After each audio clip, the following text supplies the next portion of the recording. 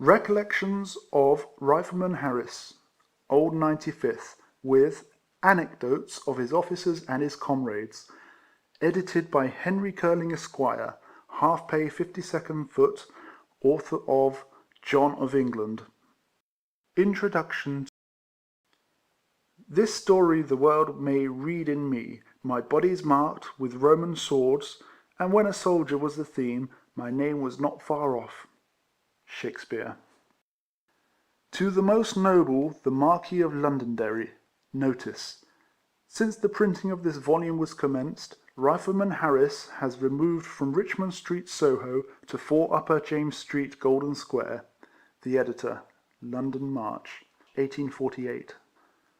To the most noble, the Marquis of Londonderry, G.C.B. and G.C.H., Colonel of the 2nd Life Guards, in token of high admiration of his Lordship's chivalrous bearing during the battles of the Peninsula, is respectively dedicated by his obedient servant, the Editor. London, March, 1848. Advertisement by the Editor.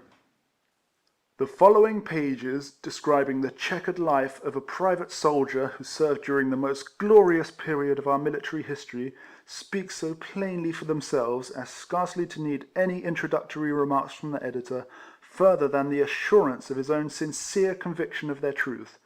Such works as the narratives of Rifleman Harris, from the very nature of their details, accord occasionally more graphic sketches of the actual scenes of war in its stern realities and concomitant circumstances than the more stately and largely grouped pictures of the historian. Nor are these humble records without their moral. Many abuses and grievances are incidentally brought to light that can be but rarely heeded in the excitement and bustle of active service, but which, nevertheless, for the good of the soldier, may be of sufficient importance to require correction. The main source of our military superiority over foreign nations has been almost universally ascribed to the incomparable discipline of the British Army. That the well-being and judicious treatment of the private soldier is the basis of the system can, we think, scarcely be doubted. To maintain this discipline, it is surely incumbent on the officers to become acquainted with the nature and peculiar characteristics of the men they have to conduct and control, both in the elation of victory and the more difficult emergencies consequent upon retreat. How this is best effected, by what potent influence this mastery is exercised, and by what sort of standard the rough and ready private soldier estimates, and accordingly respects and obeys his officer, will be duly shown in the autobiography of Rifleman Harris. Henry Curling, March 1848. End of Introduction. Chapter 1 of The Recollections of Rifleman Harris, edited by Henry Curling. My father was a shepherd, and I was a sheep boy from my earliest youth. Indeed, as soon almost as I could run, I began helping my father to look after the sheep on the downs of Blandford in Dorsetshire, where I was born. Whilst I continued to tend the flocks and herds under my charge, and occasionally, in the long winter nights, to learn the art of making shoes, I grew a hardy little chap, and was one fine day in the year 1802 drawn as a soldier for the Army of Reserve. Thus, without troubling myself much about the change which was to take place in the hitherto quiet routine of my days, I was drafted into the 66th Regiment of Foot, bid good-bye to my shepherd companions, and was obliged to leave my father without an assistant to collect his flocks, just as he was beginning more than ever to require one, nay, indeed, I may say to want tending and looking after himself, for old age and infirmity were coming on him. His hair was growing as white as the sleet of our downs, and his countenance becoming as furrowed as the ploughed fields around. However, as I had no choice in the matter, it was quite as well that I did not grieve over my fate. My father tried hard to buy me off, and would have persuaded the sergeant of the 66th that I was of no use as a soldier, from having maimed my right hand by breaking the forefinger when I was a child. The sergeant, however, said I was just the sort of little chap he wanted, and off he went, carrying me, amongst a batch of recruits he had collected, away with him. Almost the first soldiers I ever saw were those belonging to the corps in which I was now enrolled a member, and, on arriving at Winchester, we found the whole regiment there in quarters. Whilst lying at Winchester, where we remained 3 months, Young as I was in the profession, I was picked out amongst others to perform a piece of duty that for many years afterwards remained deeply impressed upon my mind, and gave me the first impression of the stern duties of a soldier's life. A private of the 70th Regiment had deserted from that corps, and afterwards enlisted into several other regiments. Indeed, I was told at the time, though I cannot answer for so great a number, that 16 different times he had received the bounty and then stolen off. Being, however, caught at last, he was brought to trial at Portsmouth, and sentenced by general court-martial to be shot. The 66th received a route to Portsmouth to be present on the occasion, and, as the execution would be a good hint to us young 'uns, there were 4 lads picked out of our corps to assist in this piece of duty, myself being one of the number chosen. Besides these men, 4 soldiers from 3 other regiments were ordered on the firing party, making 16 in all. The place of execution was Portsdown Hill, near Hilsea Barracks, and the different regiments assembled must have composed a force of about 15,000 men, having assembled from the Isle of Wight, from Chichester, Gosport, and other places. The sight was very imposing, and appeared to make a deep impression on all there. As for myself, I felt that I would have given a good round sum, had I possessed it, to have been in any situation rather than the one in which I now found myself.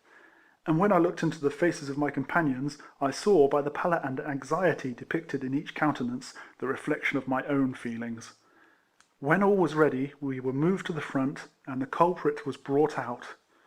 He made a short speech to the parade, acknowledging the justice of his sentence, and that drinking and evil company had brought the punishment upon him. He behaved himself firmly and well, and did not seem at all to flinch.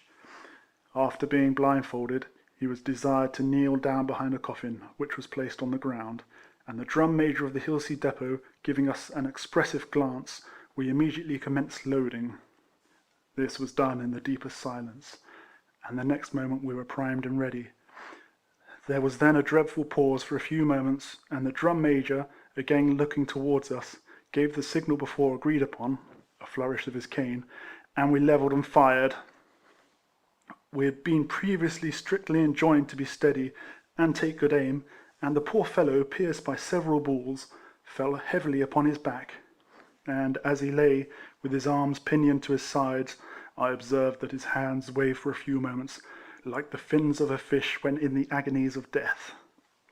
The drum major also observed the movement, and, making another signal, 4 of our party immediately stepped up to the prostrate body, and placing the muzzles of their pieces to the head, fired, and put him out of his misery. The different regiments then fell back by companies, and the word being given to march past in slow time, when each company came in line with the body, the word was given to "mark time," and then "eyes left," in order that we might all observe the terrible example. We then moved onwards, and marched from the ground to our different quarters. The 66th stopped that night about 3 miles from Portsdown Hill, and in the morning we returned to Winchester. The officer in command that day, I remember, was General Whitelock, who was afterwards brought to court-martial himself. This was the first time of our seeing that officer. The next meeting was at Buenos Aires, and during the confusion of that day, one of us received an order from the fiery Crawford to shoot the traitor dead if he could see him in the battle, many others of the Rifles receiving the same order from that fine and chivalrous officer. The unfortunate issue of the Buenos Aires affair is a matter of history, and I have nothing to say about it. But I well remember the impression it made upon us all at the time, and that Sir John Moore was present at Whitelock's court-martial, General Crawford, and I think General Auchmuty, Captain Elidor of the Rifles, Captain Dixon, and one of our privates being witnesses. We were at Hythe at the time, and I recollect our officers going off to appear against Whitelock. So enraged was Crawford against him, that I heard say he strove hard to have him shot. Whitelock's father, I also heard, was at his son's trial, and cried like an infant during the proceedings. Whitelock's sword was broken over his head, I was told, and for months afterwards, when our men took their glass, they used to give us a toast: "Success to grey-hairs, but bad luck to Whitelocks." Indeed, that toast was drunk in all the public houses around for many a day. Everything was new to me, I remember, and I was filled with astonishment at the bustling contrast I was so suddenly called into from the tranquil and quiet of my former life. Whilst in Winchester we got a route for Ireland, and embarking at Portsmouth, crossed over and landed at Cork. There we remained 9 weeks, and being a smart figure and very active, I was put into the light company of the 66th, and, together with the light corps of other regiments, we were formed into light battalions and sent off to Dublin. Whilst in Dublin, I one day saw a corps of the 95th Rifles, and fell so in love with their smart, dashing, and devil-may-care appearance, that nothing would serve me till I was a rifleman myself. So, on arriving at Cashel one day, and falling in with the recruiting party of that regiment, I volunteered into the 2nd Battalion. This recruiting party were all Irishmen, and had been sent over from England to collect, amongst others, men from the Irish militia, and were just about to return to England. I think they were as reckless and devil-may-care a set of men as ever I beheld, either before or since. Being joined by a sergeant of the 92nd Highlanders, and a Highland piper of the same regiment, also a pair of real rollicking blades, I thought we should all have gone mad together. We started on our journey one beautiful morning in tip-top spirits from the Royal Oak at Cashel, the whole lot of us, early as it was, being 3 sheets in the wind. When we paraded before the door of the Royal Oak, the landlord and landlady of the inn, who were quite as lively, came reeling forth with 2 decanters of whisky, which they thrust into the fists of the sergeants, making them a present of decanters and all, to carry along with them, and refresh themselves on the march. The piper then struck up, the sergeants flourished their decanters, and the whole route commenced a terrific yell. We then all began to dance, and danced through the town, every now and then stopping for another pull at the whisky decanters. Thus, we kept it up till we had danced, drank, shouted, and piped 13 Irish miles from Cashel to Clonmel. Such a day, I think, I never spent as I enjoyed with these fellows, and on arriving at Clonmel, we were as glorious as any soldiers in all Christendom need wish to be. Some few days before we embarked, as if we had not been bothered enough already with the unruly paddies, we were nearly pestered to death with a detachment of old Irish women, who came from different parts, on hearing of their sons having enlisted, in order to endeavour to get them away from us. Following us down to the water's edge, they hung to their offspring, and, dragging them away, sent forth such dismal howls and moans that it was quite distracting to hear them. The lieutenant commanding the party ordered me, being the only Englishman present, to endeavour to keep them back. It was, however, as much as I could do to preserve myself from being torn to pieces by them, and I was glad to escape out of their hands. At length we got our lads safe on board and set sail for England. No sooner were we out at sea, however, than our troubles began afresh with these hot-headed paddies. For having now nothing else to do, they got up a dreadful quarrel amongst themselves, and a religious row immediately took place, the Catholics reviling the Protestants to such a degree that a general fight ensued. The poor Protestants, being few in number, soon got the worst of it, and as fast as we made matters up among them, they broke out afresh and began the riot again. From Pill, where we landed, we marched to Bristol, and thence to Bath. Whilst in Bath, our Irish recruits roamed the town, staring at and admiring everything they saw, as if they had just been taken wild in the woods. They all carried immense shillelaghs in their fists, which they would not quit for a moment. Indeed, they seemed to think their very lives depended on possession of these bludgeons, being ready enough to make use of them on the slightest occasion. From Bath we marched to Andover, and when we came upon Salisbury Plain, our Irish friends got up a fresh row. At first they appeared uncommonly pleased with the scene, and, dispersing over the soft carpet of the Downs, commenced a series of Irish jigs, till at length, as one of the Catholics was setting to his partner, a Protestant, he gave a whoop and a leap into the air, and at the same time, as if he couldn't bear the partnership of a heretic any longer, dealt him a tremendous blow with his shillelagh, and stretched him out on the sod. This was quite enough, and the bludgeons immediately began playing away at a tremendous rate. The poor Protestants were again quickly disposed of, and then arose a cry of "Huzzah for the Wicklow boys! Huzzah for the Connaught boys! Huzzah for Munster, and huzzah for Ulster!" They then recommenced the fight as if they were determined to make an end of their soldiering altogether upon Salisbury Plains. We had, I remember, 4 officers with us, and they did their best to pacify their pugnacious recruits. One thrust himself amongst them, but was instantly knocked down for his pains, so that he was glad enough to escape. After they had completely tired themselves, they began to slacken in their endeavours, and apparently to feel the effect of the blows they dealt each other, and at length, suffering themselves to be pacified, the officers got them into Andover. Scarcely had we been a couple of hours there, and obtained some refreshment, ere those incorrigible blackguards again commenced quarrelling, and, collecting together in the streets, created so serious a disturbance that the officers, getting together a body of constables, seized some of the most violent and succeeded in thrusting them into the town jail. Upon this their companions again collected and endeavoured to break open the prison gates. Baffled in this attempt, they rushed through the streets, knocking down everybody they met. The drums now commenced beating up for a volunteer corps of the town, which, quickly mustering, drew up in the street before the jail, and immediately were ordered to load with ball. This somewhat pacified the rioters, and our officers persuading them to listen to a promise of pardon for the past, peace was at length restored amongst them. The next day we marched for Ashford in Kent, where I joined the 95th Rifles, and about 6 months after my joining, 4 companies of the 2nd Battalion were ordered on the expedition to Denmark. We embarked at Deal, and sailing for the hostile shores, landed on a little place called, I think, Scarlet Island, somewhere between Elsinore and Copenhagen. The expedition consisted of about 30,000 men, and at the moment of our getting on shore, the whole force set up one simultaneous and tremendous cheer, a sound I cannot describe, it seemed so inspiring.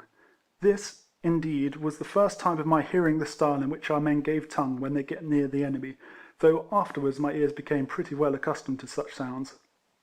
As soon as we got on shore, the rifles were pushed forward as the advance, in chain order, through some thick woods of fir, and, when we had cleared these woods and approached Copenhagen, sentries were posted on the roads and openings leading towards the town, in order to intercept all comers and prevent all supplies. Such posts we occupied for about 3 days and nights, while the town was being fired on by our shipping. I rather think that this was the first time of Congreve rockets being brought into play, and as they rushed through the air in the dark, they appeared like so many fiery serpents, creating, I should think, terrible dismay among the besieged. As the main army came up, we advanced and got as near under the walls of the place as we could without being endangered by the fire from our own shipping. We now received orders ourselves to commence firing, and the rattling of the guns I shall not easily forget. I felt so much exhilarated that I could hardly keep back, and was checked by the commander of the company, Captain Leach, who called to me by name to keep my place. About this time my front rank man, a tall fellow named Jack Johnson, showed a disposition as though the firing had on him an effect the reverse of what it had on many others of the company, for he seemed inclined to hang back, and once or twice turned round in my face. I was a rear rank man, and porting my piece in the excitement of the moment, I swore that if he did not keep his ground, I would shoot him dead on the spot, so that he found it would be quite as dangerous for him to return as to go on. I feel sorry to record the want of courage of this man, but I do so with the less pain as it gives me the opportunity of saying that, during many years' arduous service, it is the only instance I remember of a British soldier endeavouring to hold back when his comrades were going forward. Indeed, Johnson was never again held in estimation amongst the rifle corps, for the story got wind that I had threatened to shoot him for cowardice in the field, and Lieutenant Cox mentioned to the Colonel that he had overheard my doing so. And such was the contempt the man was held in by the Rifles, that he was soon afterwards removed from amongst us to a veteran battalion. Whilst in Denmark we led a tolerably active life, the Rifles being continually on the alert, ordered hither today and countermanded the next. Occasionally, too, when wanted in a hurry, we were placed in carts and rattled over the face of the country, in company with the dragoons of the German Legion, so that, if we had not so much fighting as afterwards in the Peninsula, we had plenty of work to keep us from idleness. Occasionally also we had some pleasant adventures among the blue-eyed Danish lasses, for the Rifles were always terrible fellows in that way. One night, I remember, a party of us had possession of a gentleman's house in which his family were residing. The family consisted of the owner of the mansion, his wife, and 5 very handsome daughters, besides their servants. The first night of our occupation of the premises, the party was treated with the utmost civility, and everything was set before us as if we had been their equals. For although it was not very pleasant to have a company of foreign soldiers in the house, it was doubtless thought best to do everything possible to conciliate such guests. Accordingly, on this night, a large party of the Green Jackets unceremoniously sat down to tea with the family. 5 beautiful girls in a drawing-room were rather awkward companions for a set of rough and ready riflemen, unscrupulous and bold, and I cannot say I felt easy. All went on very comfortably for some time. Our fellows drank their tea very genteelly, whilst one young lady presided at the urn to serve it out, and the others sat on each side of their father and mother, chatting to us, and endeavouring to make themselves as agreeable as they could. By and by, however, some of our men expressed themselves dissatisfied with tea and toast, and demanded something stronger, and liquors were accordingly served to them. This was followed by more familiarity, and, the ice once broken, all respect for the host and hostess was quickly lost. I had feared this would prove the case, and on seeing several of the men commence pulling the young ladies about, kissing them, and proceeding to other acts of rudeness, I saw that matters would quickly get worse unless I interfered. Jumping up, therefore, I endeavoured to restore order, and upbraided them with the blackguardism of their behaviour after the kindness with which we had been used. This remonstrance had some effect, and when I added that I would immediately go in quest of an officer, and report the first man I saw ill-use the ladies, I at length succeeded in extricating them from their persecutors. The father and mother were extremely grateful to me for my interference, and I kept careful guard over the family whilst we remained in that house, which luckily was not long. Soon after this the expedition returned to England, and I came, with others of the Rifles, in a Danish man-of-war, the Princess Caroline, and landed at Deal, from whence we had started. From Deal we marched to Hythe, and there we lay until the year 1808, and in that year 4 companies of the 2nd Battalion, to which I belonged, were ordered to Portugal. In that year I first saw the French. End of Chapter 1. Chapter 2 of The Recollections of Rifleman Harris, edited by Henry Keeling. I wish I could picture the splendid sight of the shipping in the Downs at the time we embarked with about 20,000 men. Those were the times which the soldiers of our own more peaceable days have little conception of. At Cork, where our ships cast anchor, we lay for something like 6 weeks, during which time the expedition was not disembarked, with the exception of our 4 companies of Rifles, who were every day landed for the purpose of drill. On such occasion our merry bugles sounded over the country, and we were skirmished about in a very lively fashion, always being embarked again at night. At the expiration of the time I have mentioned, our sails were given to the wind, and amidst the cheers of our comrades, we sailed majestically out of the cove of Cork for the hostile shore, where we arrived safely, and disembarked at Mondego Bay. The Rifles were the first out of the vessels, for we were, indeed, always in the front in advance, and in rear in the retreat. Like the Kentish men of old, we claimed the post of honour in the field. Being immediately pushed forwards up the country in advance of the main body, many of us, in this hot climate, very soon began to find out the misery of the frightful load we were condemned to march and fight under, with a burning sun above our heads, and our feet sinking every step into the hot sand. The weight I myself toiled under was tremendous, and I often wonder at the strength I possessed at this period which enabled me to endure it. For, indeed, I am convinced that many of our infantry sank and died under the weight of their knapsacks alone. For my own part, being a handicraft, I marched under a weight sufficient to impede the free motions of a donkey, for besides my well-filled kit, there was the great coat rolled on its top, my blanket and camp kettle, my haversack, stuffed full of leather for repairing the men's shoes, together with a hammer and other tools, the lapstone I took the liberty of flinging to the devil, ship biscuit, and beef for 3 days. I also carried my canteen filled with water, my hatchet and rifle, and 80 rounds of ball cartridge in my pouch.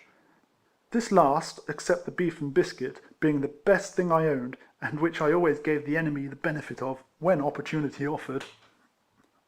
Altogether, the quantity of things I had on my shoulders was enough and more than enough for my wants, sufficient indeed to sink a little fellow of 5 feet 7 inches into the earth. Nay, so awkwardly was the load our men bore in those days, placed upon their backs, that the free motion of the body was impeded, the head held down from the pile at the back of the neck, and the soldier half beaten before he came to the scratch. We marched till it was nearly dark, and then halted for the night. I myself was immediately posted sentinel between 2 hedges, and in a short time General Fane came up, and himself cautioned me to be alert. "Remember, sentinel," he said, "that we are now near an active enemy, therefore be careful here, and mind what you are about."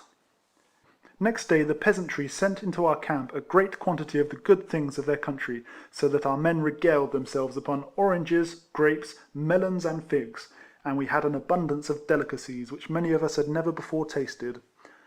Amongst other presents, a live calf was presented to the Rifles, so that altogether we feasted, in our first entrance into Portugal, like a company of aldermen.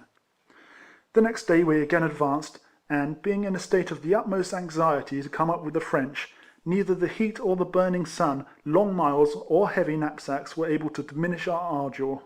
Indeed, I often look back with wonder at the light-hearted style, the jollity, and reckless indifference with which men who were destined in so short a time to fall, hurried on to the field of strife, seemingly without a thought of anything but the sheer love of meeting the foe and the excitement of the battle.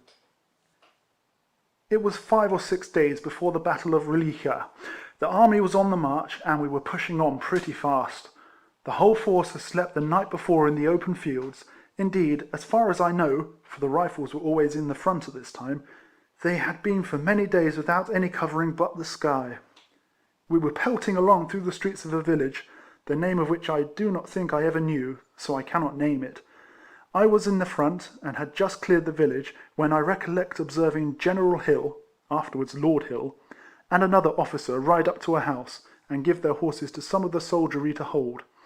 Our bugles at that moment sounded the halt, and I stood leaning upon my rifle near the door of the mansion which General Hill had entered. There was a little garden before the house, and I stood by the gate. Whilst I remained there, the officer who had entered with General Hill came to the door and called to me. "Rifleman," said he, "come here." I entered the gate and approached him. "Go," he continued, handing me $1, "and try if you can get me some wine, for we are devilish thirsty here." Taking the $1, I made my way back to the village.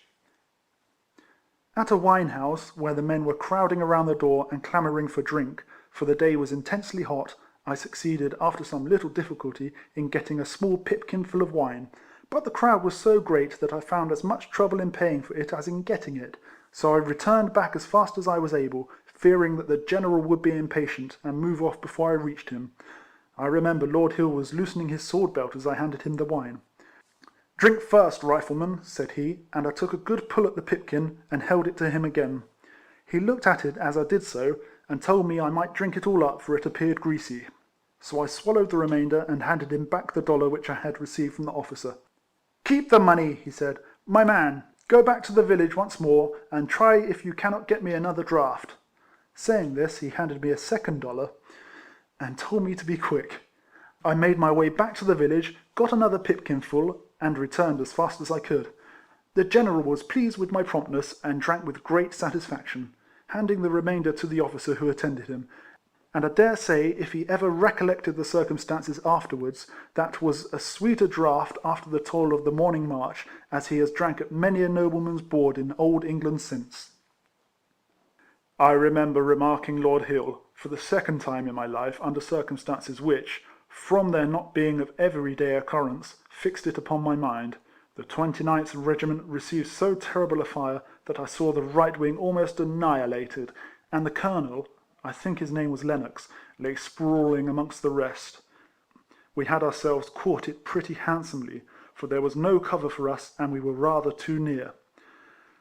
The living skirmishers were lying beside heaps of their own dead, but still we had held our own till the battalion regiments came up.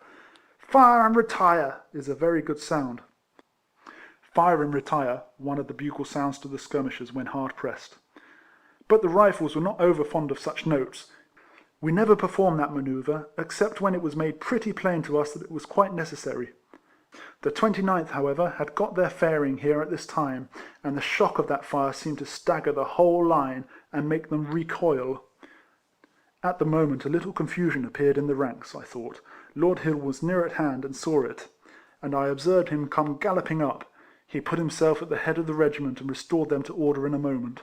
Pouring a regular and sharp fire upon the enemy, he galled them in return, and remaining with the 29th, he brought them to the charge, quickly sent the foe to the right about. It seemed to me that few men could have conducted the business with more coolness and quietude of manner under such a storm of balls as he was exposed to. Indeed, I have never forgotten him from that day. At the time I was remarking these matters, loading and firing as I lay, another circumstance divided my attention for a while, and made me forget even the gallant conduct of General Hill. A man near me uttered a scream of agony, and, looking from the 29th, who were on my right, to the left, whence the screech had come, I saw one of our sergeants, named Fraser, sitting in a doubled-up position, and swaying backwards and forwards as though he had got a terrible pain in his bowels. He continued to make so much complaint that I arose and went to him, for he was rather a crony of mine. "Oh, Harris," said he, as I took him in my arms, "I shall die! I shall die! The agony is so great, I cannot bear it." It was, indeed, dreadful to look upon him. The froth came from his mouth, and the perspiration poured from his face. Thank Heaven, he was soon out of pain, and laying him down, I returned to my place. Poor fellow, he suffered more for the short time that he was dying than any man I think I ever saw in the same circumstances. I had the curiosity to return and look at him after the battle. A musket ball, I found, had taken him sideways and gone through both groins. Within about half an hour after this, I left Sergeant Fraser, and indeed, for the time, had as completely forgotten him as if he had died 100 years back. The sight of so much bloodshed around would not suffer the mind to dwell long on any particular casualty, even though it happened to one's dearest friend. There was no time either to think, for all was action with us rifles just at this moment, and the barrel of my piece was so hot from continual firing that I could hardly bear to touch it, and was obliged to grasp the stock beneath the iron as I continued to blaze away.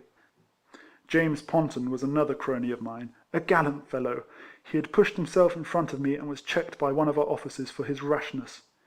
"Keep back, you Ponton!" the lieutenant said to him, more than once, but Ponton was not to be restrained by anything but a bullet when in action.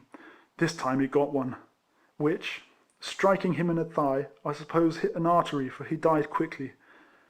The Frenchman's balls were flying very wickedly at that moment, and I crept up to Ponton and took shelter by lying behind and making a rest for my rifle of his dead body. It strikes me that I revenged his death by the assistance of his carcass. At any rate, I tried my best to hit his enemies hard. There were 2 small buildings in our front, and the French, having managed to get into them, annoyed us much from that quarter. A small rise in the ground close before these houses also favoured them, and our men were being handled very severely in consequence. They became angry and wouldn't stand it any longer. One of the skirmishers, jumping up, rushed forward, crying, "Over, boys! Over! Over!" when instantly the whole line responded to the cry, "Over! Over! Over!" They ran along the grass like wildfire, and dashed at the rise, fixing their sword bayonets as they ran. The French light bobs could not stand the sight, but turned about and fled, and, getting possession of the ground, we were soon inside the buildings. After the battle was over, I stepped across to the other house I have mentioned, in order to see what was going on there, for the one I remained in was now pretty well filled with the wounded, both French and English, who had managed to get there for a little shelter. 2 or 3 surgeons also had arrived at this house, and were busily engaged in giving their assistance to the wounded, now also here lying as thickly as in the building which I had left. But what struck me most forcibly was that from the circumstance of some wine butts having been left in the apartment, and their having in the engagement being perforated by bullets, and otherwise broken, the red wine had escaped most plentifully, and ran down upon the earthen floor where the wounded were lying, so that many of them were soaked in the wine with which their blood was mingled. End of Chapter 2. Chapter 3 of The Recollections of Rifleman Harris, edited by Henry Keeling. It was on the 15th of August when we first came up with the French, and their skirmishers immediately commenced operations by raining a shower of balls upon us as we advanced, which we returned without delay. The first man that was hit was Lieutenant Bunbury. He fell pierced through the head with a musket ball, and died almost immediately. I thought I never heard such a tremendous noise as the firing made on this occasion, and the men on both sides of me, I could occasionally observe, were falling fast. Being overmatched, we retired to a rising ground, or hillock, in our rear, and formed there all round its summit, standing 3 deep, the front rank kneeling. In this position we remained all night, expecting the whole host upon us every moment. At daybreak, however, we received instructions to fall back as quickly as possible upon the main body. Having done so, we now lay down for a few hours' rest, and then again advanced to feel for the enemy. On the 17th, being still in front, we again came up with the French, and I remember observing the pleasing effect afforded by the sun's rays glancing upon their arms as they formed in order of battle to receive us. Moving on in extended order, under whatever cover the nature of the ground afforded, together with some companies of the 60th, we began a sharp fire upon them, and thus commenced the Battle of Rolica. I do not pretend to give a description of this or any other battle I have been present at. All I can do is, to tell the things which happened immediately around me, and that, I think, is as much as a private soldier can be expected to do. Soon afterwards the firing commenced, and we had advanced pretty close upon the enemy. Taking advantage of whatever cover I could find, I threw myself down behind a small bank where I lay so secure that, although the Frenchmen's bullets fell pretty thickly around, I was enabled to knock several over without being dislodged. In fact, I fired away every round I had in my pouch whilst lying on this spot. At length, after a sharp contest, we forced them to give ground, and, following them up, drove them from their position in the heights, and hung upon their skirts till they made another stand, and then the game began again. The Rifles, indeed, fought well this day, and we lost many men. They seemed in high spirits, and delighted at having driven the enemy before them. Joseph Cochrane was by my side, loading and firing very industriously about this period of the day. Thirsting with heat and action, he lifted his canteen to his mouth. "Here's to you, old boy," he said, as he took a pull at its contents. As he did so, a bullet went through the canteen, and perforating his brain, killed him in a moment. Another man fell close to him almost immediately, struck by a ball in the thigh. Indeed, we caught it severely just here, and the old iron was also playing its part amongst our poor fellows very merrily. I saw a man named Simmons struck full in the face by a round shot, and he came to the ground a headless trunk. Meanwhile, many large balls bounded along the ground amongst us so deliberately that we could occasionally evade them without difficulty. I could relate many more of the casualties I witnessed on this day, but the above will suffice. When the roll was called after the battle, the females who missed their husbands came along the front of the line to inquire of the survivors whether they knew anything about them. Amongst other names I heard that of Cochrane called in a female voice, without being replied to. The name struck me, and I observed the poor woman who had called it, as she stood sobbing before us, and apparently afraid to make further inquiries about her husband. No man had answered to his name, or had any account to give of his fate. I myself had observed him fall, as related before, whilst drinking from his canteen, but as I looked at the poor sobbing creature before me, I felt unable to tell her of his death. At length Captain Leach observed her, and called out to the company, "Does any man here know what has happened to Cochrane? If so, let him speak out at once." Upon this order, I immediately related what I had seen, and told the manner of his death. After a while, Mrs. Cochrane appeared anxious to seek the spot where her husband fell, and in the hope of still finding him alive, asked me to accompany her over the field. She trusted, notwithstanding what I had told her, to find him yet alive. "Do you think you could find it?" said Captain Leach, upon being referred to. I told him I was sure I could, as I had remarked many objects whilst looking for cover during the skirmishing. "Go then," said the captain, "and show the poor woman the spot, as she seems so desirous of finding the body." I accordingly took my way over the ground we had fought upon, she following and sobbing after me, and, quickly reaching the spot where her husband's body lay, pointed it out to her. She now soon discovered all her hopes were in vain. She embraced a stiffened corpse, and after rising and contemplating his disfigured face for some minutes, with hands clasped and tears streaming down her cheeks, she took a prayer book from her pocket, and, kneeling down, repeated the service for the dead over the body. When she had finished, she appeared a good deal comforted, and I took the opportunity of beckoning to a pioneer I saw near with some other men, and together we dug a hole and quickly buried the body. Mrs. Cochrane then returned with me to the company to which her husband had been attached, and laid herself down upon the heath near us. She lay amongst some other females, who were in the same distressing circumstances with herself, with a sky for her canopy and a turf for her pillow, for we had no tents with us. Poor woman! I pitied her much, but there was no remedy. If she had been a duchess, she might have fared the same. She was a handsome woman, I remember, and the circumstance of my having seen her husband fall, and accompanied her to her body, begot a sort of intimacy between us. The company to which Cochan had belonged, bereaved as she was now her home, and she marched and took equal fortune with us to Yimiero. She hovered about us during that battle, and then went with us to Lisbon, where she succeeded in procuring a passage to England. Such was my first acquaintance with Mrs. Cochan. The circumstances of our intimacy were singular, and an attachment grew between us during the short time we remained together. What little attention I could pay her during the hardships of the march, I did, and I also offered on the first opportunity to marry her.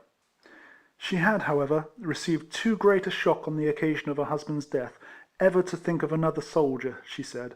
She therefore thanked me for my good feeling towards her, but declined my offer, and left us soon afterwards for England.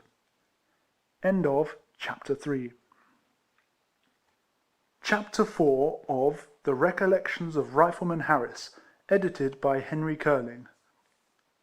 It was on the 21st of August that we commenced fighting the Battle of Yimiero.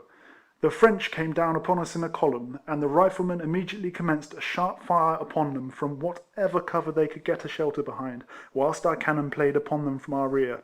I saw regular lanes torn through their ranks as they advanced, which were immediately closed up again as they marched steadily on. Whenever we saw a round shot thus go through the mass, we raised a shout of delight.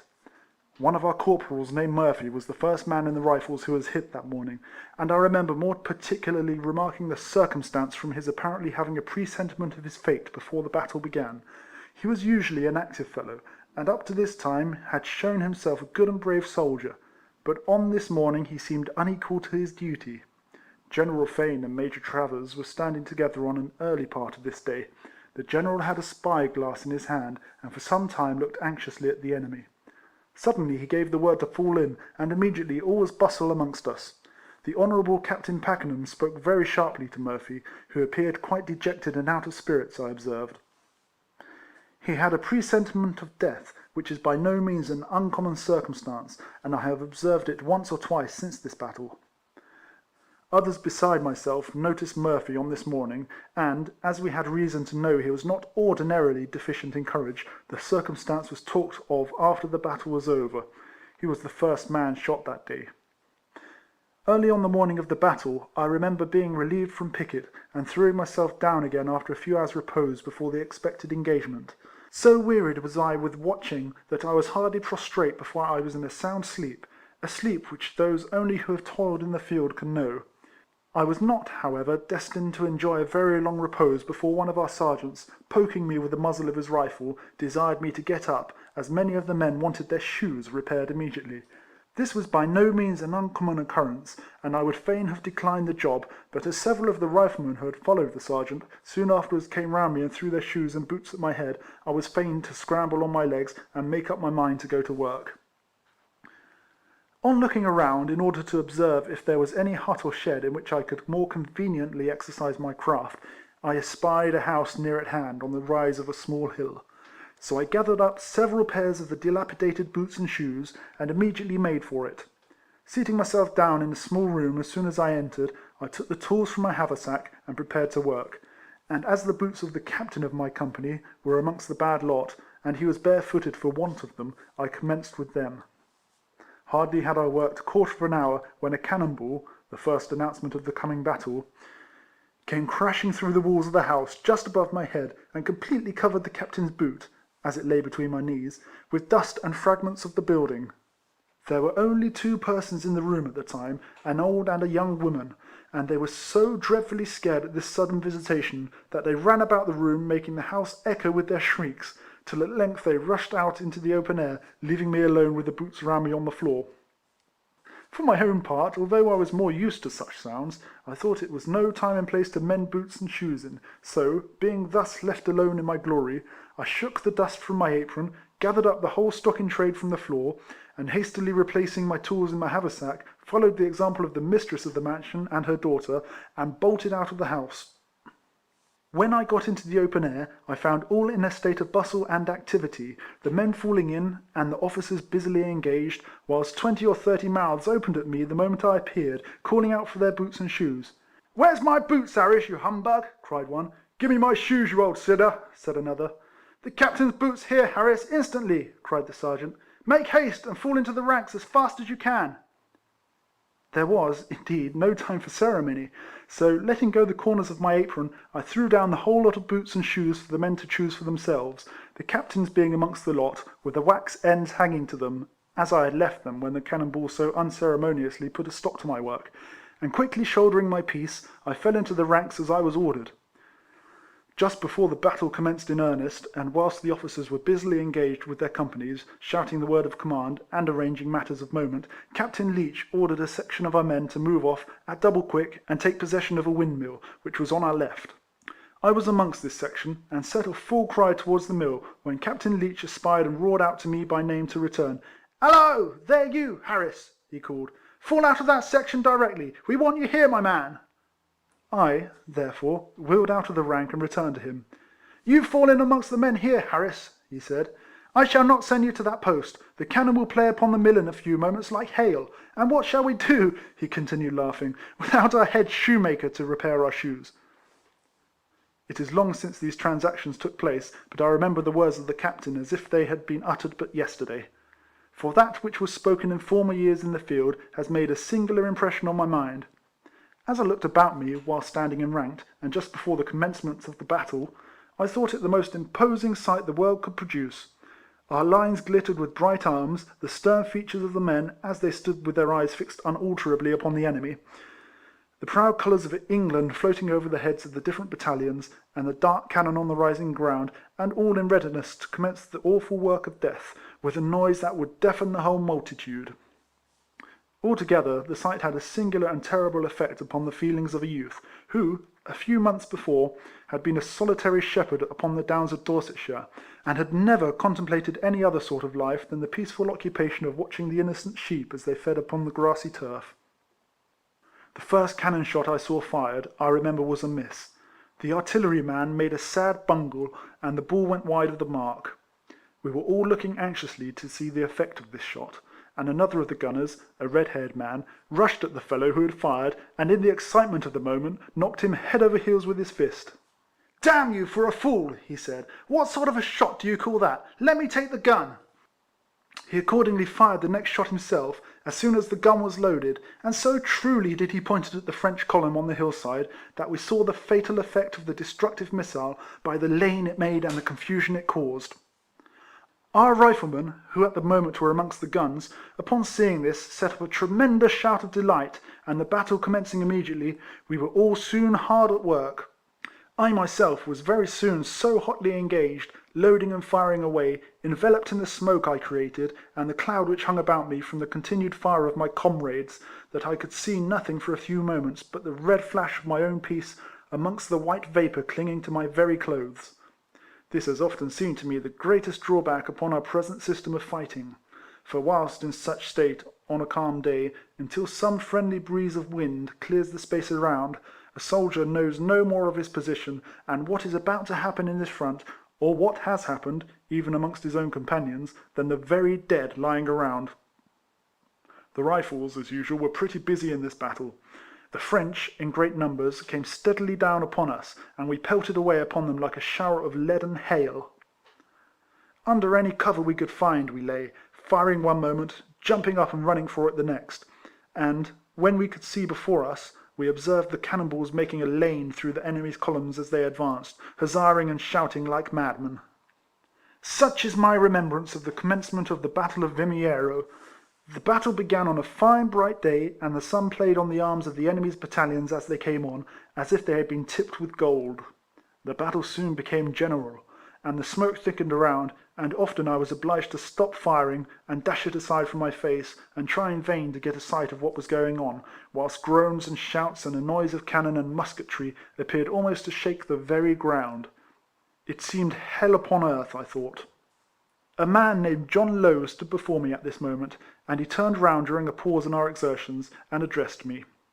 "Harris, you humbug," he said, "you have got plenty of money about you, I know, for you are always staying about and picking up what you can find on the field, but I think this will be your last field day, old boy. A good many of us will catch it, I suspect, to-day."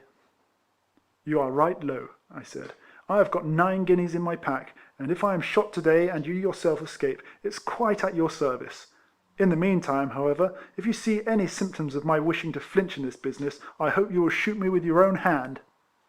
Lowe, as well as myself, survived this battle, and after it was over, whilst we sat down with our comrades and rested, amongst other matters talked over, Lowe told them of our conversation during the heat of the day, and the money I had collected, and the Rifles from that time had a great respect for me.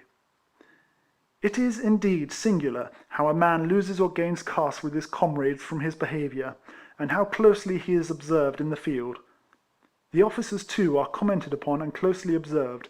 The men are very proud of those who are brave in the field, and kind and considerate to the soldiers under them. An act of kindness done by an officer has often during the battle been the cause of his life being saved. Nay, whatever folks may say upon the matter, I know from experience that in our army the men like best to be officered by gentlemen, men whose education has rendered them more kind in manners than your coarse officer, sprung from obscure origin, and whose style is brutal and overbearing.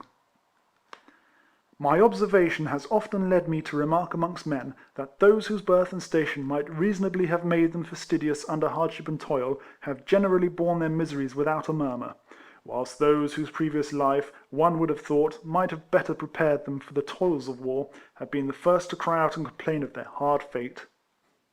And here, let me bear testimony to the courage and endurance of that army under trials and hardships such as few armies in any age, I should think, endured. I have seen officers and men hobbling forward, with tears in their eyes from the misery of long miles, empty stomachs and ragged backs, without even shoes or stockings on their bleeding feet, and it was not a little that would bring a tear into the eyes of a rifleman of the Peninsula.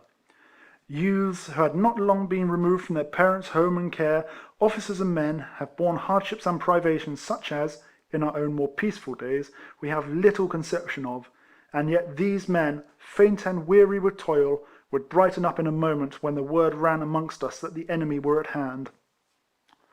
I remember on the march from Salamanca seeing many men fail. Our marches were long, and the weakly ones were found out. It was then pretty much every one for himself. Those whose strength began to fail looked neither to the right nor the left, but, with glassy eyes, they kept onward, staggering on as well as they could.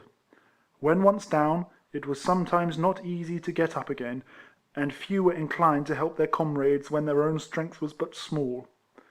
On this march, I myself, strong as I was, felt completely done up, and fell in the streets of a town called, I think, Zamora, where I laid, like one dead, for some time. End of Chapter 4. Chapter 5 of The Recollections of Rifleman Harris, edited by Henry Keeling. It was just at the close of the Battle of Vimiero.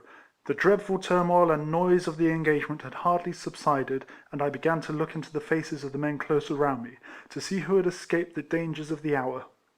4 or 5 days back I had done the same thing at Rolicia. One feels, indeed, a sort of curiosity to know, after such a scene, who is remaining alive amongst the companions endeared by good conduct, or disliked from bad character, during the hardships of the campaign. I saw that the ranks of the riflemen looked very thin. It seemed to me one half were gone down. We had 4 companies of the 95th, and were commanded that day by Major Travers. He was a man much liked by the men of the Rifles, and indeed deservedly beloved by all who knew him. He was a tight hand, but a soldier likes that better than a slovenly officer.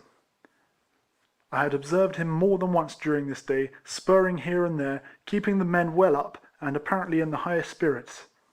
He could not have enjoyed himself more, I am sure, if he had been at a horse race, or following a good pack of hounds. The battle was just over, a flag of truce had come over from the French. General Kellerman, I think, brought it.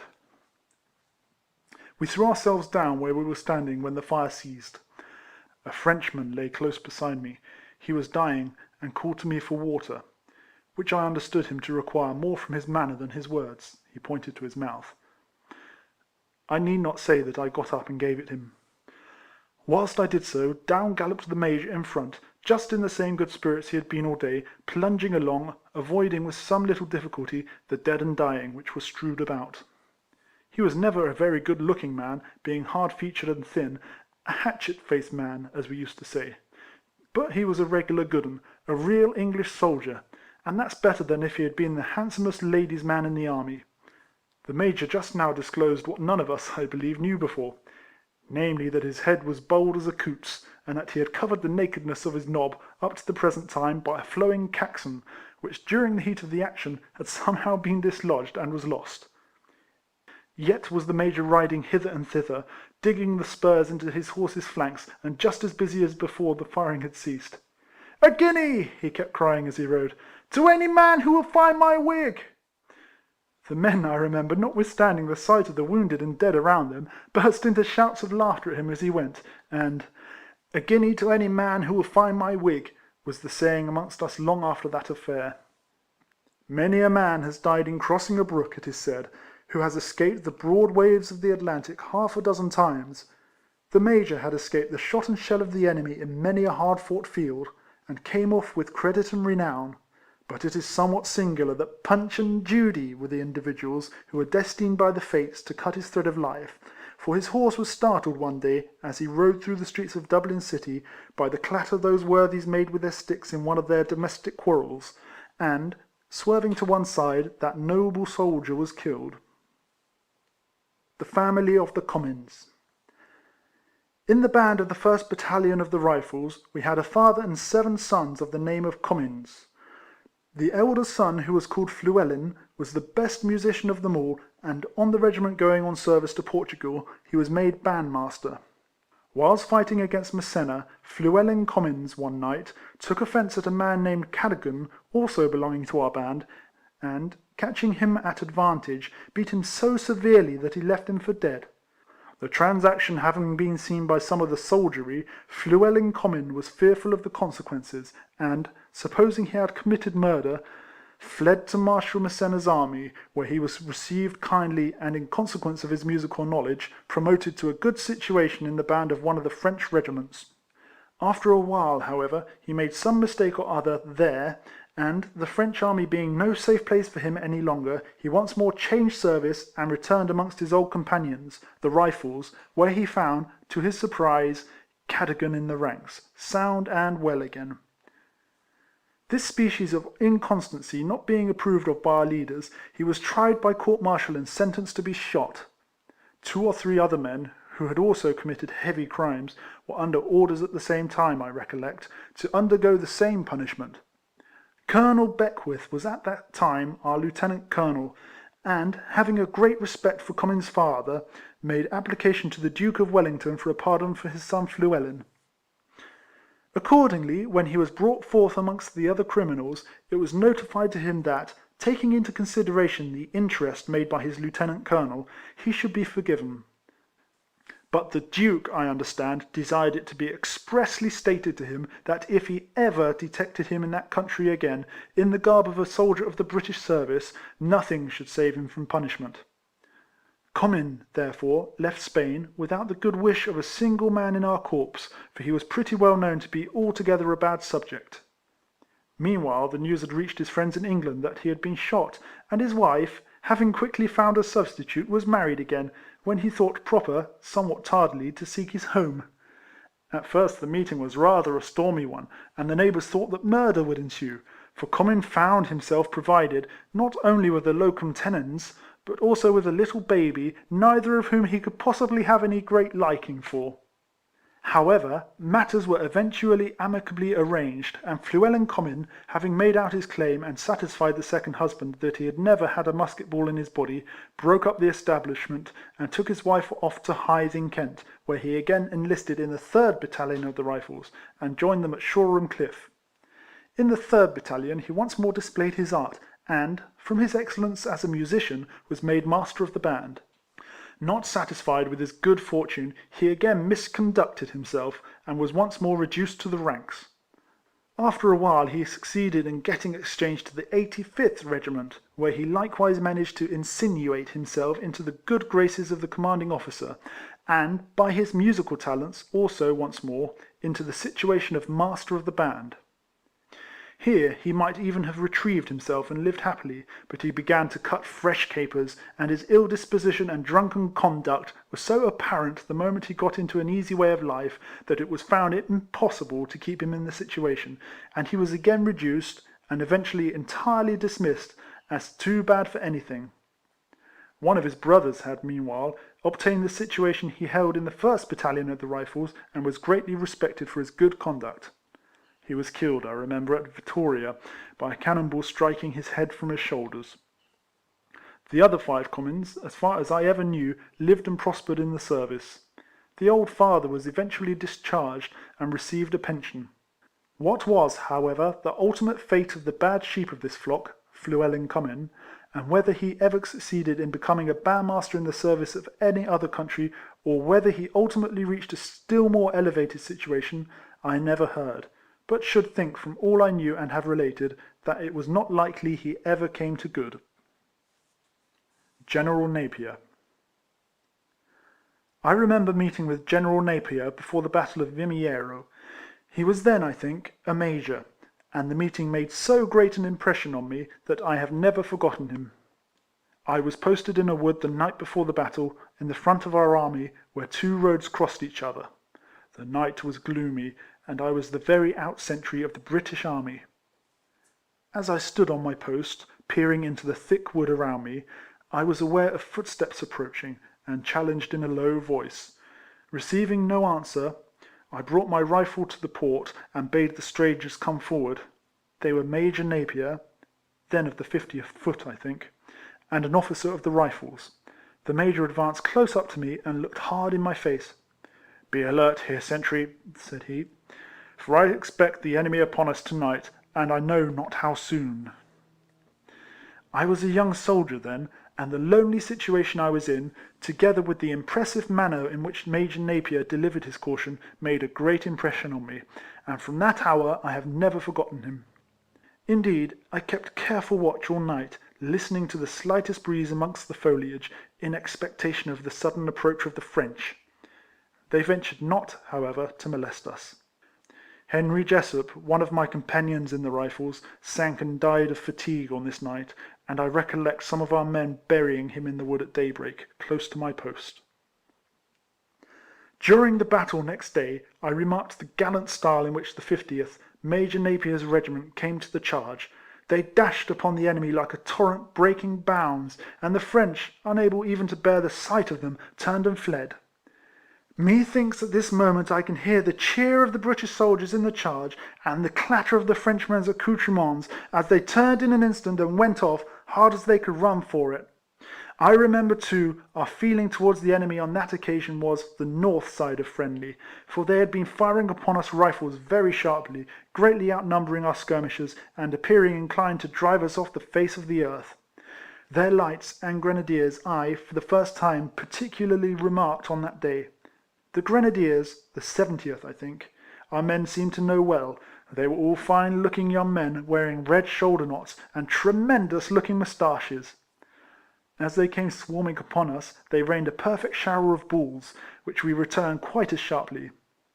Whenever one of them was knocked over, our men called out, "There goes another of Boney's Invincibles!"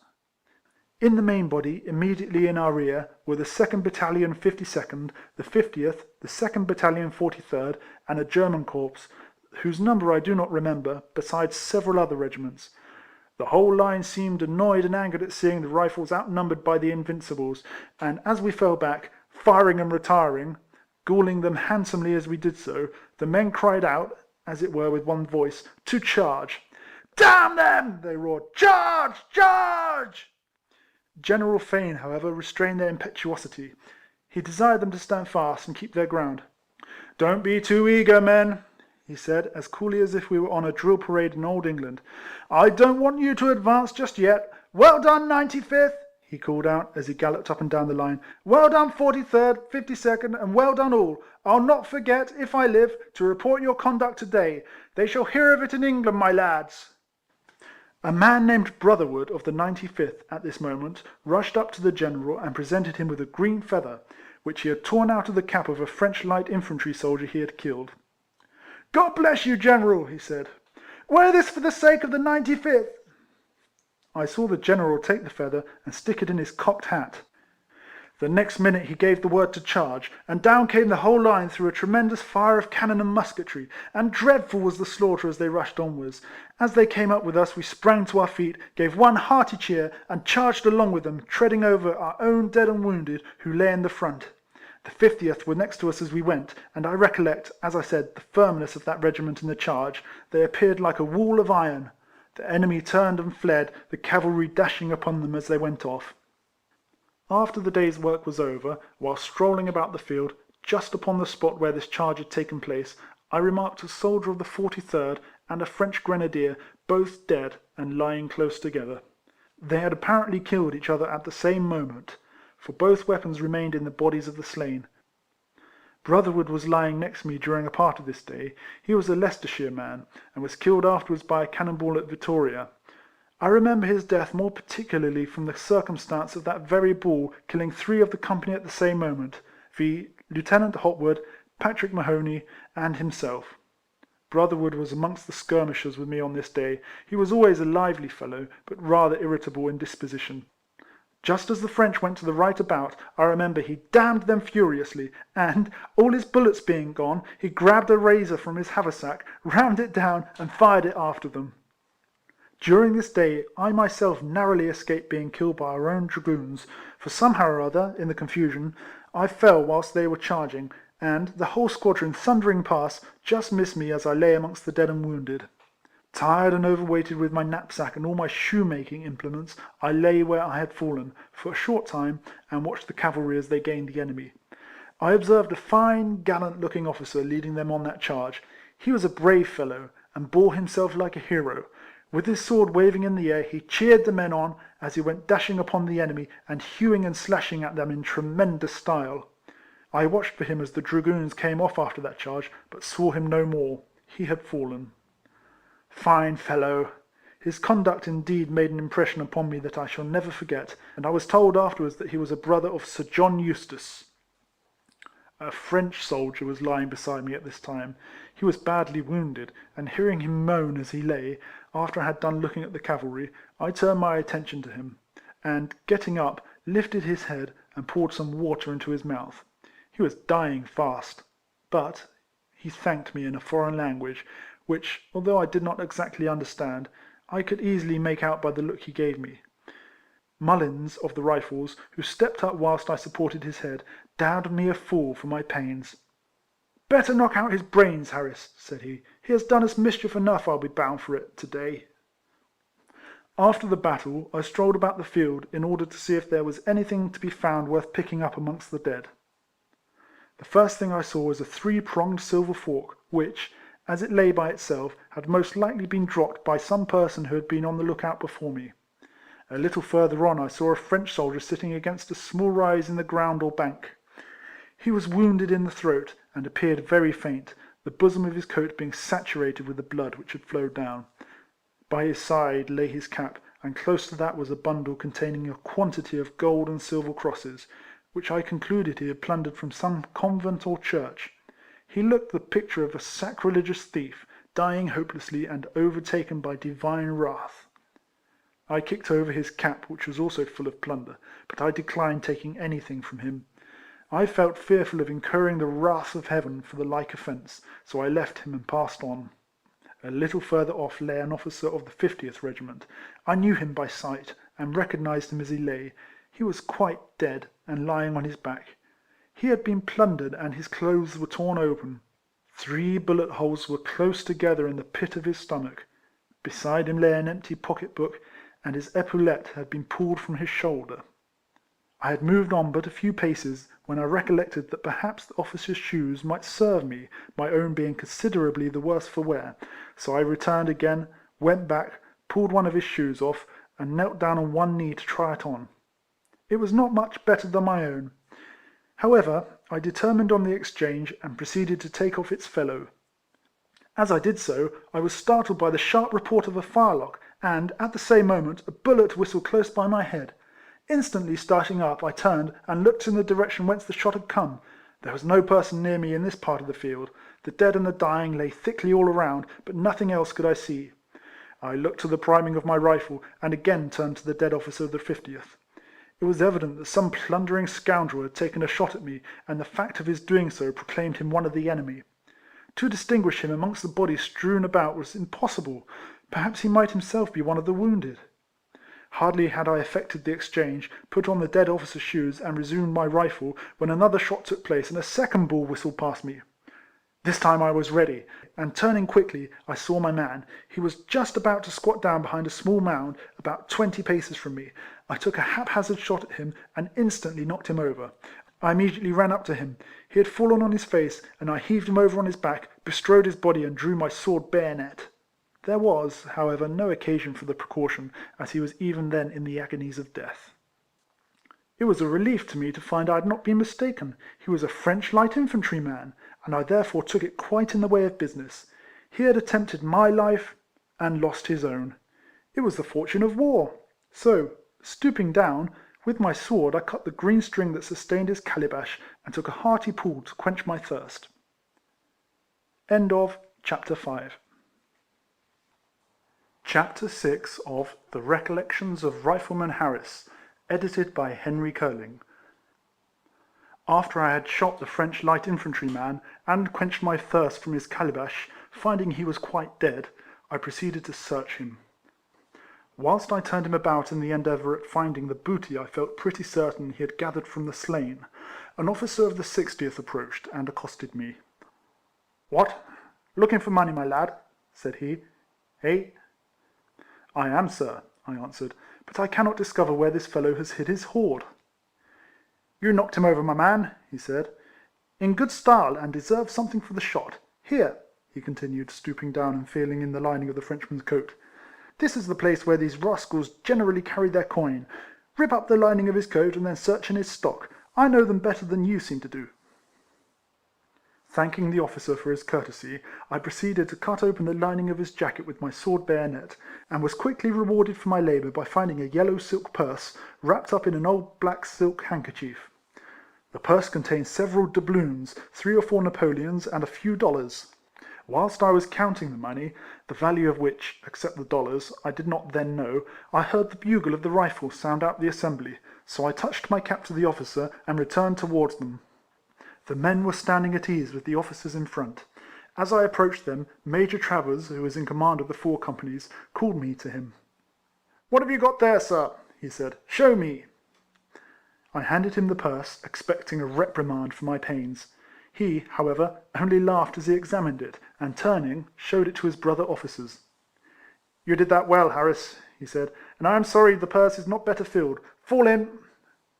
In saying this, he handed me back the purse, and I joined my company. Soon afterwards, the roll being called, we were all ordered to lie down and gain a little rest after our day's work. We lay as we had stood enranked upon the field, and in a few minutes, I dare say, one half of that green line, overwearied with their exertions, were asleep on the ground they had so short a time before been fighting on. After we had lain for some little time, I saw several men strolling about the fields, so I again quietly rose, with 1 or 2 others of the Rifles, and once more looked about me, to see what I could pick up amongst the slain. I had rambled some distance, when I saw a French officer running towards me with all his might, pursued by at least half a dozen horsemen. The Frenchman was a tall, handsome-looking man, dressed in a blue uniform. He ran as swiftly as a wild Indian, turning and doubling like a hare. I held up my hand and called to his pursuers not to hurt him. One of the horsemen, however, cut him down with a desperate blow, when close beside me, and the next wheeling round, as he leaned from his saddle, passed his sword through the body. I am sorry to say there was an English dragoon amongst these scoundrels. The rest, by their dress, I judged to be Portuguese cavalry. Whether the Frenchman thus slaughtered was a prisoner trying to escape, or what was the cause of this cold-blooded piece of cruelty, I know not, as the horseman immediately galloped off without a word of explanation, and feeling quite disgusted with the scene I had witnessed, I returned to my comrades, and again throwing myself down, was soon as fast asleep as any there. I might have slept perhaps half an hour, when, the bugles again sounding, we all started to our feet, and were soon afterwards marched off to form the pickets. Towards evening I was posted upon a rising ground, amongst a clump of tall trees. There seemed to have been a sharp skirmish here, as 3 Frenchmen were lying dead amongst the long grass upon the spot where I was standing. As I threw my rifle to my shoulder, and walked past them on my beat, I observed they had been plundered, and their haversacks having been torn off, some of the contents were scattered about. Among other things, a small quantity of biscuit lay at my feet. War is a sad blunter of the feelings, I have often thought since those days. The contemplation of 3 ghastly bodies in this lonely spot failed then in making the slightest impression upon me. The sight had become, even in the short time I had been engaged in the trade, but too familiar. The biscuits, however, which lay in my path, I thought a blessed windfall, and, stooping, I gathered them up, scraped off the blood with which they were sprinkled with my bayonet, and ate them ravenously. As I stood at the edge of the little plantation, and looked over to the enemy's side, I observed a large body of their cavalry drawn up. I love to call to mind the most trivial circumstances which I observed whilst in the Peninsula, and I remember many things, of small importance in themselves, and indeed hardly remarked at the time, as forcibly as if they had been branded into my memory. I recollect keeping a very sharp look out at the French cavalry on that evening, for I thought them rather too near my post, and whilst I stood beneath one of the tall trees and watched them, it commenced raining, and they were ordered to cloak up.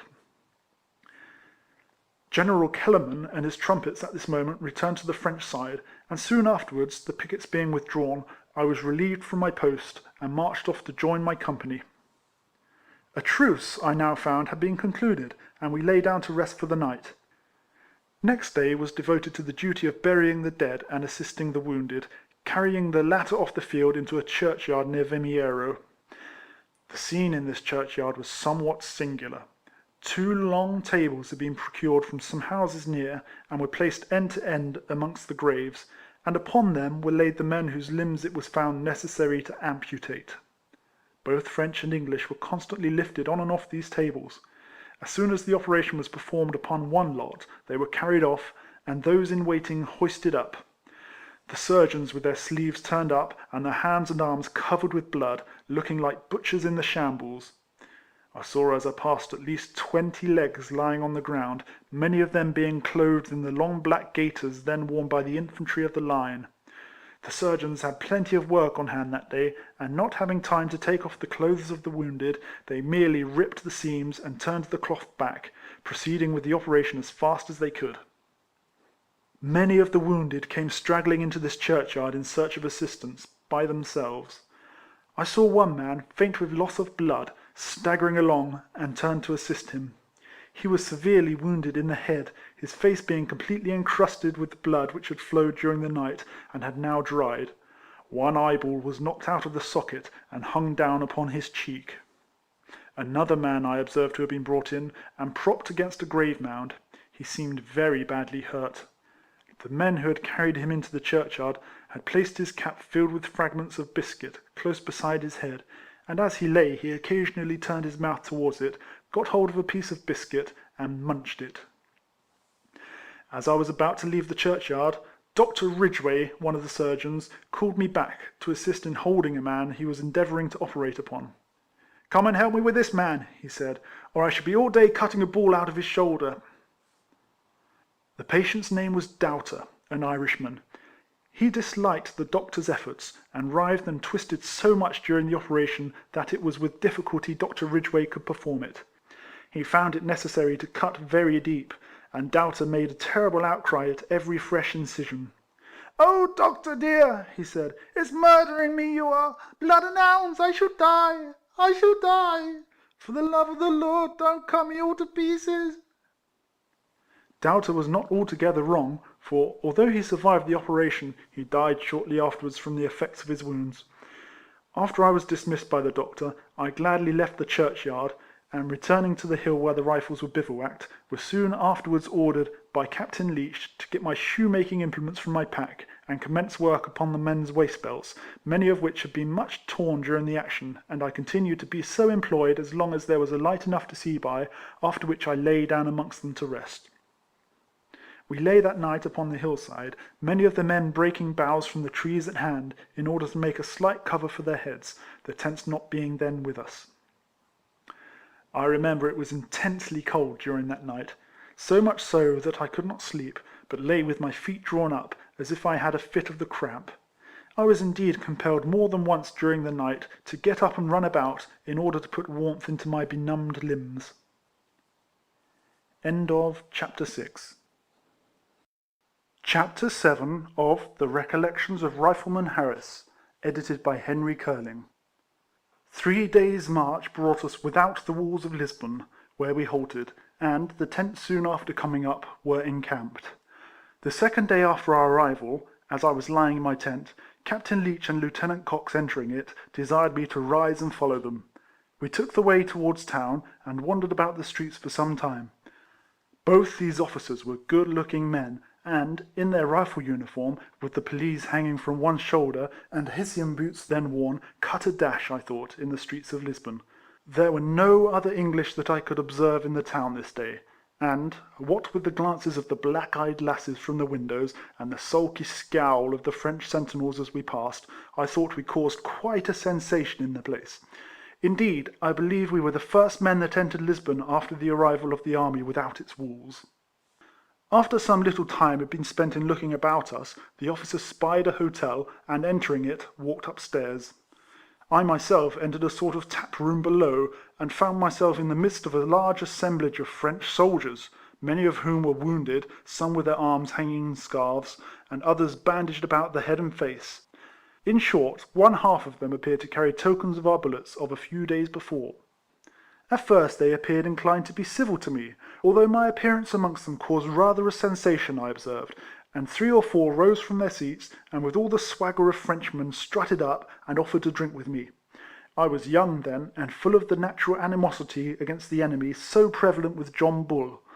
I hated the French with a deadly hatred, and refused to drink with them, showing by my discourteous manner the feelings I entertained. So they turned off, with a sacre and a bah, and, reseating themselves, commenced talking at an amazing rate all at once, and no man listening to his fellow. Although I could not comprehend a word of the language they uttered, I could pretty well make out that I myself was the subject of the noise around me. My discourteous manners had offended them, and they seemed to be working themselves into a violent rage. One fellow, in particular, wearing an immense pair of mustachios, and his coat loosely thrown over his shoulders, his arm being wounded and in a sling, rose up and attempted to harangue the company.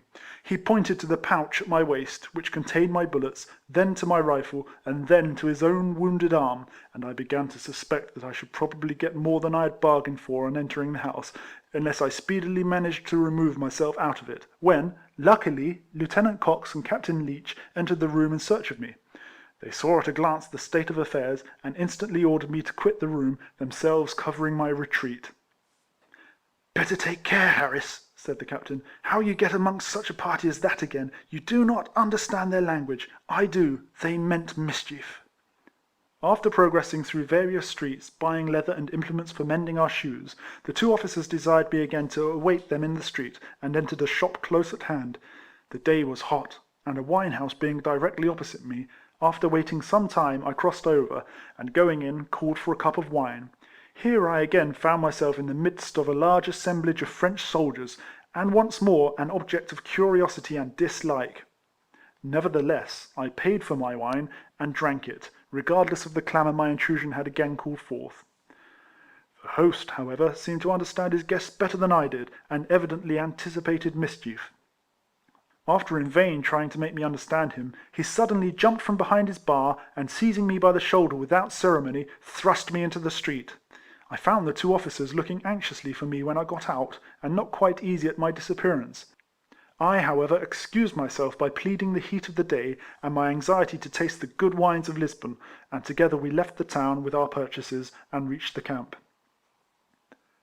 Next morning, Captain Leach again entered my tent, and desired me to pick out 3 good workmen from the company, take them into town, and seek out a shoemaker's shop as near the camp as possible. " You must get leave to work in the first shop you can find," he said, " as we have a long march before us, and many of the men without shoes to their feet." Accordingly, we carried with us 3 small sacks filled with old boots and shoes, and, entering Lisbon, went into the first shoemaker's shop we saw. Here I endeavoured in vain to make myself understood for some time. There was a master shoemaker at work and 3 men. They did not seem to like our intrusion, and looked very sulky, asking us various questions, which I could not understand, the only words I could at all comprehend being "Bonos Irlandos, Bruto Inglese." I thought, considering we had come so far to fight their battles for them, that this was the north side of civil. So I signed to the men, and, by way of explanation of our wishes, and in order to cut the matter short, they emptied the 3 sacks full of boots and shoes upon the floor. We now explained what we would be at. The boots and shoes of the Rifle spoke for themselves, and, seating ourselves, we commenced work forthwith. In this way we continued employed whilst the army lay near at Lisbon, every morning coming into work, and returning to the camp every night to sleep. After we had been there several days, our landlord's family had the curiosity to come occasionally and take a peep at us. My companions were noisy, good-tempered, jolly fellows, and usually sang all the time they hammered and strapped. The mistress of the house, seeing I was the head man, occasionally came and sat down beside me as I worked, bringing her daughter, a very handsome dark-eyed Spanish girl, and as a matter of course, I fell in love.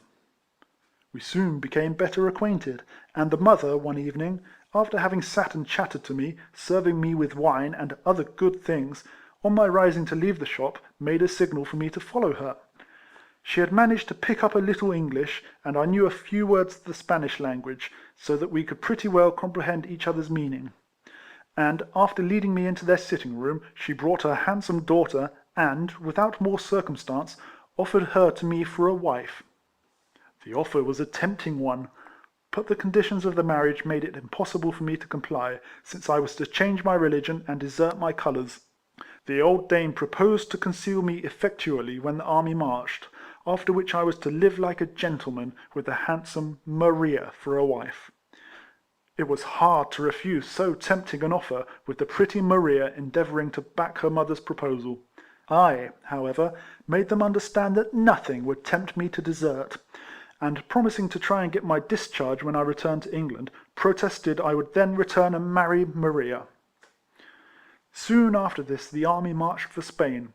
The Rifles paraded in the very street where the shop I had so long worked at was situated, and I saw Maria at the window. As our bugle struck up, she waved her handkerchief. I returned the salute, and in half an hour had forgotten all about her. So much for a soldier's love. Our marches were now long and fatiguing. I do not know how many miles we traversed ere we reached Almeida, which I was told was the last town in Portugal. Some of my companions said we had come 500 miles since we left Lisbon. We now passed to the left and bade adieu to Portugal for ever. We had fought and conquered, and felt elated accordingly. Spain was before us, and every man in the Rifles seemed only anxious to get a rap at the French again. On and on we toiled, till we reached Salamanca. I love to remember the appearance of that army, as we moved along at this time. It was a glorious sight to see our colours spread in these fields. The men seemed invincible. Nothing, I thought, could have beaten them. We had some of us as desperate fellows in the Rifles alone as had ever toiled under the burning sun of an enemy's country in any age. But I lived to see hardship and toil lay hundreds of them low before a few weeks were over our heads. At Salamanca we stayed 7 or 8 days, and during this time the shoemakers were again wanted, and I worked with my men incessantly during their short halt. Our marches were now still more arduous. 14 leagues a day, I have heard the men say, we accomplished before we halted, and many of us were found out and floored in the road. It became every one for himself. The load we carried was too great, and we staggered on, looking neither to the right nor the left. If a man dropped, he found it no easy matter to get up again, unless his companion assisted him, and many died of fatigue.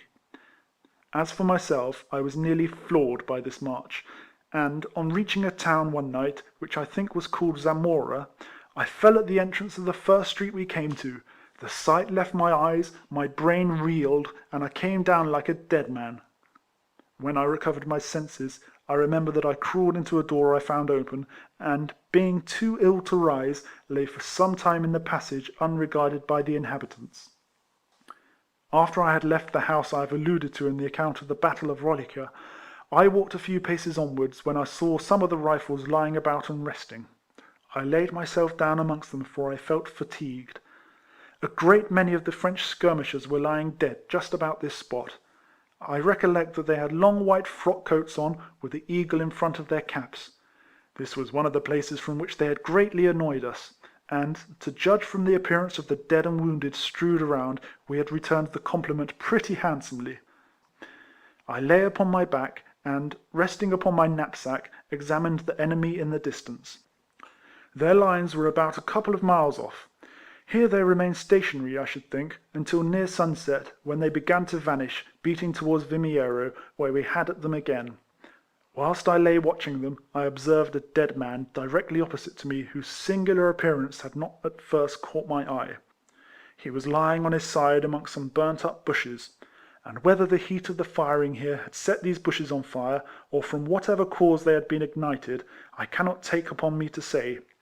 But certain it is, for several of my companions saw it as well as myself, and cracked many a joke upon the poor fellow's appearance, that this man, whom we guessed to have been French, was as completely roasted as if he had been spitted before a good kitchen fire. He was burnt quite brown, every stitch of clothes was singed off, and he was drawn all up like a dried frog.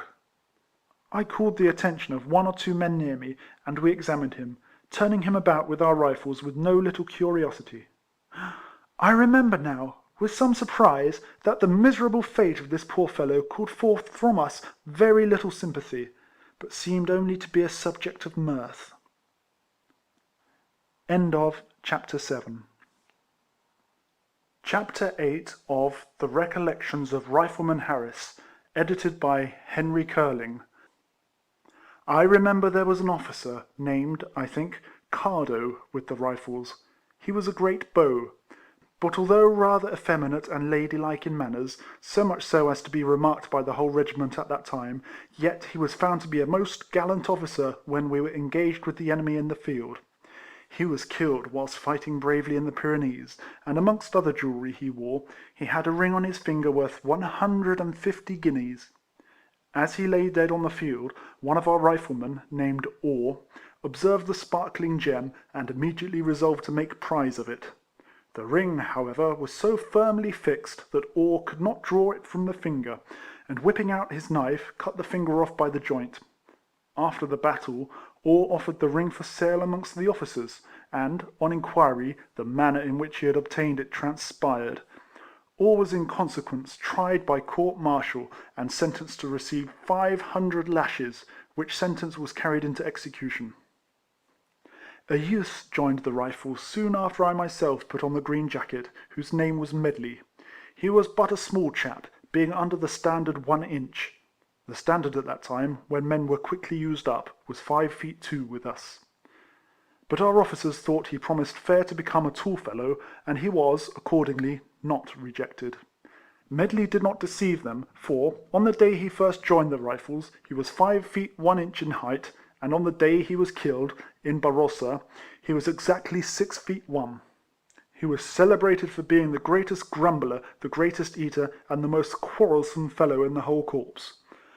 I remember he cut a most desperate figure in the retreat to Corunna, for there he had enough to bear both of fatigue and hunger, and a very little of either of these disagreeables would make him extremely bad company at any time.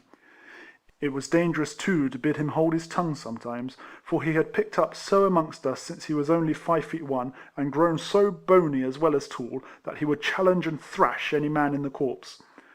Corunna, however, though it could not stop his growling, took the desire of boxing quite out of him, and he sprawled, scrambled, and swore, till he somehow got through that business. If General Craufurd could have heard but the 20th part of what I heard him utter about him on that retreat, I think he would have cut Medley in half. He was, as I said, a capital feeder, and his own allowance was not half enough to satisfy his cravings, so that he often got some of his comrades to help him out with a portion of theirs. He was my comrade for about 2 years, and, as I was a shoemaker, I often had food to give him. Indeed, it was highly necessary either to give him what I had for my own allowance, or find some provision elsewhere, for he was the most cross-grained fellow, if his belly was not filled, that we ever had amongst us. He was killed at Barossa, as I said, and he carried his ill humour with him to the very last hour of his life, for, being knocked over by a musket ball in the thigh, he was spoken to as he lay by some of his comrades, who, asking if they should assist him, and carry him to the rear, he told them to "go and be damned!" and bidding them mind their own business, abused them till they passed on and left him. I was told this last anecdote of him by the very men who had spoken to him, and got this blessing as he lay. We had another tall fellow in the 4 companies of Rifles who were in that retreat. His name was Thomas Higgins. He was 6 feet 1½ and quite as lank and bony as Medley. He also was an ill-tempered fellow, but nothing to compare with him either in eating or grumbling. The tall men, I have often observed, bore fatigue much worse than the short ones, and Higgins, amongst others of the big uns, was dreadfully put to it to keep on. We lost him entirely when about half through this business, I remember, for, during a short halt of about 10 minutes, he was reprimanded by one of our officers for the slovenly state of his clothing and accoutrements, his dress almost dropping from his lower limbs, and his knapsack hanging by a strap or 2 down about his waist. Higgins did not take it at all kind being quarrelled with at such a time, and, uttering sundry impertinences, desired to know if they were ever to be allowed to halt any more, adding that he did not see very well how he was to be very smart after what he had already gone through. The officer spoke to one of the sergeants upon this, and bid him remember, if they got to their journey's end, to give Higgins an extra guard for his behaviour. "Oh, then damn me," says Higgins, "if ever I take it." And, turning about, as we all moved on at the word to march, he marched off in the contrary direction, and we never either saw or heard of him from that hour. And it was supposed afterwards, amongst us, that he had either perished alone in the night, or joined the French, who were at our heels. These were the 2 tallest men in the 4 companies of Rifles, and both were in the company I belonged to. Higgins was the right hand, and Medley the left hand man. The Yorkshire Farmer. It was about the year 1807 or 8 that a man volunteered from the Nottingham militia into the Rifles. After receiving the half of his bounty, he thought that was quite as much as would serve him of the Rifle regiment, and so he declined to serve them in return, and accordingly made off, without joining them at all at that time. 4 years afterwards he was discovered by the very sergeant of the Nottingham militia, who belonged to his own company, when he volunteered from them into our corps. This same sergeant was then himself recruiting, and fell in with his former comrade in some town, of which I forget the name, but it was in Yorkshire. The man, whose name also I have forgotten now, was then grown very fat, and was, likewise, as much altered in dress as in condition, being clad in the habiliments of a respectable and comfortable farmer of that delightful county. The sergeant, however, had a sharp eye, and penetrated both through the disguise of his then calling, and also even his portly look failed in throwing him off the scent. In fact, he went warily to work, made his inquiries, compared his notes, allowed for the time and circumstances, and, notwithstanding the respectability and reputed worth of our farmer, arrested him forthwith as a deserter from the 95th. From Yorkshire he was marched a prisoner to Hythe in Kent, and I remember seeing him brought in, dressed as he was apprehended, and handcuffed, and guarded by a corporal and 3 or 4 men. He was, as I said, clad in his farmer's dress, and that it was which made myself and others, who happened to be out, more especially regard him, for, although it was no great sight at that time to see a deserter brought along, yet it was not often we beheld one so apparently well off and respectable looking in such a situation. In fact, the Yorkshire farmer made a great talk amongst us, and we pitied him much. No man in his present circumstances could, I think, feel more acutely, and he dwindled perceptibly in bulk every day, till he was brought to trial. During his confinement he had written to the colonel of the regiment, offering him £60 to let him off. But I believe he never at that time got any reply to his offer, and, being tried, was sentenced to receive 700 lashes. When he was brought into the hollow square to receive his punishment, I remember the anxiety amongst us was twice as great as on an ordinary occasion of the sort. He did not seem a man who was afraid of the lash, as regarded the pain of its infliction, but the shame of it, considering the situation he had attained to, was apparently the thing that hurt him most. Even now, although fallen away, he was a jolly and portly looking man, though his flesh seemed to hang about him from the quickness he had been reduced in bulk by long marches and anxiety of mind. He addressed a few words to the colonel in a firm and manly tone, and begged him to consider his situation and circumstances, and that he was the husband of a respectable woman, and a father of several children. But, however, it was not possible for the colonel to forgive him at that time, and he was ordered to be quick and prepare. The farmer accordingly stripped and was tied up. The colonel addressed him, and referred to the offer he had made him when in confinement, which, he had told him, had much aggravated his crime, as supposing him, the colonel, capable of selling his honour for £60. So the farmer received his 700 lashes that day, and never uttered a word of complaint during the infliction, except that, as he sometimes turned his head and looked after the can of water, he would say, "Oh, poor Tom, poor Tom! I little thought ever to come to this." I remember, after 400, the colonel asked him if he would sign his banishment, telling him it was to send him to another regiment, which was in foreign parts. But the farmer refused to do so, and the punishment went on. I recollect too that the doctor desired the drummer to lay the lash on the other shoulder, and the farmer received the whole sentence, as he well deserved. In a week or more he was to be seen walking in the barrack square, but he avoided the society of the men, and in about 2 or 3 days afterwards he was missing altogether, having taken an opportunity to escape, and we never again either heard of or saw the Yorkshire farmer. There was another agriculturist who, I remember, was in the Rifles with me. He was the eldest son of a gentleman farmer who resided in Yorkshire, and as handsome a youth as I think I ever beheld. But he was one of the wildest chaps perhaps in the whole county, and although he was not above 4 or 25, his parents had found it out to their cost. In one of his sprees happening to fall in with Sergeant Sugden of our corps, nothing would content him but he must enlist. Sugden, you may easily conceive, was not averse to indulge such a perspiring hero, and very soon had him for a recruit, although there must have been considerable difference in the style of life amongst us to what he had been used to, yet he appeared nowise displeased with the change. To be sure, he was rather too lively a bird at times, and having plenty of money, occasionally got himself into trouble, but nothing particularly disagreeable happened, and altogether he was very much liked in the corps, in which he went by the name of the Gentleman Farmer.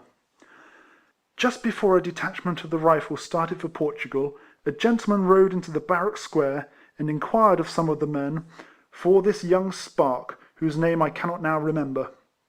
The meeting was not a very amicable one, for the newcomer was the Gentleman Farmer's brother, who upbraided him with his conduct in enlisting, and told of the anxiety and sorrow this new freak had caused at home.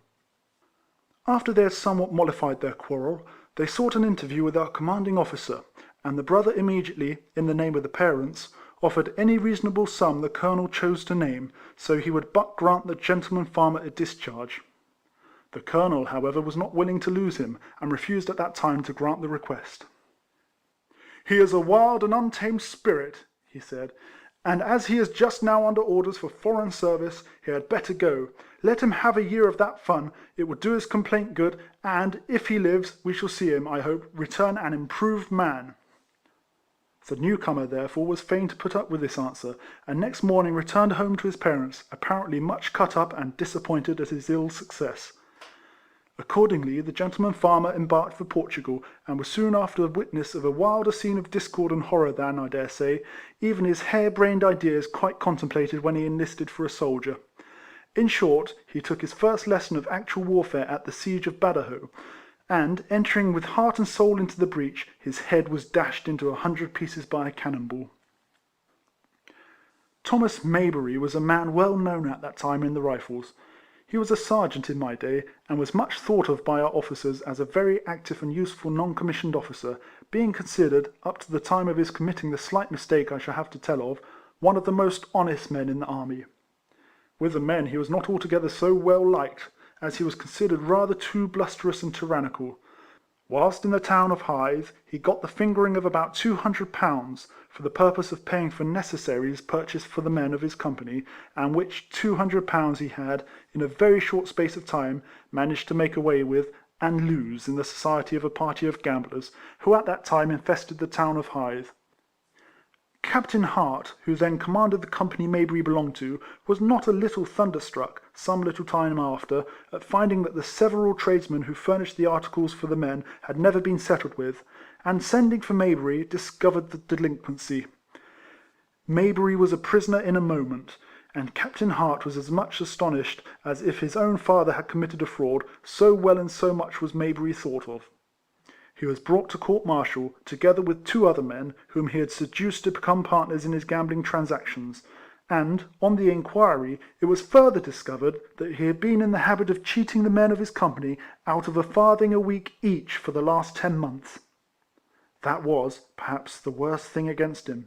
He was sentenced to receive 700 lashes. Corporal Morrison and Patrick Devine, his 2 participants in this roguery, got, I remember, the former 3, and the latter 100 awarded to them. When the square was formed for punishment, and the 3 were brought out, it was necessary to check the men of the regiment, or they would have hooted and hissed them on the parade. I recollect also that there was a civilian of the name of Gilbert, whom Mayberry had defrauded, and he had inquired the time of his punishment, and was present in the rear during the infliction, having expressed to some of Mayberry's companions that he was content to lose the money, so that he saw the fellow well flogged. A pretty good proof that, when their own interests are nearly concerned, your civilian has no objection to even be an eyewitness of the infliction of the lash, about which there has lately been such an outcry. It is, indeed, no uncommon thing, nowadays, to see a man who has committed crimes, which have caused him to receive the execrations of his sometimes companions in arms, as he is being drummed out of the corps, received by a host of folks without the barrack gates, and taken to their bosoms as an object of commiseration. When Mayberry was tied up, he was offered, as was then customary, the option of banishment, but he refused it, notwithstanding considerable entreaty was made to him by his 2 comrades to accept it, as, by doing so, they thought they would all escape the lash. However, Mayberry decided to take the 700, and bore the sentence without a murmur. Not so the 2 others. Morrison screamed and struggled so much that he capsized the triangle, and all came sprawling together, so that he was obliged to be held by a man at each side. Devine came last. He was rather an effeminate-looking man, and the colonel rode round and told him he lamented being obliged to break so fair a skin, but he must do his duty. However, as he had borne a good character, and was not so much to blame as the other 2, he let him down after 25. Mayberry after this was much scouted by his fellow soldiers, and also ill thought of by the officers, and, on a detachment being sent to Portugal, he volunteered for the expedition. Captain Hart, however, would fain have declined taking him, as he had so bad an opinion of him after this affair; but Mayberry showed himself so desirous of going, that at last he consented and took him. At the siege of Badajoz, Mayberry wiped off, in a measure, all his former ill conduct. He was seen by Captain Hart to behave so bravely in the breach, that he commended him on the spot. "Well done, Mayberry," said he. "You have this day done enough to obliterate your disgrace, and, if we live, I will endeavour to restore you to your former rank. Go now to the rear, you have done enough for one day." Mayberry, however, refused to retire, although covered with wounds, for he was known to have killed 7 with his own hand, with his rifle sword bayonet. "No going to the rear for me," he said. "I'll restore myself to my comrade's opinion, or make a finish of myself altogether." He accordingly continued to the front of all, till at last he was seen to be cut down, in the clear light of the fireballs, by a tremendous sword cut, which cleft his skull almost in twain. Morrison, I heard, also died at that siege. Devine returned safe home, and died of fatigue at Fermoy. It has been said, I have heard, by officers of high rank in the army of the Peninsula, that there never were such a set of devil-may-care fellows, and so completely up to their business, as the 95th. It would be invidious to make a distinction, or talk of any one regiment being better, or more serviceable than another. But the Rifles were generally in the mess before the others began, and also the last to leave off. It was their business to be so, and if they did their work well, so did every other British corps engaged in that country. At least I never either heard or saw to the contrary. There was, perhaps, as intelligent and talented a set of men amongst us as ever carried a weapon in any country. They seemed at times to need but a glance at what was going on to know all about its why and wherefore. I remember seeing the Duke of Wellington during the Battle of Vimiero, And in these days, when so much anxiety is displayed to catch even a glance of that great man's figure as he gallops along the streets of London, it seems gratifying to me to recollect seeing him in his proper element, the raging and bloody field, and I frequently tax my mind to remember each action and look I caught of him at that time. I remember seeing the great Duke take his hat off in the field of Vimiero, and methinks it is something to have seen that wonderful man even do so commonplace a thing as lift his hat to another officer in the battlefield. We were generally enveloped in smoke and fire, and sometimes unable to distinguish or make remarks upon what was going on around, whilst we blazed away at our opponents. But occasionally we found time to make our comments upon the game we were playing. 2 or 3 fellows near me were observing what was going on just in the rear, and I heard one man remark, "Here comes Sir Arthur and his staff!" Upon which I also looked back, and caught sight of him just meeting with 2 other officers of high rank. They all uncovered as they met, and I saw the Duke, as I said, then Sir Arthur Wellesley, take off his hat and bow to the other 2. The names of the newcomers, however they were learnt, whether from some of the men who had before seen them, or picked up on the instant from an officer, seemed to be well known, as well as the business they were engaged in talking of, for it ran along the line from one to the other that Sir Hugh Dalrymple and Sir Harry Burrard were about to take the command, instead of Sir Arthur Wellesley, a circumstance which, of course, could only be a random guess amongst these fellows at the moment. The intelligence of these men was indeed very great, and I could relate instances of their recklessness and management which would amuse the reader much. I remember a fellow named Jackman getting close up to the walls at Flushing, and working a hole in the earth with his sword, into which he laid himself, and remained there alone, spite of all the efforts of the enemy and their various missiles to dislodge him. He was known, thus earthed, to have killed, with the utmost coolness and deliberation, 11 of the French artillerymen as they worked at their guns.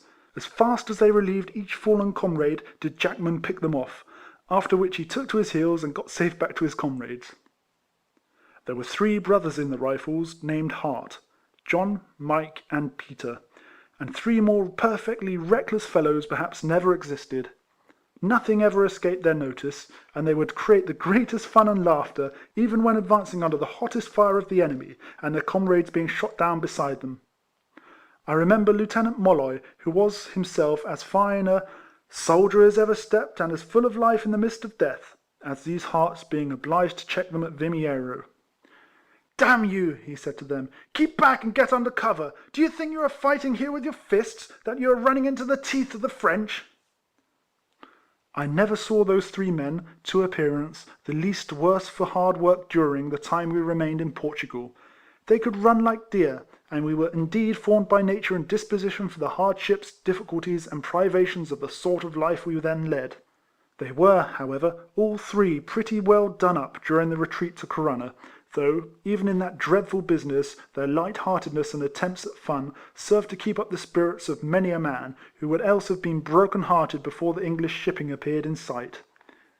They even carried their pleasantry on that occasion so far as to make a jest of their own appearance and the miserable plight of the whole turnout, as we disembarked upon the beach at Portsmouth. One of them even went so far as to observe, that we looked more like the rakings of hell than the fragments of an army. Nothing, indeed, but that grave of battalions, that unwholesome fen, Flushing, could have broken the spirits of 3 such soldiers as John, Mike, and Peter Hart.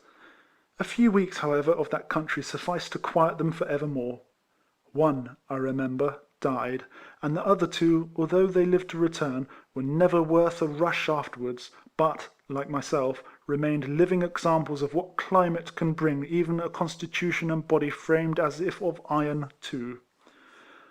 Nothing, I suppose, could exceed the dreadful appearance we cut on the occasion of the disembarkation from Corunna, and the inhabitants of Portsmouth, who had assembled in some numbers to see us land, were horror-stricken with the sight of their countrymen and relatives returning to England in such a ghastly state. Whilst the 3 Harts, with feet swathed in bloody rags, clothing that hardly covered their nakedness, accoutrements in shreds, beards covering their faces, eyes dimmed with toil, for some were even blind, arms nearly useless to those who had them left, the rifles being encrusted with rust, and the swords glued to the scabbard. These 3 brothers, I say, for I heard them myself, as they hobbled up the beach, were making all sorts of remarks, and cracking their jokes upon the misery of our situation and the appearance they themselves cut. I recollect seeing at this time an affecting instance of female affection displayed. One of our officers, whose name I will not mention, and who was much beloved by us all, observed his wife waiting for him on the beach as he disembarked from the boat. He met her as she rushed into the sea to embrace him, and they were locked in each other's arms before they touched the dry land. End of Chapter 8.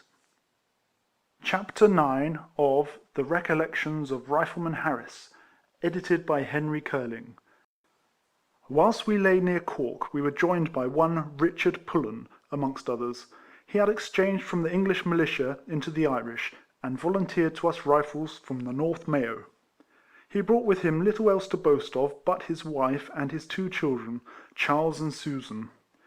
Charles was a mischievous boy of about 12, and Susan was a pretty little lass of about 14 years of age. I remember they all went with us to Copenhagen, and got through that expedition pretty well. That affair suited a man of Pullen's description, but he didn't like too much service, and we soon found he was rather a shy cock.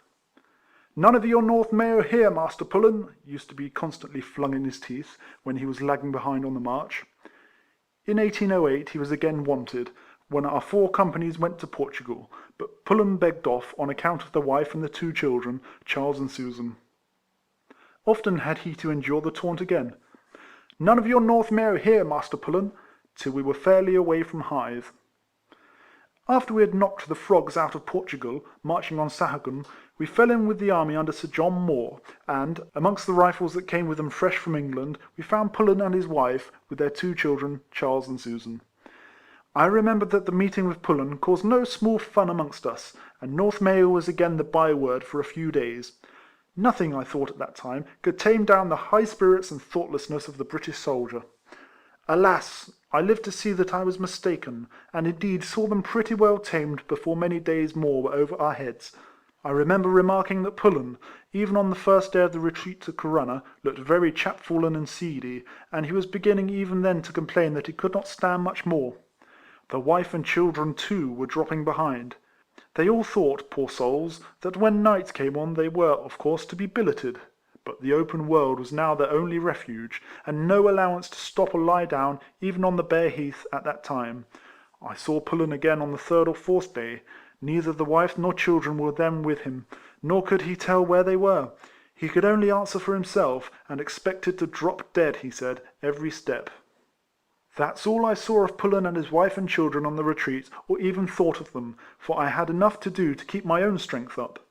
When we landed at Portsmouth, both myself and others, to our no small surprise, saw Pullen once more, and much we wondered at the sight of him, when so many better and stronger soldiers had died before half that retreat was accomplished. We had not even then spirits enough left to jeer him about North Mayo, and, to add to the dejection of poor Pullen, we found that he had left behind him, and knew nothing of the fate of either his wife or his children, Charles and Susan. As the men continued to disembark, however, there was Pullen inquiring anxiously of every one for some tidings of them. None, however, could he get. At last he saw his wife coming up the beach, and hobbled off to meet her, each at the same moment inquiring for the children, Charles and Susan. He trusted they were with the wife, and she hoped they were with the husband, and both sat down upon the beach and cried in concert. All our men thought it useless of them to continue their inquiries, but they never failed to ask after their offspring of every fresh face they fell in with, who had been in that retreat. In about a fortnight's time, not satisfied, they advertised Charles and Susan in the public newspapers, and we all laughed at the very idea of their ever finding them again, and told them they might have spared the money. To our no small surprise, however, the artillery at Plymouth answered their advertisement, stating that a little girl had been heard screaming upon the mountains in Spain by them in the night, and that they had taken care of her as well as they could, and had her then with them. The description answering, the girl was forwarded to Hythe, and Pullen and his wife once more embraced their daughter Susan. Meanwhile, no tidings came of the boy, and Pullen died at Walcheren, with many a gallant soldier for his fellow victim in that dreadful country. The wife had confessed long before that the child she had given birth to after the retreat she had every reason to believe was a Frenchman by the father's side, for she related her adventures to many of us at the time, and told, amongst other things, that she and other women, having taken refuge in a barn, were there overtaken by the French in the night, and treated by those gentlemen in a very unceremonious manner. It is easy to suppose that Mrs. Pullen had no great wish to go on service again, and much did she endeavour to persuade Pullen to evade it too, but the whole regiment being under orders for Walcheren, Pullen could not escape the chance. At last, however, he tried to excuse himself by tampering with his eyes, which he made sore by putting snuff in them. He was, however, detected, disgraced, and sailing with the expedition, died, as I before said, at Walcheren. After his death, Mrs. Pullen and her daughter were sent to their parish, which was in Warwickshire; and, after she had left us some time, a letter arrived from her son, Charles, who was a prisoner in France. There was, I think, not a man in the regiment who recollected the North Mayo recruit but myself. War, and pestilence, and discharge had taken all away. The bugle major opened the letter, and, on inquiry, found that I alone knew the parents of the writer, but no answer that I ever heard of was sent to poor Charles. The captain of Pullen's company, Crampton, was dead, and the company was almost entirely new. I myself was then almost in a dying state, and the matter was soon altogether forgotten, so that, whether Mrs. Pullen ever again saw her son, I cannot take upon me to say. It was during the heat of the day of Vimiero. We were rather hotly pressed by the enemy, after having advanced somewhat too near their force. Give and take is all fair enough, but we were getting more kicks than halfpence, as the saying is, and their balls stung us so sharply that the officers gave the word to "fire and retire," one of the light infantry movements when pressed by the advance of the enemy. Doubtless, many got a leaden messenger as they did so, which saved them the unpleasant necessity of retracing their ground altogether. Jock Gillespie and myself wheeled about, and obeyed the order. Just as we had done so, I saw Gillespie limp along as though someone had bestowed a violent kick upon his person. However, he didn't give up at first, but continued to load, and fire, and make off with the other skirmishers, till we halted and made another stand, for we never went further from them when once engaged than we could possibly help. Gillespie loaded and fired very sharply, I recollect, seemingly quite affronted at the treatment he had received, but he got weaker and more lame as he did so, and at last was quite unable to continue the game any longer, and, when we advanced again, he was floored from loss of blood.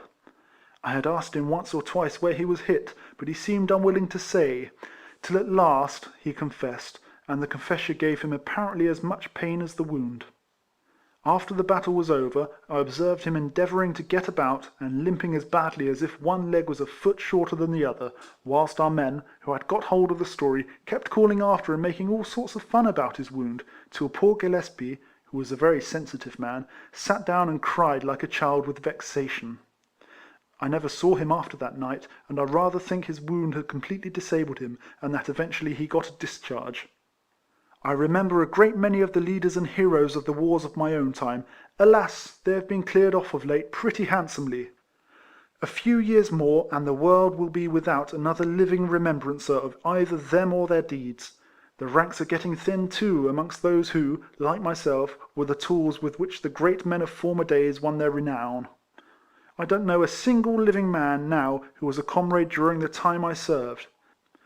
Very nearly 15 years back I remember, however, meeting with Robert Liston, and that meeting brings Marshal Beresford to my mind. Robert Liston was a corporal in the 2nd Battalion of the Rifles, when we lay for a few days in the passages of a convent in Portugal. We were then making for the frontiers of Spain, when we were swept into that disastrous retreat to Corunna. There was a punishment parade in the square of this convent. A soldier of the 92nd or 79th was the culprit, and the kilts were formed to witness the performance. Some of the Rifles were looking from the windows of the convent at the punishment of the Highlander, when a brickbat was hurled from one of the casements, and fell at the very toe of the Lieutenant Colonel, who was standing in the midst and in command of the regiment. The Lieutenant Colonel, whose name I never knew, was of course indignant at such an act. He gazed up at the window from which the brick had been thrown, and caused an inquiry instantly to be made. It was between the lights when this happened, and it was impossible to discover who had done it. However, 2 or 3 men of the Rifles were confined on suspicion. A man named Baker flatly accused Corporal Liston of the act, upon which Liston was marched a prisoner to Salamanca, a distance, I should think, of some 100 miles, and often did he complain of his hard fate in being a prisoner so long. When we got to Salamanca we halted there for 8 days, and Liston, being tried by General Court-Martial, was sentenced to receive 800 lashes. The whole brigade turned out on the occasion, and I remember that the drummers of the 9th Regiment were the inflictors of the lash. Liston received the whole sentence without a murmur. He had, indeed, been a good soldier, and we were all truly sorry for him. In fact, he always declared solemnly that he had no more to do with the brickbat than Marshal Beresford, who commanded the brigade. Whoever committed the act, in my opinion, well deserved what Liston got. Marshal Beresford was in command of the brigade at this time, and I well remember what a fine-looking soldier he was. He was equal to his business too, I should say, and he, amongst others of our generals, often made me think that the French army had nothing to show in the shape of officers who could at all compare with ours. There was a noble bearing in our leaders, which they, on the French side, as far as I was capable of observing, had not. And I am convinced that the English soldier is even better pleased to be commanded by some man of rank in his own country than by one who has risen from his own station. They are a strange set, the English, and so determined and unconquerable that they will have their way if they can. Indeed, it requires one who has authority in his face as well as at his back to make them respect and obey him. They see too often, in the instance of sergeant majors, that command does not suit ignorant and coarse-minded men, and that tyranny is too much used even in the brief authority which they have. A soldier, I am convinced, is driven often to insubordination by being worried by these little-minded men for the veriest trifles, about which the gentleman never thinks of tormenting him. The moment the severity of the discipline of our army is relaxed, in my opinion, farewell to its efficiency.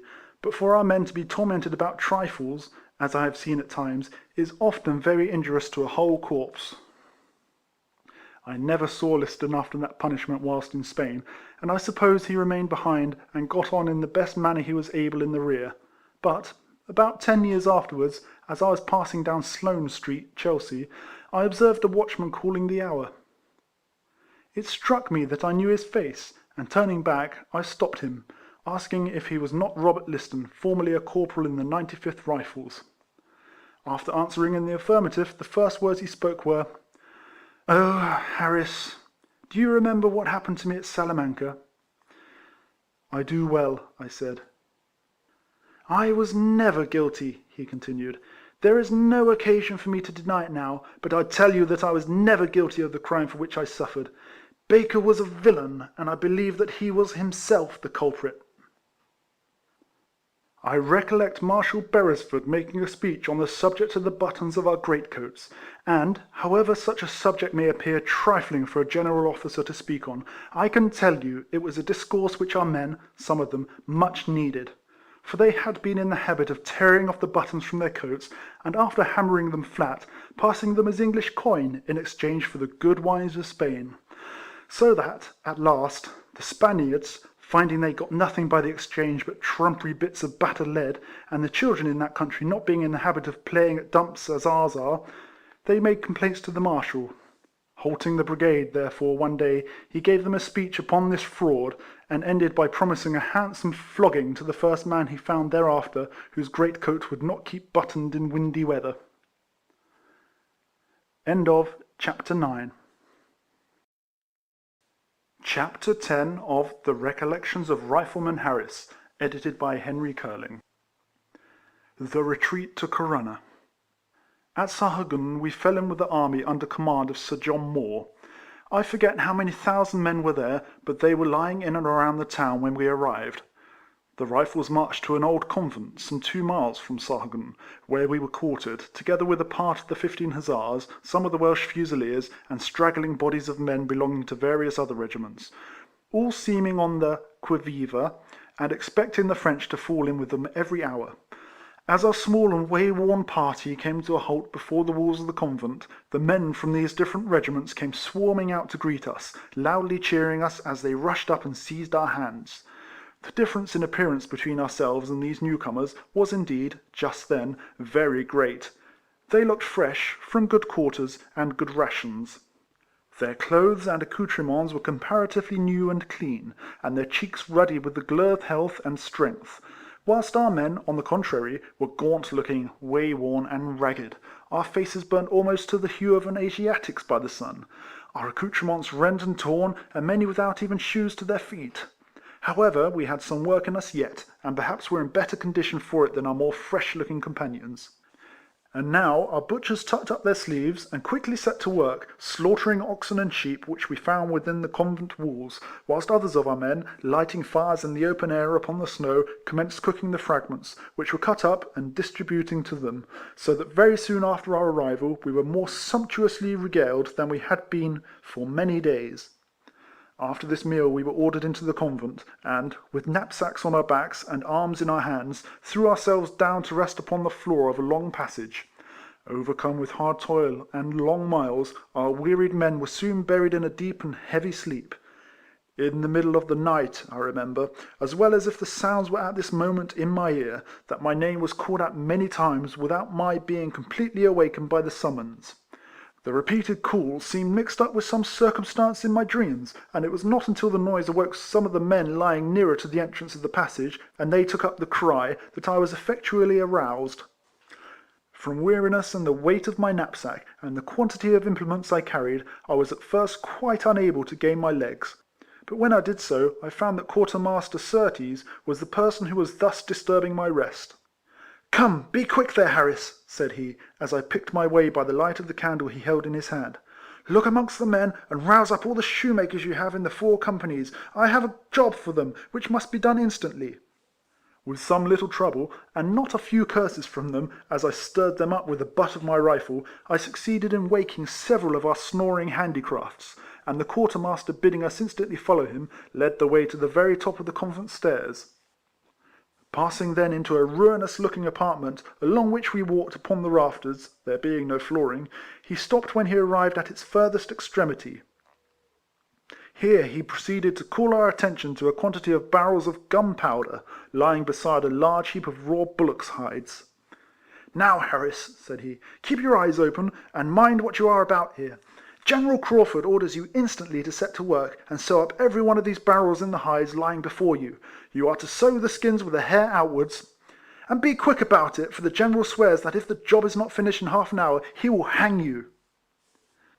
The latter part of this order was anything but pleasant, and whether the General ever really gave it, I never had an opportunity of ascertaining. I only know that I give the words as they were given me, and, well knowing the stuff Craufurd was made of, I received the candle from the hands of Surtees, and bidding the men get needles and wax thread from their knapsacks, as the quartermaster withdrew, I instantly prepared to set about the job. I often think of that night's work as I sit strapping away in my little shop in Richmond Street, Soho. It was a curious scene to look at, and the task neither very easy nor safe. The riflemen were wearied, unwilling, and out of temper, and it was as much as I could do to get them to assist me. Moreover, they were so reckless that they seemed rather to wish to blow the convent into the air than to get on with their work. One moment the candle was dropped and nearly extinguished, the next they lost their implements between the rafters of the floor, flaring the light about amongst the barrels, and wishing, as I remonstrated with them, that the powder might ignite, and blow me, themselves, and the General to hell. Such were the riflemen of the Peninsular War, daring, gallant, reckless fellows. I had a hard task to get the work safely finished, but, at length, between coaxing and bullying these daredevils, I managed to do so, and together we returned down the convent stairs, and, finding Surtees awaiting us in the passage below, he reported to General Craufurd that his order had been obeyed, after which we were permitted again to lie down and sleep till the bugle awoke us next morning. We remained in the convent part of the next day, and towards evening received orders to leave all our women and baggage behind, and advance towards the enemy. Our 4 companies accordingly were quickly upon the move, and before long we came up with the remainder of the Rifle Corps, which had recently arrived from England with Sir John Moore. As these men saw us coming up, they halted for the moment, and gave us one hearty cheer, allowing our 4 companies to pass to the front as the post of honour, calling us the heroes of Portugal. As we passed to the front, we returned their cheer with pride. Our worn appearance and sunburnt look gave us the advantage over our comrades, we thought, and we marched in the van of the vanguard. War is a sad blunter of the feelings of men. We felt eager to be at it again. Nay, I am afraid we longed for blood as the cheer of our comrades sounded in our ears, and yet, amidst all this, softer feelings occasionally filled the breasts of those gallant fellows, even whilst they were thirsting for a sight of the enemy. Some of the men near me suddenly recollected, as they saw the snow lying thickly in our path, that this was Christmas Eve. The recollection soon spread amongst the men, and many talked of home and scenes upon that night in other days in old England, shedding tears as they spoke of the relatives and friends never to be seen by them again. As the night approached, we became less talkative. The increasing weariness of our limbs kept our tongues quieter, and we were many of us half asleep as we walked, when suddenly a shout arose in front that the French were upon us. In an instant every man was on the alert, and we were rushing forward, in extended order, to oppose them.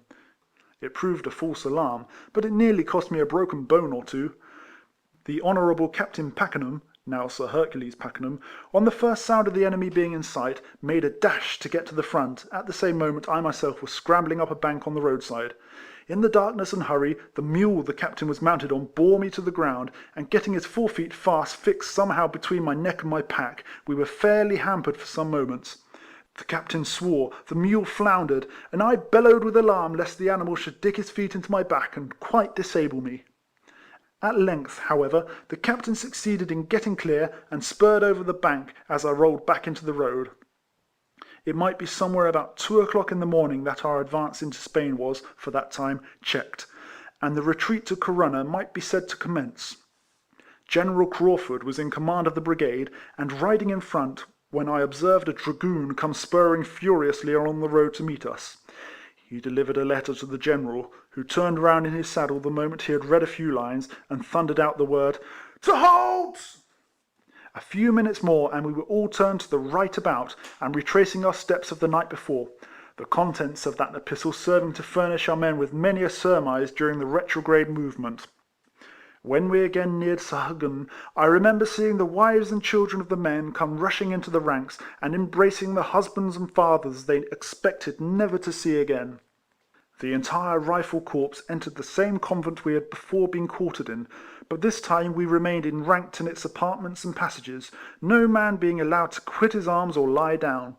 We stood leaning upon the muzzles of our rifles, and dozed as we stood. After remaining thus for about an hour, we were then ordered out of the convent, and the word was again given to march. There was a sort of thaw on this day, and the rain fell fast. As we passed the walls of the convent, I observed our general, Craufurd, as he sat upon his horse, looking at us on the march, and remarked the peculiar sternness of his features. He did not like to see us going rearwards at all, and many of us judged there must be something wrong by his severe look and scowling eye. "Keep your ranks there, men," he said, spurring his horse towards some riflemen who were avoiding a small rivulet.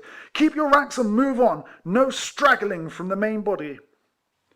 We pushed on all that day without halting, and I recollect the first thing that struck us as somewhat odd was our passing one of the commissariat waggons, overturned and stuck fast in the mud, and which was abandoned without an effort to save any of its contents. A sergeant of the 92nd Highlanders, just about this time, fell dead with fatigue, and no one stopped, as we passed, to offer him any assistance. Night came down upon us, without our having tasted food or halted. I speak for myself and those around me, and all night long we continued this dreadful march. Men began to look into each other's faces, and ask the question, "Are we ever to be halted again?" And many of the weaker sort were now seen to stagger, make a few desperate efforts, and then fall, perhaps to rise no more. Most of us had devoured all we carried in our haversacks, and endeavoured to catch up anything we could snatch from hut or cottage in our route. Many, even at this period, would have straggled from the ranks and perished, had not Craufurd held them together with a firm rein. One such bold and stern commander in the East, during a memorable disaster, and that devoted army had reached its refuge unbroken. Thus we staggered on, night and day, for about 4 days before we discovered the reason of this continued forced march. The discovery was made to our company by a good-tempered, jolly fellow named Patrick M'Laughlan. he inquired of an officer, marching directly in his front, the destination intended. " By Jesus, Muster Hills," I heard him say. " Where the devil is this you're taking us to? "" To England, McLauchlan," returned the officer, with a melancholy smile upon his face as he gave the answer, " if we can get there." " More luck and grace to you," said McLauchlan. " And it's that you're maning, is it? " This McLauchlan was a good specimen of a thorough Irish soldier. Nothing could disturb his good humour and high spirits. And even during a part of this dreadful march, he had ever some piece of Irish humour upon his tongue's end, whilst he staggered under the weight of his pack. He would in all probability have been amongst the few who did reach England, but, during the march, he was attacked with the racking pains of acute rheumatism, and frequently fell to the ground screaming with agony. On such occasions his companions would do that for him which they omitted to perform towards others. They many times halted, heaved him up, and assisted him forwards. Sir Dudley Hill, too, was greatly interested for McLauchlan, trying to cheer him on, whilst the men could scarcely refrain from laughter at the extraordinary things he gave utterance to whilst racked with pain, and staggering with fatigue. At length, however, McLauchlan fell one dark night as we hurried through the streets of a village, and we could not again raise him. " It's no use, Harris," I heard him say in a faint voice. " I can do no more." Next morning, when day broke, he was no longer seen in the ranks, and as I never saw him again, I conclude he quickly perished.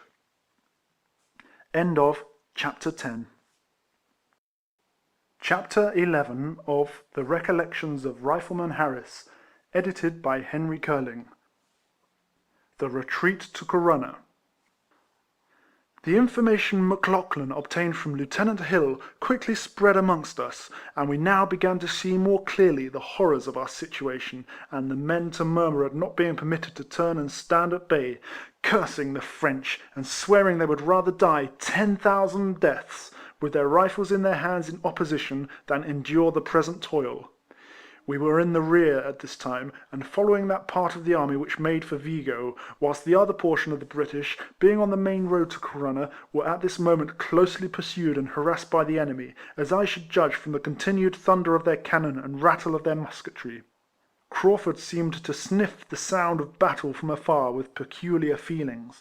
He halted us for a few minutes occasionally, when the distant clamour became more distinct, and his face turned towards the sound, and seemed to light up, and become less stern. It was then indeed that every poor fellow clutched his weapon more firmly, and wished for a sight of the enemy. Before long they had their wish. The enemy's cavalry were on our skirts that night, and as we rushed out of a small village, the name of which I cannot now recollect, we turned to bay. Behind broken down carts and tumbrils, huge trunks of trees, and everything we could scrape together, the rifles lay and blazed away at the advancing cavalry, whilst the inhabitants, suddenly aroused from their beds to behold their village almost on fire with our continued discharges, and nearly distracted with the sound, ran from their houses crying, "Viva la Inglesa!" and "Viva la Franca!" in a breath; men, women, and children flying to the open country in their alarm. We passed the night thus engaged, holding our own as well as we could, together with the 43rd Light Infantry, the 52nd, a portion of the German Legion, part of the 10th Hussars, and the 15th Dragoons. Towards morning we moved down towards a small bridge, still followed by the enemy, whom, however, we had sharply galled, and obliged to be more wary in their efforts. The rain was pouring down in torrents on this morning, I recollect, and we remained many hours with our arms ported, standing in this manner, and staring the French cavalry in the face, the water actually running out of the muzzles of our rifles. I do not recollect seeing a single regiment of infantry amongst the French force on this day. It seemed to me a tremendous body of cavalry. Some said 9,000 or 10,000 strong, commanded, as I heard, by General Lefebvre. Whilst we stood thus, face to face, I remember the horsemen of the enemy sat watching us very intently, as if waiting for a favourable moment to dash upon us like beasts of prey; and every now and then their trumpets would ring out a lively strain of music, as if to encourage them. As the night drew on, our cavalry moved a little to the front, together with several field pieces, and succeeded in crossing the bridge; after which we also advanced, and threw ourselves into some hilly ground on either side of the road. whilst the 43rd and 52nd lay behind some carts, trunks of trees, and other materials with which they had formed a barrier. General Craufurd was standing behind this barricade when he ordered the Rifles to push still further in front and conceal themselves amongst the hills on either side. A man named Higgins was my front rank man at this moment. "Harris," said he, "let you and I gain the very top of the mountain, and look out for what those French thieves are at on the other side."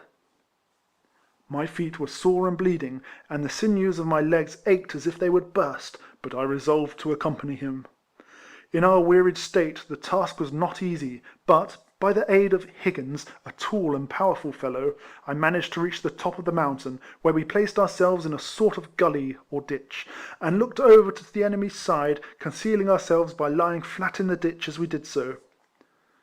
Thus, in favourable situations, like cats watching for their prey, were the rest of the Rifles lying perdu on the hills that night. The mountain, we found, was neither so steep nor so precipitous on the enemy's side. The ascent, on the contrary, was so easy that one or two of the vedettes of the French cavalry were prowling about very near where we lay. As we had received orders not to make more noise than we could help, not even to speak to each other except in whispers, although one of these horsemen approached close to where I lay, I forbore to fire upon him. At length he stopped so near me that I saw it was almost impossible he could avoid discovering that the Rifles were in such close proximity to his person. He gazed cautiously along the ridge, took off his helmet, and wiped his face, as he appeared to meditate upon the propriety of crossing the ditch in which we lay, when suddenly our eyes met, and in an instant he plucked a pistol from his holster, fired it in my face, and wheeling his horse, plunged down the hillside. For the moment I thought I was hit, as the ball grazed my neck, and stuck fast in my knapsack, where I found it, when, many days afterwards, I unpacked my kit on shipboard. The ball I found in one of my shirts, and kept it long afterwards. About a quarter of an hour after this, as we still lay in the gully, I heard some person clambering up behind us, and upon turning quickly round, I found it was General Craufurd. The General was wrapped in his greatcoat, and like ourselves had been for many hours drenched to the skin, for the rain was coming down furiously. He carried in his hand a canteen full of rum, and a small cup, with which he was occasionally endeavouring to refresh some of the men. He offered me a drink as he passed, and then proceeded onwards along the ridge.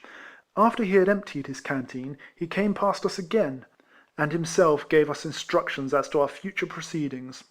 "When all is ready, Rifleman," said he, "you will immediately get the word, and pass over the bridge. Be careful, and mind what you are about." Accordingly, a short time after he had left us, we were ordered to descend the mountain side in a single line, and having gained the road, were quickly upon the bridge. Meanwhile the staff corps had been hard at work mining the very centre of the structure, which was filled with gunpowder, a narrow plank being all the aid we had by which to pass over. For my own part, I was now so utterly helpless that I felt as if all was nearly up with me, and that, if I could steady myself so as to reach the further end of the plank, it would be all I should be able to accomplish. However, we managed all of us to reach the other side in safety, when, almost immediately afterwards, the bridge blew up with a tremendous report, and the house at its extremity burst into flames. What with the concussion of the explosion, and the tremulous state of my limbs, I was thrown to the ground, and lay flat upon my face for some time, almost in a state of insensibility. After a while I somewhat recovered, but it was not without extreme difficulty, and many times falling again, that I succeeded in regaining the column. Soon after I had done so, we reached Benevento, and immediately took refuge in a convent. Already 3 parts of it were filled with other troops, among which were mingled the 10th Hussars, the German Legion, and the 15th Dragoons, the horses of these regiments standing as close as they could stand, with the men dismounted between each horse, the animals' heads to the walls of the building, and all in readiness to turn out on the instant. Liquor was handed to us by the Dragoons, but having had nothing for some time to eat, many of our men became sick instead of receiving any benefit from it. Before we had been in the convent as long a time as I have been describing our arrival, every man of us was down on the floor and well nigh asleep, and before we had slept half an hour we were again aroused from our slumbers by the clatter of the horses, the clash of the men's sabres, and their shouts for us to clear the way. "The enemy! The enemy!" I heard shouted out. "Clear the way, rifles! Up, boys, and clear the way!" In short, the dragoons hardly gave us time to rise, before they were leading their horses amongst us, and getting out of the convent as fast as they could scamper, whilst we ourselves were not long in following their example. As we did so, we discovered that the French cavalry, having found the bridge blown up, had dashed into the stream and succeeded in crossing. Our cavalry, however, quickly formed and charged them in gallant style. The shock of that encounter was tremendous to look upon, and we stood for some time enranked, watching the combatants. The horsemen had it all to themselves. Our dragoons fought like timers. It was said that Napoleon observed this encounter from the heights, and, although greatly overmatched, drove the enemy back like a torrent, and forced them again into the river. A private of the 10th Hussars, his name, I think, was Franklin, dashed into the stream after their general, Lefebvre, assailed him, sword in hand, in the water, captured, and brought him a prisoner on shore again. If I remember rightly, Franklin, or whatever else was his name, was made a sergeant on the spot. The French general was delivered into our custody on that occasion, and we cheered the 10th men heartily as we received him. After the enemy had received this check from our cavalry, and which considerably dampened their ardour, making them a trifle more shy of us for a while, we pushed onwards on our painful march. I remember marching close beside the French general during some part of this day, and observing his chapfallen and dejected look as he rode along in the midst of our green jackets.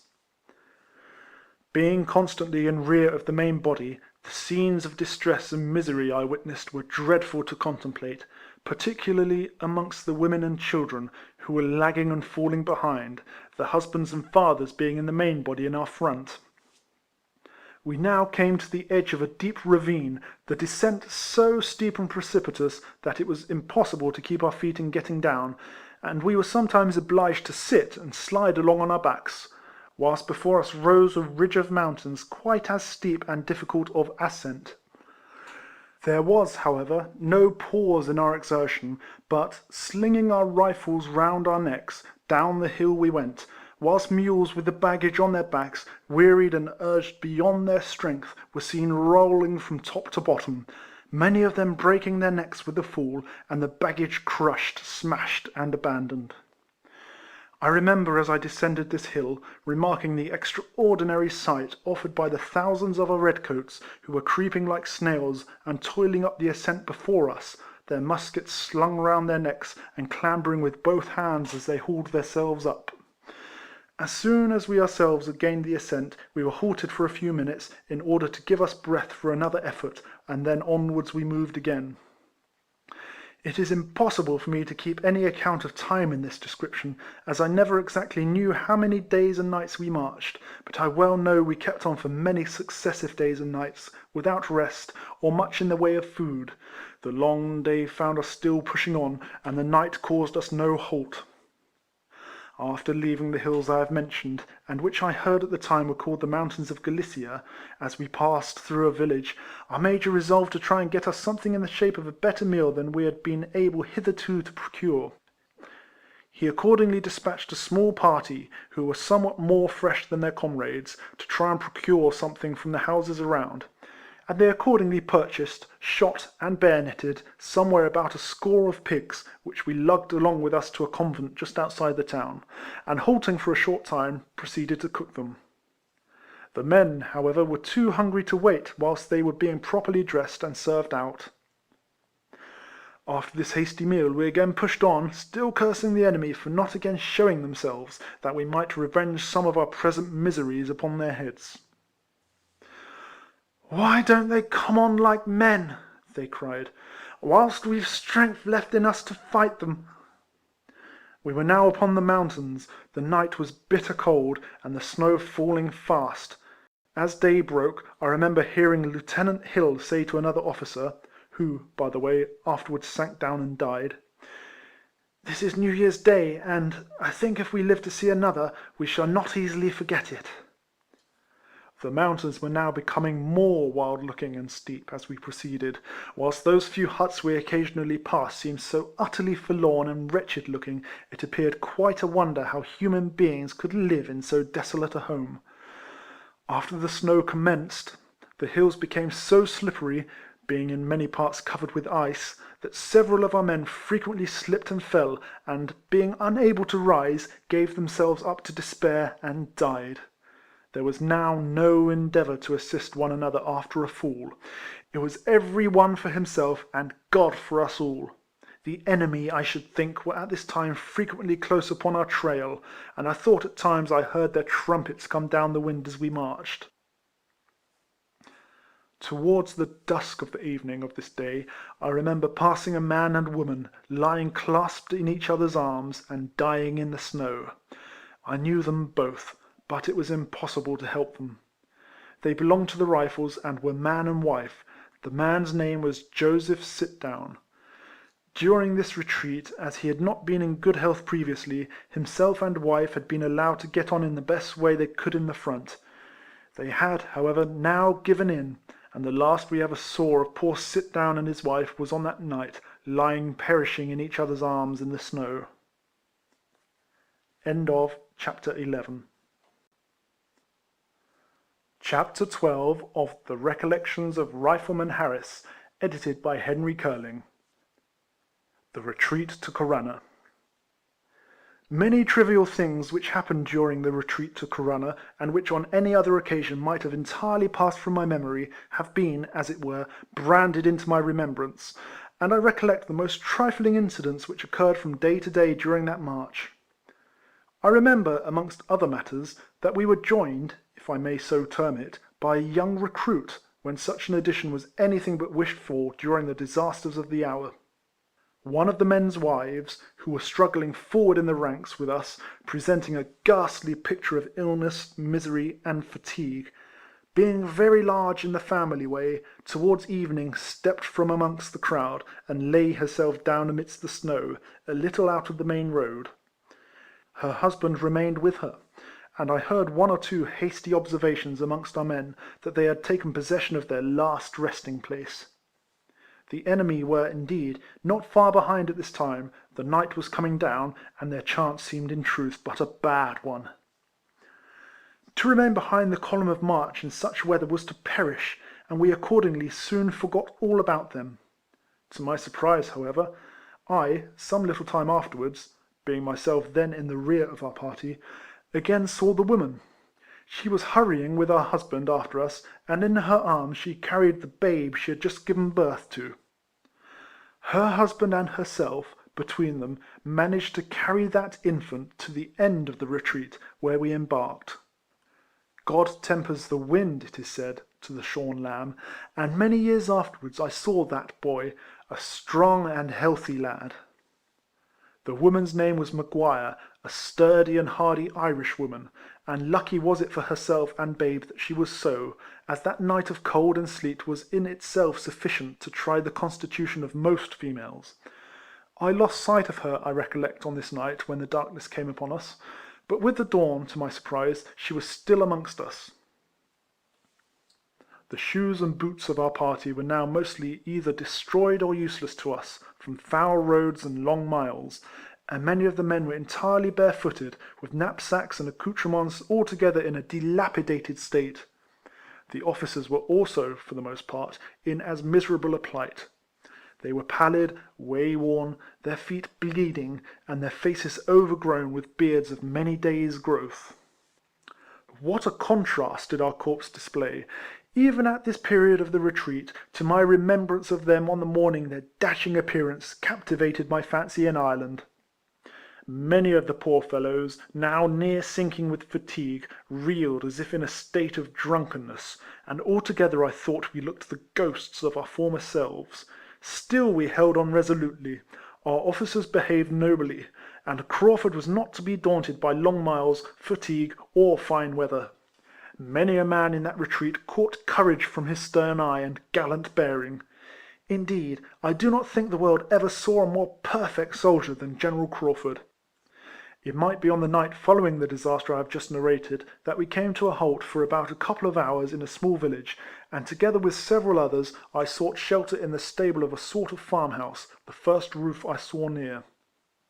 Here, however, we found nothing to refresh ourselves with by way of food, but some raw potatoes lying in a heap in one of the empty stalls, and which, for want of better rations, we made a meal of before we threw ourselves down upon the stones with which the place was paved. Meanwhile, others of the men, together with 2 or 3 of our officers, more fortunate than ourselves, had possession of the rooms of the adjoining building, where they found at last a fire to warm themselves. Lieutenant Hill had a black servant with him in this retreat, a youth he had brought with him from Montevideo, where, I heard, the Rifles had found him tied to a gun they had captured there. This lad came and aroused me as I lay in the mule stable, and desired me to speak with his master in the adjoining room. I found the lieutenant seated in a chair by the fire when I entered. He was one of the few amongst us who rejoiced in the possession of a tolerably decent pair of boots, and he had sent for me to put a few stitches in them, in order to keep them from flying to pieces. I was so utterly wearied that I at first refused to have anything to do with them, but the officer, taking off his boots, insisted upon my getting out my wax threads and mending them; and himself and servant, thrusting me into the chair he arose from, put the boots into my hands, got out my shoemaking implements, and held me up as I attempted to cobble up the boots. It was, however, in vain that I tried to do my best towards the lieutenant's boots. After a few stitches I fell asleep as I worked, the awl and wax ends falling to the ground. I remember there were 2 other officers present at the time, Lieutenants Molloy and Keppel, the latter of whom soon afterwards fell dead from fatigue during this retreat. At the present time, however, they all saw it was in vain to urge me to mend Lieutenant Hill's boots. He therefore put them on again with a woeful face and a curse, and dismissed me to my repose. Our rest was not, however, of long duration. The French were upon our trail, and before long we were up and hurrying onwards again. As the day began to dawn, we passed through another village, a long straggling place. The houses were all closed at this early hour, and the inhabitants mostly buried in sleep, and, I dare say, unconscious of the armed thousands who were pouring through their silent streets. When about a couple of miles from this village, Craufurd again halted us for about a quarter of an hour.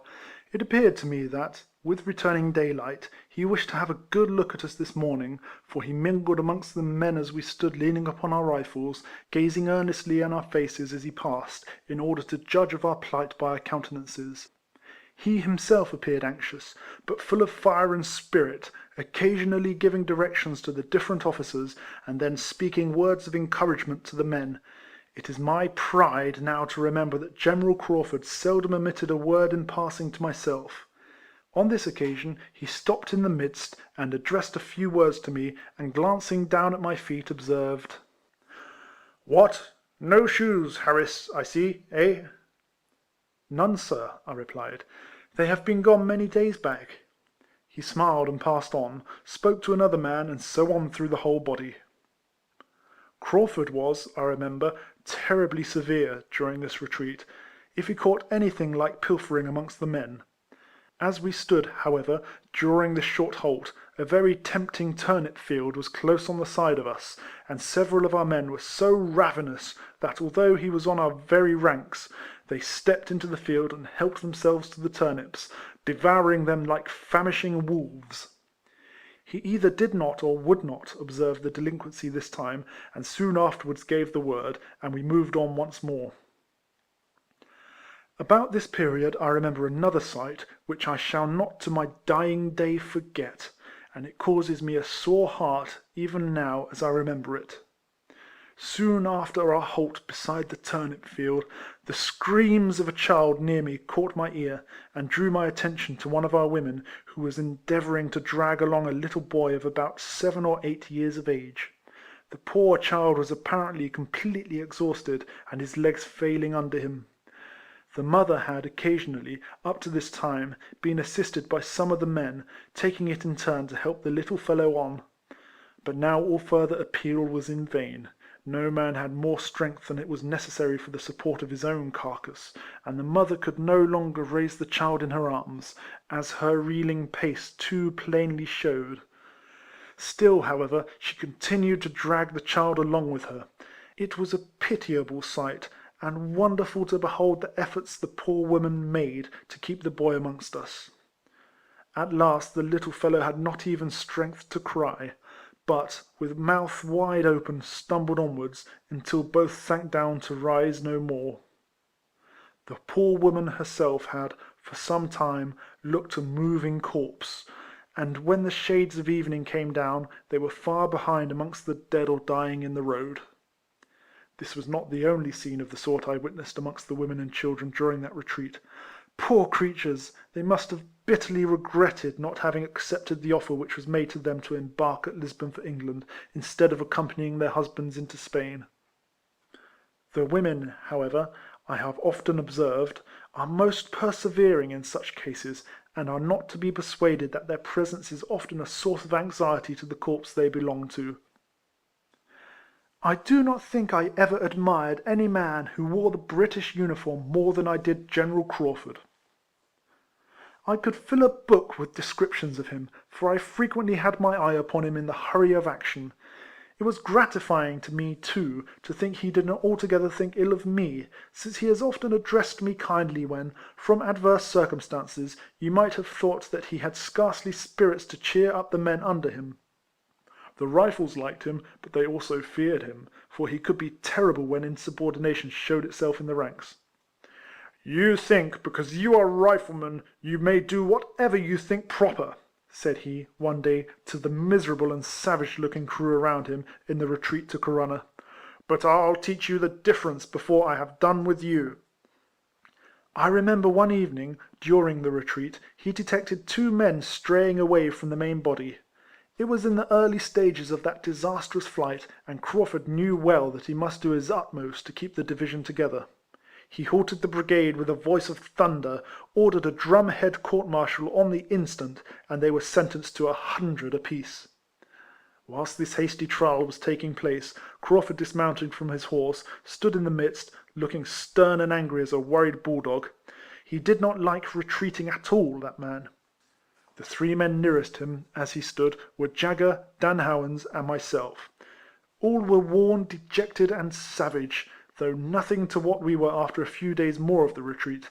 The whole brigade were in a grumbling and discontented mood, and Craufurd, doubtless, felt ill-pleased with the aspect of affairs altogether. "Damn his eyes," muttered Howans. "He had much better try to get us something to eat and drink than harass us in this way." No sooner had Howans disburdened his conscience of this growl, than Craufurd, who had overheard it, turning sharply round, seized the rifle out of Jagger's hand, and felled into the earth with the butt end. "It was not I who spoke," said Jagger, getting up and shaking his head. "You shouldn't knock me about." "I heard you, sir," said Craufurd, "and I will bring you also to a court-martial." "I am the man who spoke," said Howans. "Ben Jagger never said a word." "Very well," returned Craufurd. "Then I'll try you, sir." And, accordingly, when the other affair was disposed of, Howans' case came on. By the time the 3 men were tried, it was too dark to inflict the punishment. Howans, however, had got the complement of 300 promised to him, so Craufurd gave the word to the brigade to move on.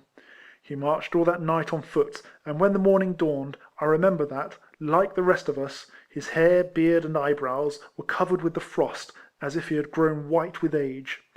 We were, indeed, all of us in the same condition. Scarcely had I time to notice the appearance of morning before the General once more called a halt. We were then on the hills. Ordering a square to be formed, he spoke to the brigade, as well as I can remember, in these words, after having ordered the 3 before named men of the 95th to be brought into the square. "Although," said he, "I should obtain the goodwill neither of the officers nor the men of the brigade here by so doing, I am resolved to punish these 3 men according to the sentence awarded, even though the French are at our heels.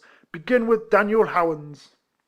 This was indeed no time to be lax in discipline, and the General knew it. The men, as I said, were, some of them, becoming careless and ruffianly in their demeanour, whilst others, again, I saw with the tears falling down their cheeks from the agony of their bleeding feet, and many were ill with dysentery from the effects of the bad food they had got hold of and devoured on the road. Our knapsacks, too, were a bitter enemy on this prolonged march. Many a man died, I am convinced, who would have borne up well to the end of the retreat, but for the infernal load we carried on our backs. My own knapsack was my bitterest enemy. I felt it press me to the earth almost at times, and more than once felt as if I should die under its deadly embrace. The knapsacks, in my opinion, should have been abandoned at the very commencement of the retrograde movement, as it would have been better to have lost them altogether, if, by such loss, we could have saved the poor fellows who, as it was, died strapped to them on the road. There was some difficulty in finding a place to tie Howans up, as the light brigade carried no halberts. However, they led him to a slender ash tree which grew near at hand. "Don't trouble yourself about tying me up," said Howans, folding his arms. "I'll take my punishment like a man." He did so without a murmur, receiving the whole 300. His wife, who was present with us, I remember, was a strong, hardy Irish woman. When it was over, she stepped up and covered Howans with his grey greatcoat. The General then gave the word to move on. I rather think he knew the enemy was too near to punish the other two delinquents just then, so we proceeded out of the cornfield in which we had been halted, and toiled away upon the hills once more. Howans' wife carrying the jacket, knapsack, and pouch, which the lacerated state of the man's back would not permit him to bear. It could not have been, I should think, more than an hour after the punishment had been inflicted upon Howans, when the General again gave the word for the brigade to halt, and once more formed them into a square.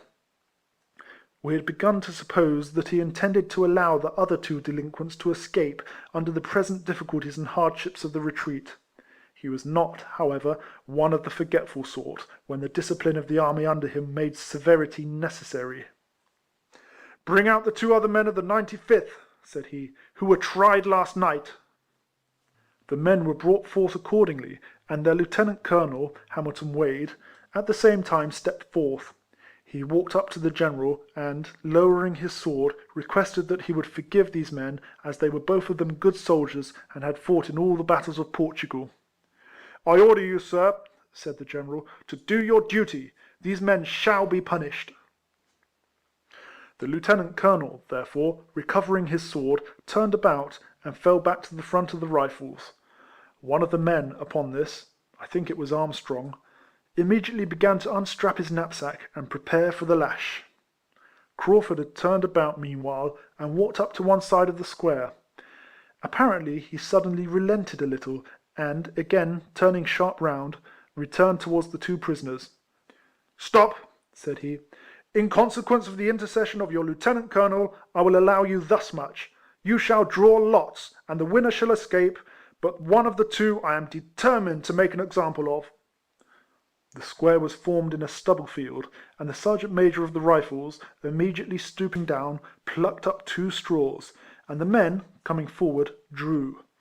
I cannot be certain, but I think it was Armstrong who drew the longer straw, and won the safety of his hide, and his fellow gamester was in quick time tied to a tree, and the punishment commenced. 100 was the sentence, but when the bugler had counted 75, the General granted him a further indulgence, and ordered him to be taken down, and to join his company. The General, calling for his horse, now mounted for the first time for many hours, for he had not ridden all night, not, indeed, since the drumhead court-martial had taken place. Before he put the brigade in motion again, he gave us another short specimen of his eloquence, pretty much, I remember, after this style. "I give you all notice," said he, "that I will halt the brigade again the very first moment I perceive any man disobey my orders, and try him by court-martial on the spot." He then gave us the word, and we resumed our march. Many who read this, especially in these peaceful times, may suppose this was a cruel and unnecessary severity under the dreadful and harassing circumstances of that retreat. But I, who was there, and was, besides, a common soldier of the very regiment to which these men belonged, say it was quite necessary. No man but one formed of stuff like General Craufurd could have saved the brigade from perishing altogether, and, if he flogged 2, he saved hundreds from death by his management.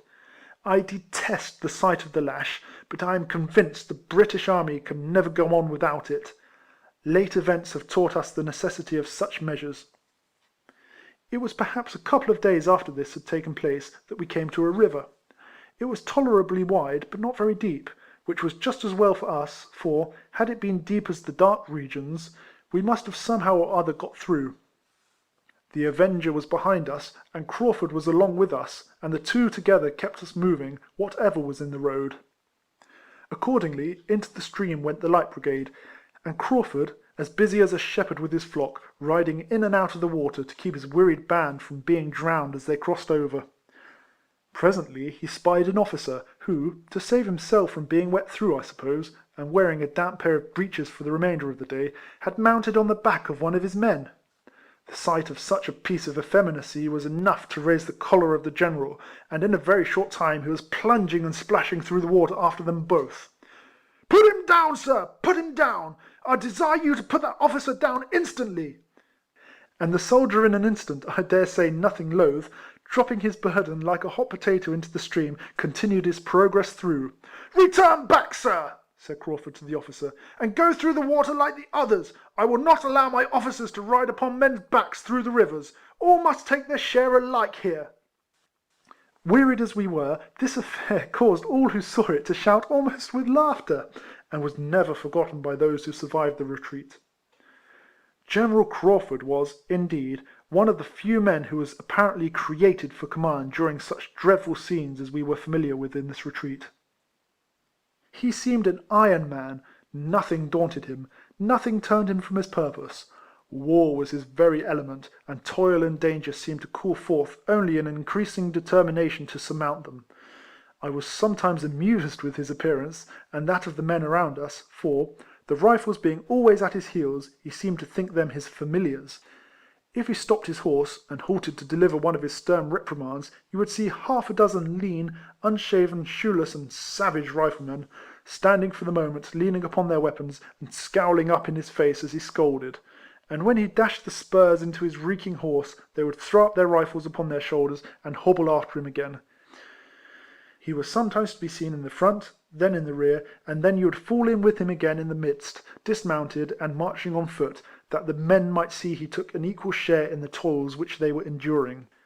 He had a mortal dislike, I remember, to a commissary. Many a time have I heard him storming at the neglect of those gentry, when the men were starving for rations, and nothing but excuses forthcoming. "Send the commissary to me," he would roar. "Damn him! I will hang him if the provisions are not up this night." Twice I remember he was in command of the Light Brigade.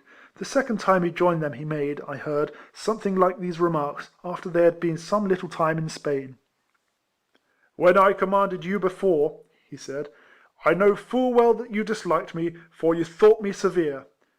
This time I am glad to find there is a change in yourselves." End of chapter 12. Chapter 13 of the Recollections of Rifleman Harris. The Retreat to Corunna. Towards evening of the same day Howans was punished, we came to a part of the country of a yet wilder and more desolate appearance even than that we had already traversed. A dreary wilderness it appeared at this inclement season, and our men, spite of the vigilance of the General, seemed many of them resolved to stray into the open country, rather than traverse the road before them. The coming night favoured their designs, and many were, before morning, lost to us through their own wilfulness. Amongst others, I found myself completely bewildered and lost upon the heath, and should doubtless have perished had I not fallen in with another of our corps in the same situation. As soon as we recognised each other, I found my companion in adversity was a strapping, resolute fellow, named James Brooks, a North of Ireland man. He was afterwards killed at Toulouse, by a musket ball which struck him in the thigh. He was delighted at having met with me, and we resolved not to desert each other during the night. Brooks, as I have said, was a strong, active, and resolute fellow, as indeed I had, on more occasions than one, witnessed in Portugal. "Catch hold of my jacket, Harris," said he. "The ground here is soft, and we must help each other to-night, or we should be lost in the bogs." Before long, that which Brooks feared happened, and he found himself stuck so fast in the morass, that although I used my best efforts to draw him out, I only shared in the same disaster, so that, leaving him, I turned and endeavoured to save my own life if possible, calling to him to follow before he sank over head and ears. This was an unlucky chance in our wearied state, as the more we floundered in the dark, not knowing which way to gain a firmer foundation, the faster we fixed ourselves. Poor Brooks was so disheartened that he actually blubbered like a child. At length, during a pause in our exertions, I thought I heard something like the bark of a dog come down the wind. I bade Brooks listen, and we both distinctly heard it. The sound gave us new hope, just as we were about to abandon ourselves to our fate. I advised Brooks to lay himself as flat as he could, and drag himself out of the slough, as I had found some hard tufts of grass in the direction I tried, and so by degrees we gained a firmer footing, and eventually succeeded in extricating ourselves, though in such an exhausted state that for some time we lay helplessly upon the ground, unable to proceed. At length, with great caution, we ventured to move forwards in the direction of the sounds we had just heard. We found, however, that our situation was still very perilous, for in the darkness we hardly dared to move a step in any direction without probing the ground with our rifles, lest we should again sink and be eventually smothered in the morasses we had strayed amongst. On a sudden, however, as we carefully felt our way, we heard voices shouting in the distance, and calling out, "Men lost! Men lost!" which we immediately concluded were the cries of some of our own people, who were situated like ourselves. After a while, I thought I saw, far away, something like a dancing light, which seemed to flicker about, vanish, and reappear, similar to a jack-o'-lantern. I pointed it out to Brooks, and we agreed to alter our course and move towards it. As we did so, the light seemed to approach us, and grow larger, and presently another and another appeared like small twinkling stars, till they looked something like the lamps upon one of our London bridges, as seen from afar. The sight revived our spirits, more especially as we could now distinctly hear the shouts of people who appeared in search of the stragglers, and as they approached us, we perceived that such was indeed the case. The lights, we now discovered, were furnished by bundles of straw and dried twigs, tied on the ends of long poles, and dipped in tar. They were borne in the hands of several Spanish peasants, from a village near at hand, whom Craufurd had thus sent to our rescue. He had discovered, on reaching and halting in this village, the number of men that had strayed from the main body, and immediately ordering the torches I have mentioned to be prepared, he collected together a party of Spanish peasants, and obliged them to go out into the open country and seek for his men, as I have said, by which means he saved, on that night, many from death. To return to my own adventures on this night.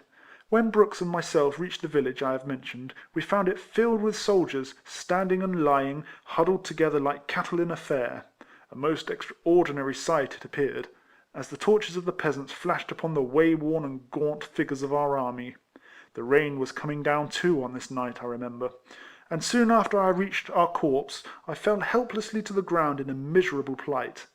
Brooks was himself greatly exhausted, but he behaved nobly, and remained beside me, trying to persuade some of our men to assist him in lifting me up, and gaining shelter in one of the houses at hand. "May I be damned," I heard him say, "if I leave Harris to be butchered in the streets by the cowardly Spaniards the moment our division leaves the town." At length Brooks succeeded in getting a man to help him, and together they supported me into the passage of a house, where I lay upon the floor for some time. After a while, by the help of some wine they procured, I rallied and sat up, till eventually I got once more upon my legs, and, arm in arm, we proceeded again into the streets and joined our corps. Poor Brooks certainly saved my life that night. He was one of the many good fellows whom I have seen out, and I often think of him with feelings of gratitude as I sit at my work in Richmond Street, Soho. When the division got the order to proceed again, we were still linked arm in arm, and thus we proceeded. Sometimes, when the day appeared, stopping for a short time and resting ourselves, and then hurrying on again. I remember Sir Dudley Hill passing me on a mule this day. He wore a Spanish straw hat, and had his cloak on. He looked back when he had passed, and addressed me. "Harris," said he, "I see you cannot keep up." He appeared sorry for me, for he knew me well. "You must do your best," he said, "my man, and keep with us, or you will fall into the hands of the enemy." As the day wore on, I grew weaker and weaker, and at last, spite of all my efforts, I saw the main body leave me hopelessly in the lurch. Brooks himself was getting weaker too. He saw it was of little use to urge me on, and at length, Assenting to my repeated request to be left behind, he hurried on as well as he was able without a word of farewell. I now soon sank down in the road, and lay beside another man who had also fallen, and was apparently dead, and whom I recognised as one of our sergeants, named Taylor, belonging to the Honourable Captain Pakenham's (now General Sir Hercules Pakenham) company. End of Chapter 13. Chapter 14 of the Recollections of Rifleman Harris, edited by Henry Keeling. The retreat to Corunna. Whilst we lay exhausted in the road, the rear guard, which was now endeavouring to drive on the stragglers, approached, and a sergeant of the Rifles came up and stopped to look at us. He addressed himself to me, and ordered me to rise, but I told him it was useless for him to trouble himself about me, as I was unable to move a step further. Whilst he was urging me to endeavour to rise up, the officer in command of the rearguard also stepped up. The name of this officer was Lieutenant Cox. He was a brave and good man, and observing that the sergeant was rough in his language and manner towards me, he silenced him, and bade the guard proceed and leave me. "Let him lie quietly, Hicks," he said to the sergeant. "I know him well. He's not the man to lie here if he could get on. I am sorry, Harris," he said, "to see you reduced to this, for I fear there is no help to be had now." He then moved on after his men, and left me to my fate. After lying still for a while, I felt somewhat restored, and sat up to look about me. The sight was by no means cheering. On the road behind me I saw men, women, mules, and horses, lying at intervals, both dead and dying, whilst far away in front I could just discern the enfeebled army crawling out of sight, the women huddled together in its rear. Some of these poor wretches cut a ludicrous figure, having the men's greatcoats buttoned over their heads, whilst their clothing being extremely ragged and scanty, their naked legs were very conspicuous. They looked like a tribe of travelling beggars, trying their best to get forward amongst those of the sixth soldiery, who were now unable to keep up the main body. After a while, I found that my companion, the sergeant, who lay beside me, had also recovered a little, and I tried to cheer him up. I told him that opposite to where we were lying there was a lane, down which we might possibly find some place of shelter, if we could muster strength to explore it. The sergeant consented to make the effort, but after 2 or 3 attempts to rise, gave it up. I myself was more fortunate. With the aid of my rifle, I got upon my legs, and seeing death in my companion's face, I resolved to try and save myself, since it was quite evident to me that I could render him no assistance. After hobbling some distance down the lane, to my great joy I espied a small hut or cabin, with a little garden in its front. I therefore opened the small door of the hovel, and was about to enter, when I considered that most likely I should be immediately knocked on the head by the inmates if I did so. The rain, I remember, was coming down in torrents at this time, and reflecting that to remain outside was but to die, I resolved at all events to try my luck within. I had not much strength left, but I resolved to sell myself as dearly as I could. I therefore brought up my rifle, and stepped across the threshold. As soon as I had done so, I observed an old woman seated beside a small fire upon the hearth. She turned her head as I entered, and immediately upon seeing a strange soldier, she arose and filled the hovel with her screams. As I drew back within the doorway, an elderly man, followed by 2, who were apparently his sons, rushed from a room in the interior. They immediately approached me, but I brought up my rifle again, and cocked it, bidding them keep their distance. After I had thus brought them to a parley, I got together what little Spanish I was master of, and begged for shelter for the night and a morsel of food, at the same time lifting my feet and displaying them a mass of bleeding sores. It was not, however, till they had held a tolerably long conversation among themselves that they consented to afford me shelter, and then only upon the condition that I left by daylight on the following morning. I accepted the conditions with joy. Had they refused me, I should indeed not have been here to tell the tale. Knowing the treachery of the Spanish character, I however refused to relinquish possession of my rifle, and my right hand was ready in an instant to unsheath my bayonet, as they sat and stared at me whilst I devoured the food they offered. All they gave me was some coarse black bread and a pitcher of sour wine. It was, however, acceptable to a half-famished man, and I felt greatly revived by it. Whilst I supped, the old hag, who sat close beside the hearth, stirred up the embers, that they might have a better view of their guest, and the party meanwhile overwhelmed me with questions, which I could neither comprehend, nor had strength to answer. I soon made signs to them that I was unable to maintain the conversation, and begged of them, as well as I could, to show me some place where I might lay my wearied limbs till dawn. Notwithstanding the weariness which pervaded my whole body, I was unable for some time to sleep, except by fitful snatches, such was the fear I entertained of having my throat cut by the savage-looking wretches still seated before the fire. Besides which, the place they had permitted me to crawl into was more like an oven than anything else, and being merely a sort of berth scooped out of the wall, was so filled with fleas and other vermin that I was stung and tormented most miserably all night long. Bad as they had been, however, I felt somewhat restored by my lodging and supper, and with the dawn I crawled out of my lair, left the hut, retraced my steps along the lane, and once more emerged upon the high road, where I found my companion, the sergeant, dead, and lying where I had left him the night before. I now made the best of my way along the road in the direction in which I had last seen our army retreating the night before. A solitary individual, I seemed left behind amongst those who had perished. It was still raining, I remember, on this morning, and the very dead looked comfortless in their last sleep as I passed them occasionally lying on the line of march.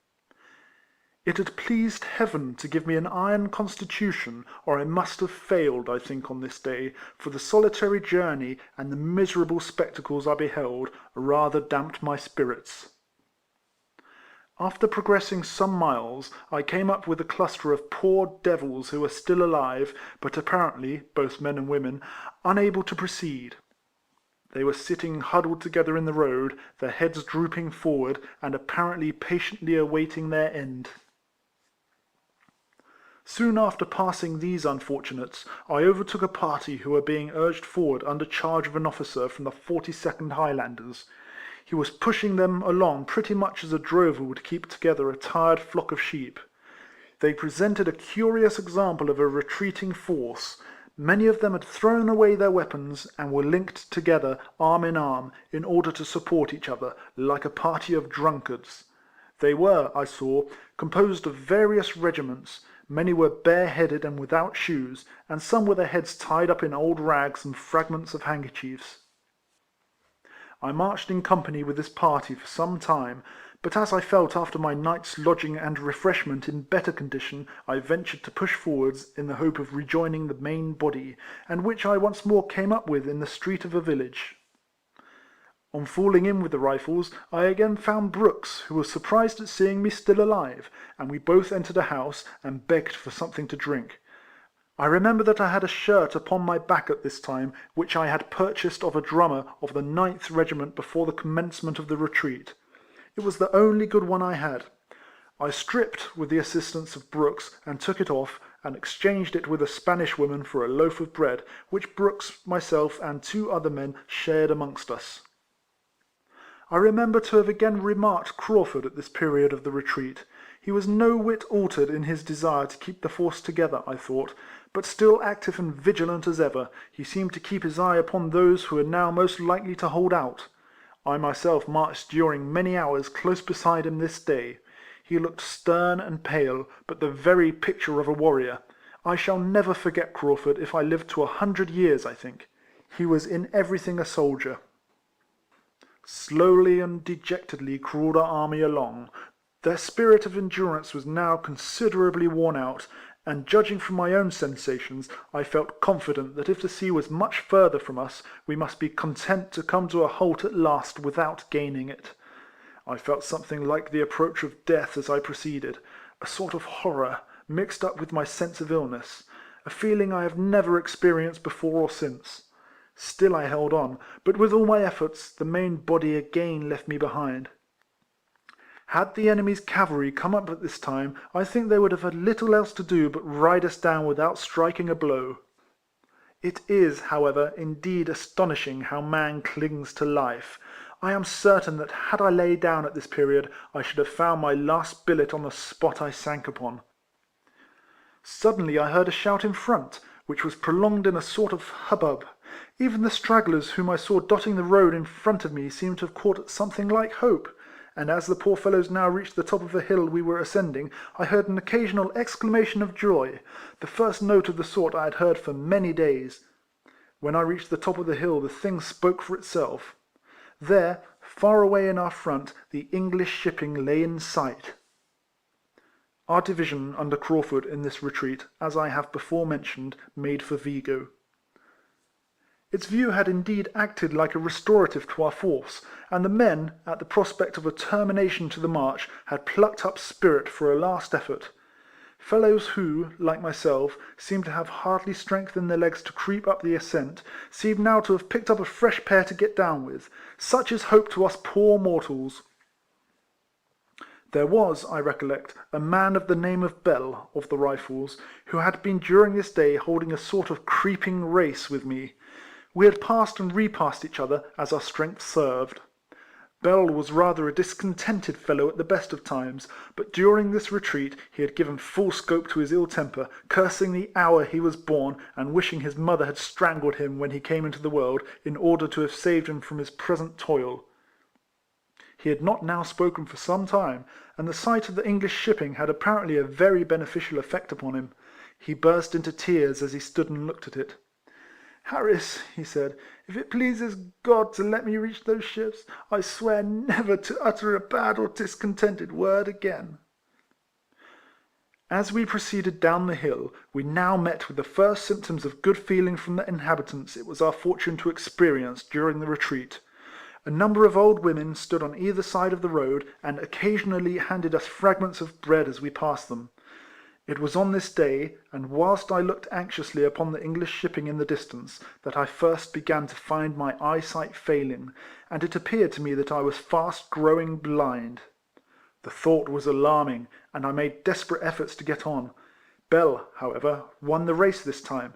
He was a very athletic and strong-built fellow, and left me far behind, so that I believe at that time I was the very last of the retreating force that reached the beach, though doubtless many stragglers came dropping up after the ships had sailed, and were left behind.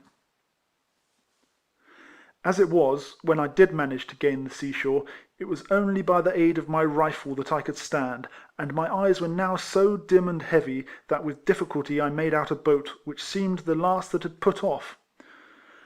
Fearful of being left half blind in the lurch, I took off my cap and placed it on the muzzle of my rifle as a signal, for I was totally unable to call out. Luckily, Lieutenant Cox, who was aboard the boat, saw me, and ordered the men to return, and, making one more effort, I walked into the water, and a sailor stretching his body over the gunwale, seized me as if I had been an infant, and hauled me on board. His words were characteristic of the English sailor, I thought. "Hullo there, you lazy lubber," he said, as he grasped hold of me. "Who the hell do you think is to stay humbugging all day for such a fellow as you?" The boat, I found, was crowded with our exhausted men, who lay helplessly at the bottom, the heavy sea every moment drenching them to the skin. As soon as we reached the vessel's side, the sailors immediately aided us to get on board, which in our exhausted state was not a very easy matter, as they were obliged to place ropes in our hands, and heave us up by setting their shoulders under us, and hoisting away as if they had been pushing bales of goods on board. "Heave away!" cried one of the boat's crew as I clung to a rope, quite unable to pull myself up. "Heave away, you lubber!" The tar placed his shoulder beneath me as he spoke, and hoisted me up against the ship's side. I lost my grasp of the rope, and should have fallen into the sea, had it not been for two of the crew. These men grasped me as I was falling, and drew me into the porthole like a bundle of foul clothes, tearing away my belt and bayonet in the effort, which fell into the sea. It was not very many minutes after I was on board, for I lay where the soldiers had first placed me after dragging me through the porthole, ere I was sound asleep. I slept long and heavily, and it was only the terrible noise and bustle on board consequent upon a gale having sprung up, that at length awoke me. The wind increased as the night came on, and soon we had to experience all the horrors of a storm at sea. The pumps were set to work, the sails were torn to shreds, the coppers were overset, and we appeared in a fair way, I thought, of going to the bottom. Meanwhile the pumps were hard at work night and day incessantly till they were choked, and the gale growing worse and worse, all the soldiery were ordered below and the hatches closed, soon after which the vessel turned over on one side and lay a helpless log upon the water. In this situation, an officer was placed over us, with his sword drawn in one hand and a lantern in the other, in order to keep us on the side which was uppermost, so as to give the vessel a chance of righting herself in the roaring tide.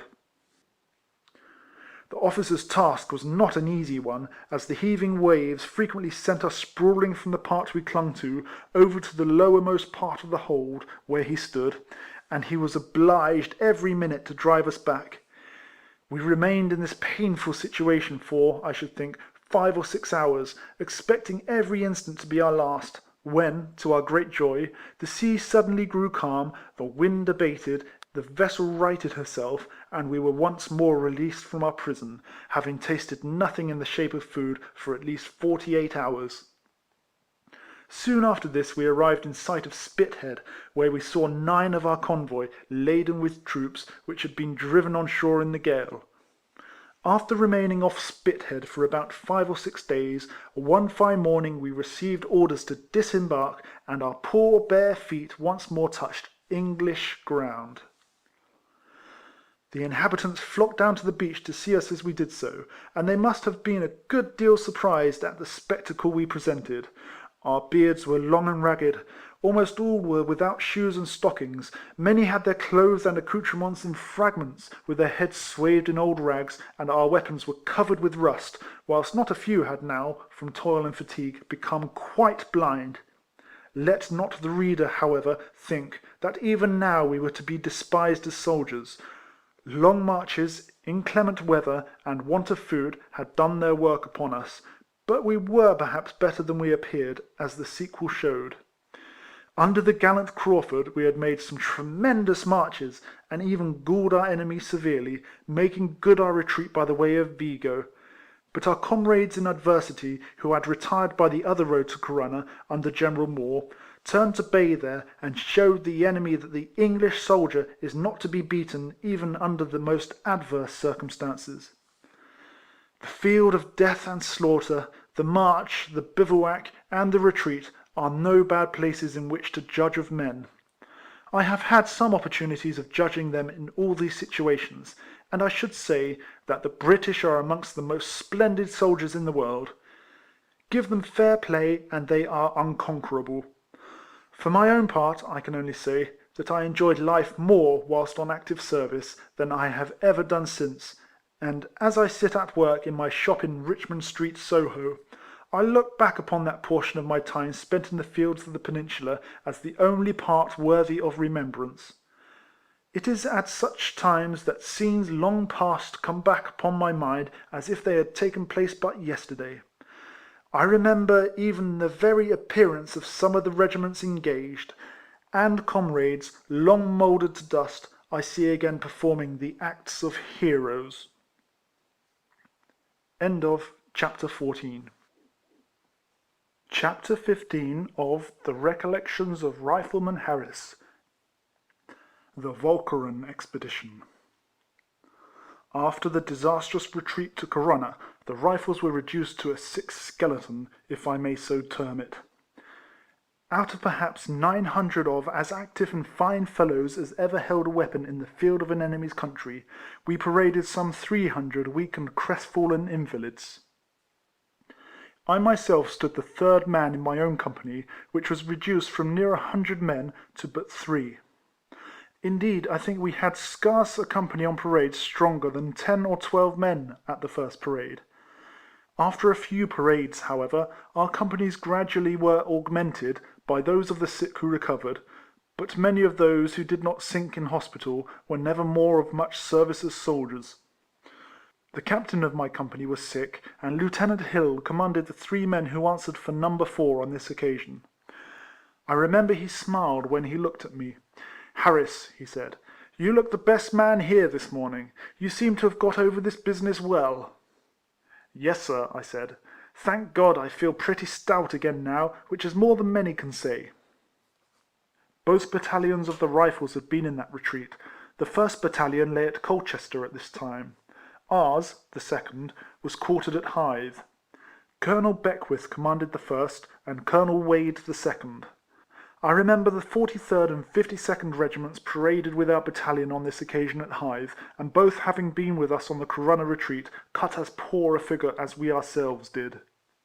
After a while, some of the strongest and smartest of our men were picked out to go on the recruiting service, and gather men from the militia regiments to fill up our ranks. I myself started off with Lieutenant Pratt, Sergeant Major Adams, and William Brotherwood, the latter of whom was afterwards killed at Vittoria by a cannonball, which at the same moment ended Patrick Mahon and Lieutenant Hopwood. The manner in which these 3 soldiers met with their death is extraordinary. As they were creeping from their cover to try and shoot one of the French generals, who was much exposed, the enemy pointed a gun at them, and succeeded in sweeping down all 3 as they crawled along. I was a shoemaker in the corps, and had £20 in my pocket which I had saved up. With this money I hired a gig, and the Sergeant Major and myself cut a very smart figure. The only difficulty was that neither of us knew how to drive very well. Consequently, we overturned the gig on the first day, before we got halfway on our journey, and the shafts being broken, we were obliged to leave it behind us in a small village, midway between Hythe and Rye, and take to our legs, as was more soldier-like and seemly. We reached Rye the same night, and I recollect that I succeeded in getting the first recruit there, a strong, able-bodied chimney sweep named John Lee. This fellow, whose appearance I was struck with as he sat in the tap-room of the Red Lion on that night, together with a little boy as black and sooty as himself, offered to enlist the moment I entered the room, and I took him at his word, and immediately called for the Sergeant Major for approval. "There's nothing against my being a soldier," said the sweep, "but my black face. I'm strong, active, and healthy, and able to lick the best man in this room." "Hang your black face," said the Sergeant Major. "The Rifles can't be too dark. You're a strong rascal, and if you mean it, we'll take you to the doctor tomorrow, and make a general of you the next day." So we had the sweep that night into a large tub of water, scoured him outside, and filled him with punch inside, and made a rifleman of him. The Sergeant Major, however, on this night, suspected from his countenance, what afterwards turned out to be the case, that Lee was rather a slippery fellow, and might repent. So, after filling him drunk, he said to me, "Harris, you have caught this bird, and you must keep him fast. You must both sleep to-night handcuffed together in the same bed, or he will escape us." Which I actually did, and the next morning retraced my steps with him to Hythe, to be passed by the doctor of our regiment. After rejoining Sergeant Major Adams at Rye, we started off for Hastings in Sussex, and on our way we heard of the East Kent militia at Lydd, so we stopped there about an hour to display ourselves before them, and try if we could coax a few of them into the Rifles. We strutted up and down before their ranks, arm in arm, and made no small sensation amongst them. When on the recruiting service in those days, men were accustomed to make as gallant a show as they could, and accordingly we had both smartened ourselves up a trifle. The Sergeant Major was quite a beau in his way. He had a sling belt to his sword like a field officer, a tremendous green feather in his cap, a flaring sash, his whistle and a powder flask displayed, an officer's pelisse over one shoulder, and a double allowance of ribbons in his cap. Whilst I myself was also as smart as I dared appear, with my rifle slung at my shoulder. In this guise we made as much of ourselves as if we had both been generals, and, as I said, created quite a sensation, the militia men cheering us as we passed up and down, till they were called to order by the officers. The permission to volunteer was not then given to the East Kent, although it came out a few days afterwards, and we persuaded many men, during the hour we figured before them, that the Rifles were the only boys fit for them to join. After looking up the East Kent, we reached Hastings that same night, where we found that the volunteering of the Leicester militia, who were quartered there, had commenced, and that 125 men and 2 officers had given their names to the 7th Fusiliers, and these, Adams and I determined to make change their minds in our favour if we could. The appearance of our rifle uniform and a little of Sergeant Adams's blarney so took the fancies of the volunteers that we got every one of them for the rifle corps, and both officers into the bargain. The names of these two officers were Chapman and Freer, and I believe they are living now. The history of Sergeant Major Adams is somewhat singular. I was a great friend at this time, and he confided some part of it to me. He had been a croppy, a rebel, and had fought at Vinegar Hill. When the rebels were defeated, he escaped, and lived some time in the wilds of Connemara. He afterwards thought it best to enlist in the Donegal militia, and then volunteered to the Rifles. Here he soon rose, whilst in Spain, to the rank of sergeant. During the retreat to Corunna, Sergeant Major Crosby failed, and Crawford promoted Adams in his place. At St. Sebastian he was noticed by General Graham for his bravery with the Forlorn Hope. A commission was given him, and he afterwards joined a regiment in Gibraltar, where he was made adjutant. He then went to America, where he served with credit till he died. I believe I was the only man in the regiment who knew of his having been a rebel, and I kept the secret faithfully till his death. We worked hard in this business. I may say that for 3 days and nights we kept up the dance and the drunken riot. Every volunteer got 10 guineas bounty, which, except the 2 kept back for necessaries, they spent in every sort of excess, till all was gone. Then came the reaction, the drooping spirits, the grief at parting with old comrades, sweethearts, and wives, for the uncertain fate of war. And then came on the jeers of the old soldier, the laughter of Adams and myself, and comrades, and our attempts to give a fillip to their spirits, as we marched them off from the friends they were never to look upon again, and, as we termed it, shove them on to glory. A glory they were not long in achieving, as out of the 150 of the Leicestershire, which we enlisted in Hastings, scarce one man, I should say, who served, but could have shown at the year's end some token of the fields he had fought in. Very many found a grave, and some returned to Hythe with the loss of their limbs. I remember the story of many of these men's lives. That of one in particular, named Demon, whom I myself enlisted from the Leicester militia, is not a little curious.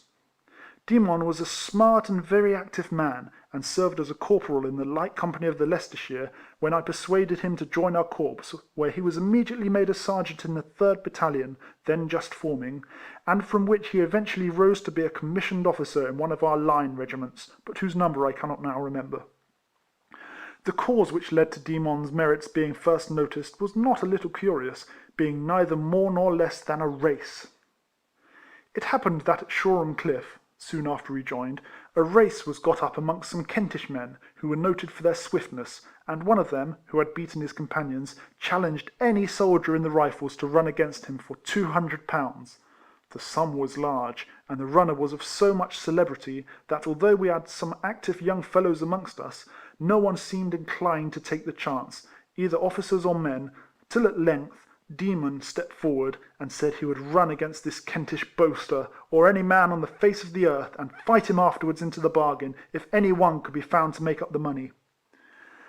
Upon this, an officer subscribed the money, and the race was arranged.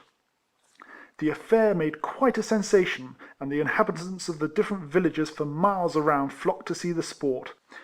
Besides which, men from different regiments in the neighbourhood, infantry, cavalry, and artillery, also were much interested, and managed to be present, which caused the scene to be a very gay one. In short, the race commenced, and the odds were much against the soldier at starting, as he was a much less man than the other, and did not at all look like the winner. He, however, kept well up with his antagonist, and the affair seemed likely to end in a dead heat, which would undoubtedly have been the case, but Demon, when close upon the winning post, gave one tremendous spring forward, and won it by his body's length. This race, in short, led on to notice and promotion. General Mackenzie was in command of the garrison at Hythe. He was present, and was highly delighted at the rifleman beating the bumpkin, and saw that the winner was the very cut of a soldier, and in short, that Demon was a very smart fellow, so that, eventually, the news of the race reached the 1st Battalion then fighting in Spain. Sir Andrew Barnard, as far as I recollect from hearsay, at the time, was then in command of the Rifles in Spain, and, as I now remember the story, either he or some other officer of rank, upon being told of the circumstance, remarked that, as Demon was such a smart runner in England, there was very good ground for a rifleman to use his legs in Spain.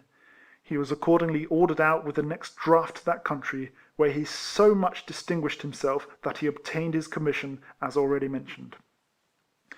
I could give many more anecdotes connected with the recruiting at this time for the 3 battalions of the Rifles, but the above will suffice; and soon after the incident I have just narrated, our companies being full of young and active men, we started off with the expedition, then just formed, for Walcheren.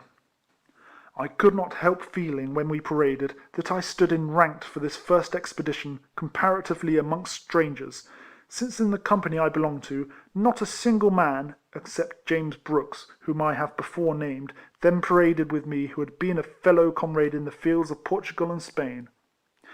I felt also the loss of my old captain, Leach, whom I much loved and respected, and who left the 2nd battalion at that time to be promoted in the 1st. When I heard of this change, I stepped from the ranks and offered to exchange into the 1st, but Lieutenant Hill, who was present, hinted to Captain Hart, my new commanding officer, not to let me go, as, if he did, he would perhaps repent it. I will not say here what the lieutenant then said of me, but he persuaded Captain Hart to keep me, as my character had been so good in the former campaign, and accordingly I remained in the 2nd battalion and started on the Walcheren expedition. From Hythe to Deal was 1 day's march, and I remember looking along the road at the good appearance the different regiments made as we marched along. It was as fine an expedition as I ever looked at, and the army seemed to stretch, as I regarded them, the whole distance before us to Dover. End of Chapter 15. Chapter 16 of The Recollections of Rifleman Harris. The Walcheren Expedition. At Deal, the Rifles embarked in the Superb, a 74, and a terrible outcry there was amongst the women on the beach on the embarkation, for the ill consequences of having too many women amongst us had been so apparent in the former campaign and retreat, that the allowance of wives was considerably curtailed on this occasion, and the distraction of the poor creatures at parting with their husbands was quite heart-rending. Some of them clinging to the men so resolutely that the officers were obliged to give orders to have them separated by force. In fact, even after we were in the boats and fairly pushed off, the screaming and howling of their farewells rang in our ears far out at sea.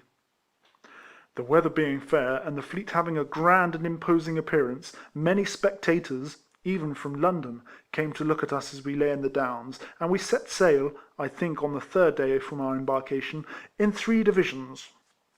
A fair wind soon carried us off Flushing, where one part of the expedition disembarked; the other made for South Beverland, among which latter I myself was. The 5 companies of Rifles immediately occupied a very pretty village, with rows of trees on either side its principal streets, where we had plenty of leisure to listen to the cannonading going on amongst the companies we had left at Flushing. The appearance of the country, such as it was extremely pleasant, and for a few days the men enjoyed themselves much. But at the expiration of, I think, less time than a week, an awful visitation came suddenly upon us. The first I observed of it was one day as I sat in my billet, when I beheld whole parties of our riflemen in the street shaking with a sort of ague, to such a degree that they could hardly walk. Strong and fine young men who had been but a short time in the service seemed suddenly reduced in strength to infants, unable to stand upright, so great a shaking had seized upon their whole bodies from head to heel. The company I belonged to was quartered in a barn, and I quickly perceived that hardly a man there had a stomach for the bread that was served out to him, or even to taste his grog, although each man had an allowance of half a pint of gin per day. In fact, I should say that, about 3 weeks from the day we landed, I and 2 others were the only individuals who could stand upon our legs. They lay groaning in rows in the barn, amongst the heaps of lumpy black bread they were unable to eat. This awful spectacle considerably alarmed the officers, who were also many of them attacked. Lord Chatham, as is well known, commanded this expedition, and Marshal Beresford had command of that part of it which occupied the island of South Beverland at this time. The naval doctors came on shore to assist the regimental surgeons, who, indeed, had more upon their hands than they could manage. Dr. Ridgway of the Rifles, and his assistant, having nearly 500 patients prostrate at the same moment. In short, except myself and 3 or 4 others, the whole concern was completely floored. Under these circumstances, which considerably confounded the doctors, orders were issued, since all hopes of getting the men upon their legs seemed gone, to embark them as fast as possible, which was accordingly done with some little difficulty. The poor fellows made every effort to get on board. Those who were a trifle better than others crawled to the boats, many supported each other, and many were carried helpless as infants. At Flushing matters were not much better, except that there the soldiers had a smart skirmish with their enemies before the fever and ague hit them. On shipboard the aspect of affairs did not mend, the men beginning to die so fast that they committed 10 or 12 to the deep in one day.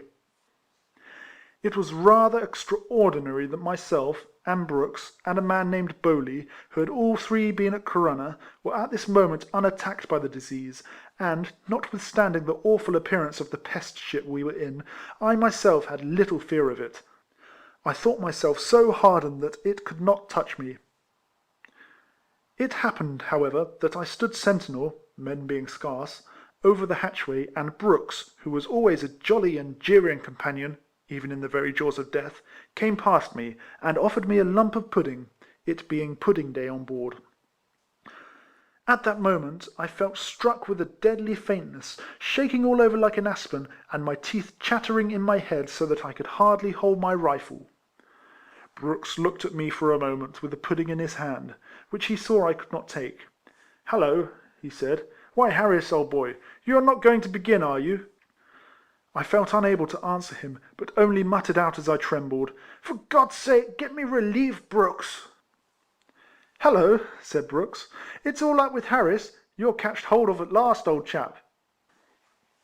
In fact, I was soon sprawling upon the forecastle, amongst many others, in a miserable state, our knapsacks and our greatcoats over us. In this state the doctors, during our short voyage, were fully employed. Pails of infusion of bark were carried amongst us and given to the men in horn tumblers, and thus we arrived at Dover. As I lay on the deck, I looked up at that splendid castle in the distance.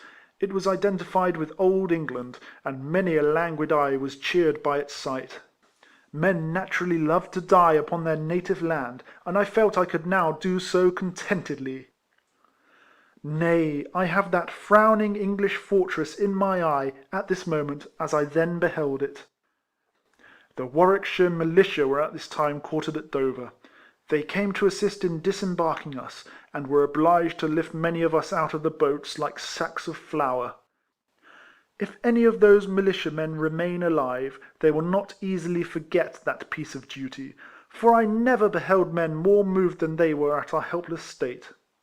Many died at Dover, and numbers in Deal, whilst those who had somewhat rallied, on getting from the land of pestilence, were paraded, in order to get them on to their old quarters at Hythe.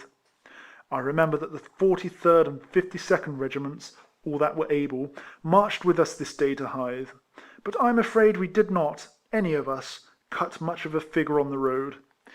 In fact, such was the shaking fever we felt, we were left pretty much to our own discretion to get to our journey's end in the best manner we could. Many, indeed, would never have got into barracks without assistance. In short, when I sat down exhausted by the roadside several times during the march, and looked at the men, I thought it bore in some degree a similitude to the Corunna retreat, so awfully had disease enfeebled them. The hospital at Hythe being filled with the sick, the barracks became a hospital, and as deaths ensued and thinned the wards, the men were continually removed, making a progress from barrack to hospital, and from hospital to the grave. The ward of the hospital in which I myself was, accommodated 11 men, and I saw, from my bed in the corner where I lay, this ward refilled 10 times, the former patients being all carried out to the grave. I had been gradually removed as the men died, until I was driven up into a corner of the ward where I lay, and had plenty of leisure to observe my comrades in misfortune, and witness their end. Some I beheld die quietly, and others were seized in various ways. Many got out of bed in a shivering delirium, and died upon the floor in the night time. Having been a shoemaker in the Rifles, I had saved during my service near £200, which I had in the bank at Hythe at this time, so that I was enabled to procure extra wine and other nourishing things, and often gave my companions in misfortune a treat also; and this, I think, enabled my iron constitution to keep death so long at bay. I saw one or two of my old Peninsular comrades, whom I had often seen fighting bravely in the field, die in this hospital in a miserable condition, their bodies being swollen up like barrels. Everything was done for us that skill could devise, and nothing could exceed the kindness and attention of Dr. Ridgway towards us. Hot baths were brought into the hospital, and many a man died whilst in the bath. I remember hearing, as I lay sick, that the firing over the graves of our comrades was dispensed with, the men died so fast, and when I got out, and went to the churchyard to look upon their graves, I saw them lying in 2 lines there. As they in life had been enranked, so they lay also in similar order in death. The medical men made every effort to trace the immediate cause of this mortality amongst us, and almost all the men were examined after death. But it was of no avail, as nothing could arrest the progress of the malady after it had reached a certain height. The doctor, I heard, generally attributed the deaths, in most cases, to enlargement of the spleen, as almost all were swollen and diseased in that part. I myself was dreadfully enlarged in the side, and for many years afterwards carried an extra paunch. As soon as the prospect began to brighten, and the men to recover a little, we managed to muster outside the hospital, some 300 of us parading there morning and evening, for the benefit of fresh air, and medicine was served out to us as we stood enranked, the hospital orderlies passing along the files, and giving each man his dose from large jugs which they carried. As we got better, an order arrived to furnish 2 companies of the 2nd Battalion and 2 companies of the 3rd Battalion of Rifles for Spain, as they were much wanted there. Accordingly, an inspection took place, and 200 men were picked out, all of whom were most anxious to go. I myself was rejected at that time, as unfit, which I much regretted. However, on making application, after a few days, I was accepted, principally on the recommendation of Lieutenant Cochrane, who much wished for me, and I, in consequence, once more started for foreign service. From Hythe to Portsmouth, where we were to embark, was 8 days' march, but the very first day found out some of the Walcheren lads. I myself was assisted that day to my billet, the ague having again seized me, and on the 3rd day waggons were put in requisition to get us along the road. As we proceeded, some of those men who had relapsed died by the way, and were buried in different places we passed through. At Chichester, I recollect, a man was taken out of the waggon in which I myself lay, who had died beside me, and at that place he was buried. At Portsmouth I remained 1 night, billeted with my fellow travellers at the Dolphin. Here I was visited by an uncle who resided in the town, and who was much shocked at seeing me so much reduced, concluding it was impossible I could survive many days. Such was the sad state we were again reduced to. The next morning spring waggons were procured for us, and we were sent back to Hilsea Barracks for the benefit of medical advice, and I took a farewell of my uncle, expecting never to see him again. Such, however, was not to be the case, as, out of the 39 riflemen who went into Hilsea Hospital, I alone survived. It may seem to my readers extraordinary that I should twice be the survivor of so many of my comrades. I can only, therefore, refer them to the medical men who attended us, if they yet live, Dr. Ridgway of the Rifles, and Dr. Fraser, who at that time was the surgeon at Hilsea. I must not forget to mention an act of great kindness and humanity which was performed toward the soldiery whilst we lay sick at Hilsea Hospital. Lady Grey, who, I believe, was the wife of the Commissioner of Portsmouth Dockyard at this time, was so much struck with the state of the sufferers that she sent, one morning, 2 carts loaded with warm clothing for them, giving to each man of whatsoever regiment who had been at Walcheren 2 pairs of flannel drawers and 2 flannel waistcoats. This circumstance was greatly appreciated by the men, and many, like myself, have never forgotten it. After this, being the only rifleman left at Hilsea, Lieutenant Bardell made application to the General for leave for me to go into Dorsetshire to see my friends, which was granted; but the doctor shook his head, doubting I should ever be able to endure the journey. In about a week, however, I considered myself fit to undertake it, and accordingly a non-commissioned officer of one of the line regiments put me into the Salisbury coach. A lady and gentleman were my fellow passengers inside, and we started about 4 o'clock. They seemed not much to relish the look of a sick soldier in such close quarters, and, indeed, we had hardly cleared the town of Gosport before I gave them a dreadful fright. In short, I was attacked all at once with one of my periodical ague fits, and shook to so desperate a degree that they were both horror-struck, and almost inclined to keep me company in my trembling. The lady thought that both herself and husband were lost, and would certainly catch the complaint, expressing herself as most unhappy in having begun her journey on that day. These fits generally lasted an hour and a quarter, and then came on a burning fever, during which I called for water at every place where the coach stopped. In fact, coachman, guard, and passengers, outside and in, by no means liked it, and expected every minute that I should die in the coach. "Here's a nice go," said the coachman as he stopped at a place called Whitchurch. "Catch me ever taking up a sick soldier again if I can help it. This here poor devil's going to make a die of it in my coach." It seemed, indeed, as if I had personally offended the burly coachman, for he made an oration at every place he stopped at, and sent all the helpers and idlers to look at me, as I sat in his coach, till at last I was obliged to beg of him not to do so.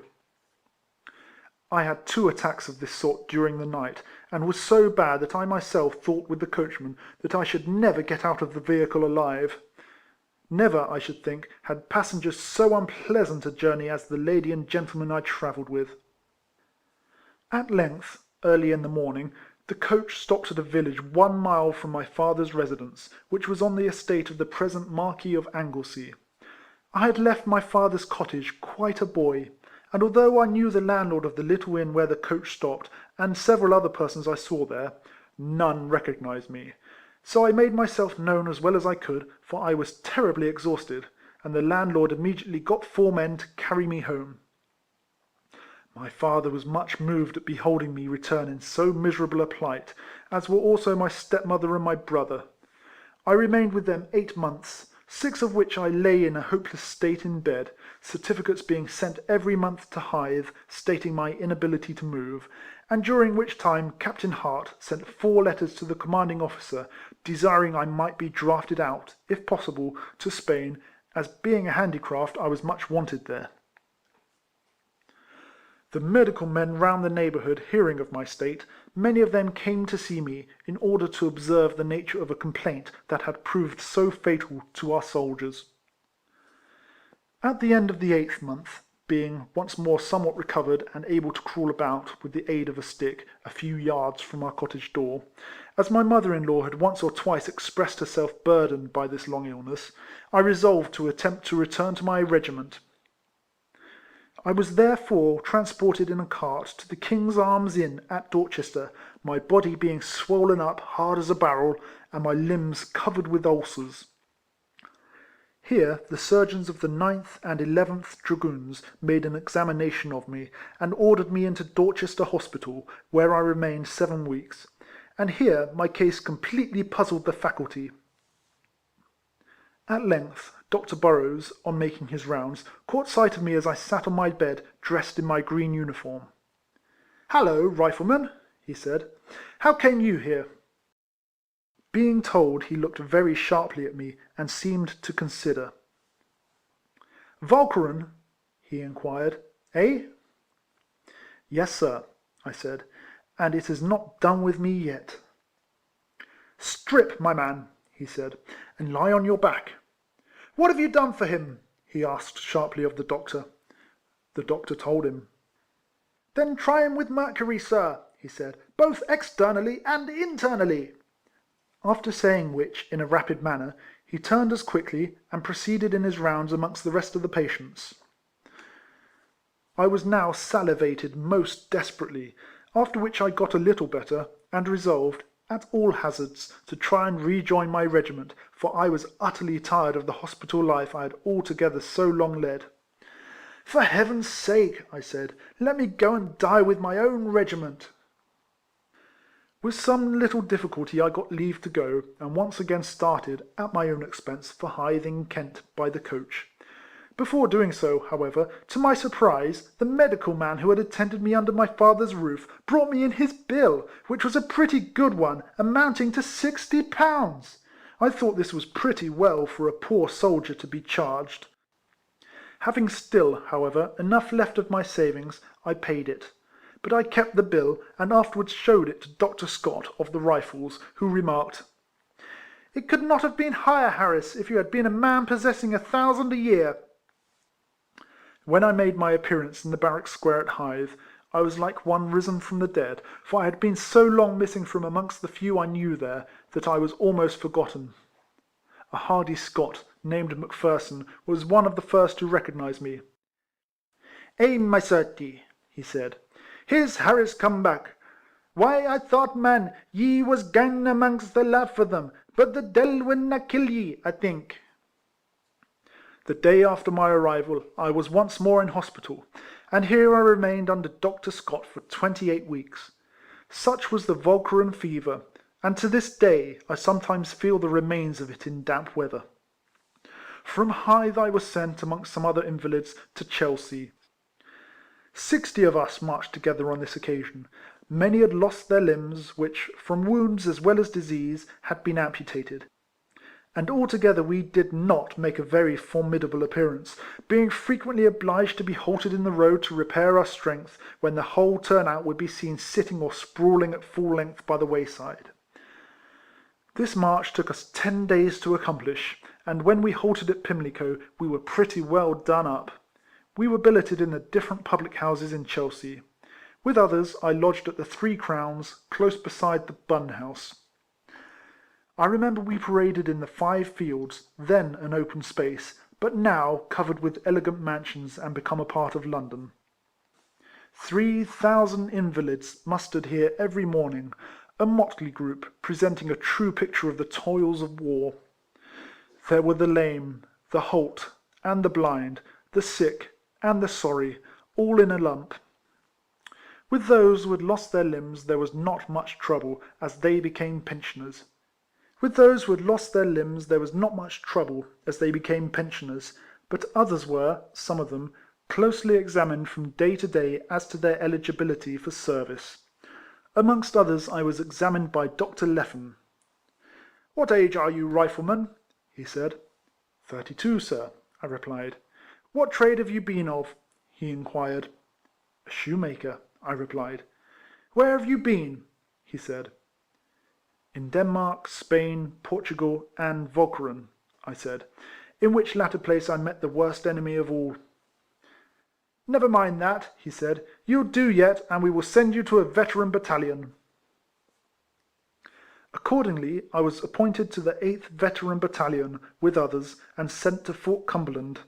Here I joined Captain Creswell's company, an officer who had lost one eye whilst in the 36th Regiment in Spain.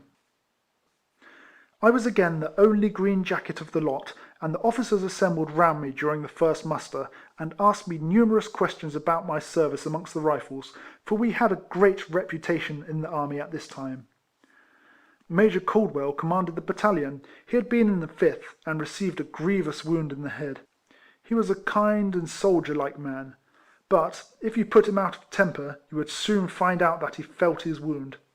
Captain Picard was there too, and Captain Flaherty, and Lieutenant Moorhead. All of them were more or less shattered, whilst their men, although most of them were young, were very good specimens of war's stern service.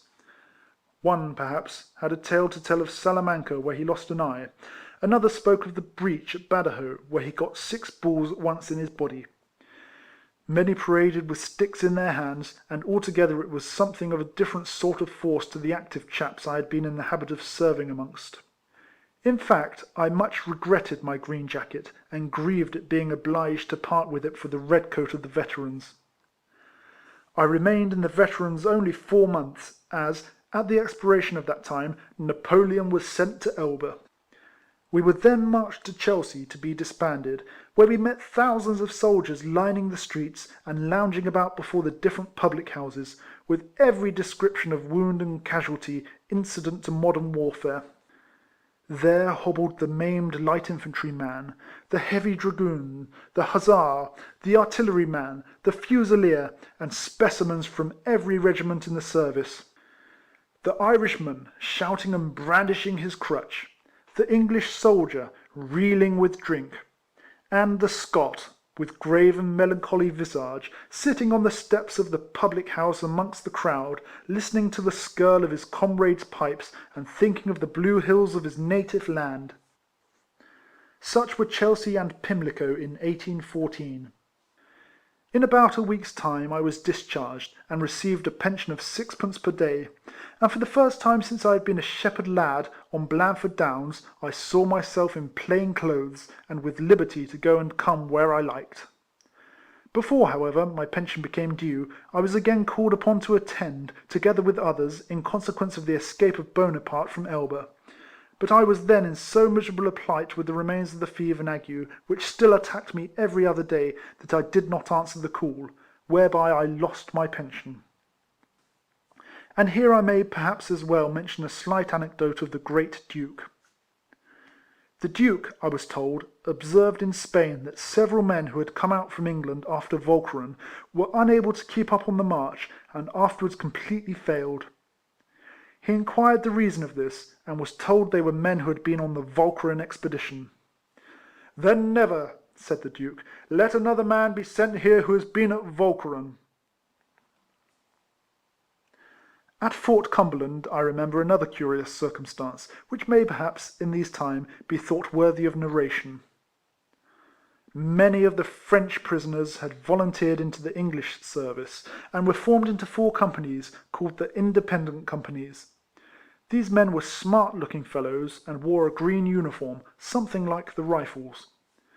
Whilst I was with the veterans, one of these men deserted and was retaken at Portsmouth, and tried by court-martial at Fort Cumberland. Besides his crime of desertion, he had aggravated it by gross insubordination, and was accordingly sentenced to be flogged. We all, French and English, paraded to see the sentence carried into effect, and, in case of anything happening, and our opposite neighbours, the Green Jackets, showing fight, the veterans were all ordered to load with ball. When the culprit heard the sentence read out to him, he was a good deal annoyed, and begged that he might be shot, as would have happened to him in his own country. Such, however, it was explained to him, could not be allowed, and he was accordingly punished. The Duke of York, who was then Commander-in-Chief, had thought it necessary to make this example, although all of us would have been glad to see him forgiven. Shortly after this, on Napoleon's being sent to Elba, these men were all liberated and sent home to their own country, with £4 given to each man, and gloriously drunk they all were at Portsmouth the night they embarked. The veterans were very intimate and friendly with these Frenchmen, as they were quartered together, and we were all sorry to hear, whether true or false I cannot say, that on their return, their uniforms betraying their having served us, they were grossly maltreated by their fellow countrymen. End of Chapter 16, and end of the Recollections of Rifleman Harris, edited by Henry Keeling.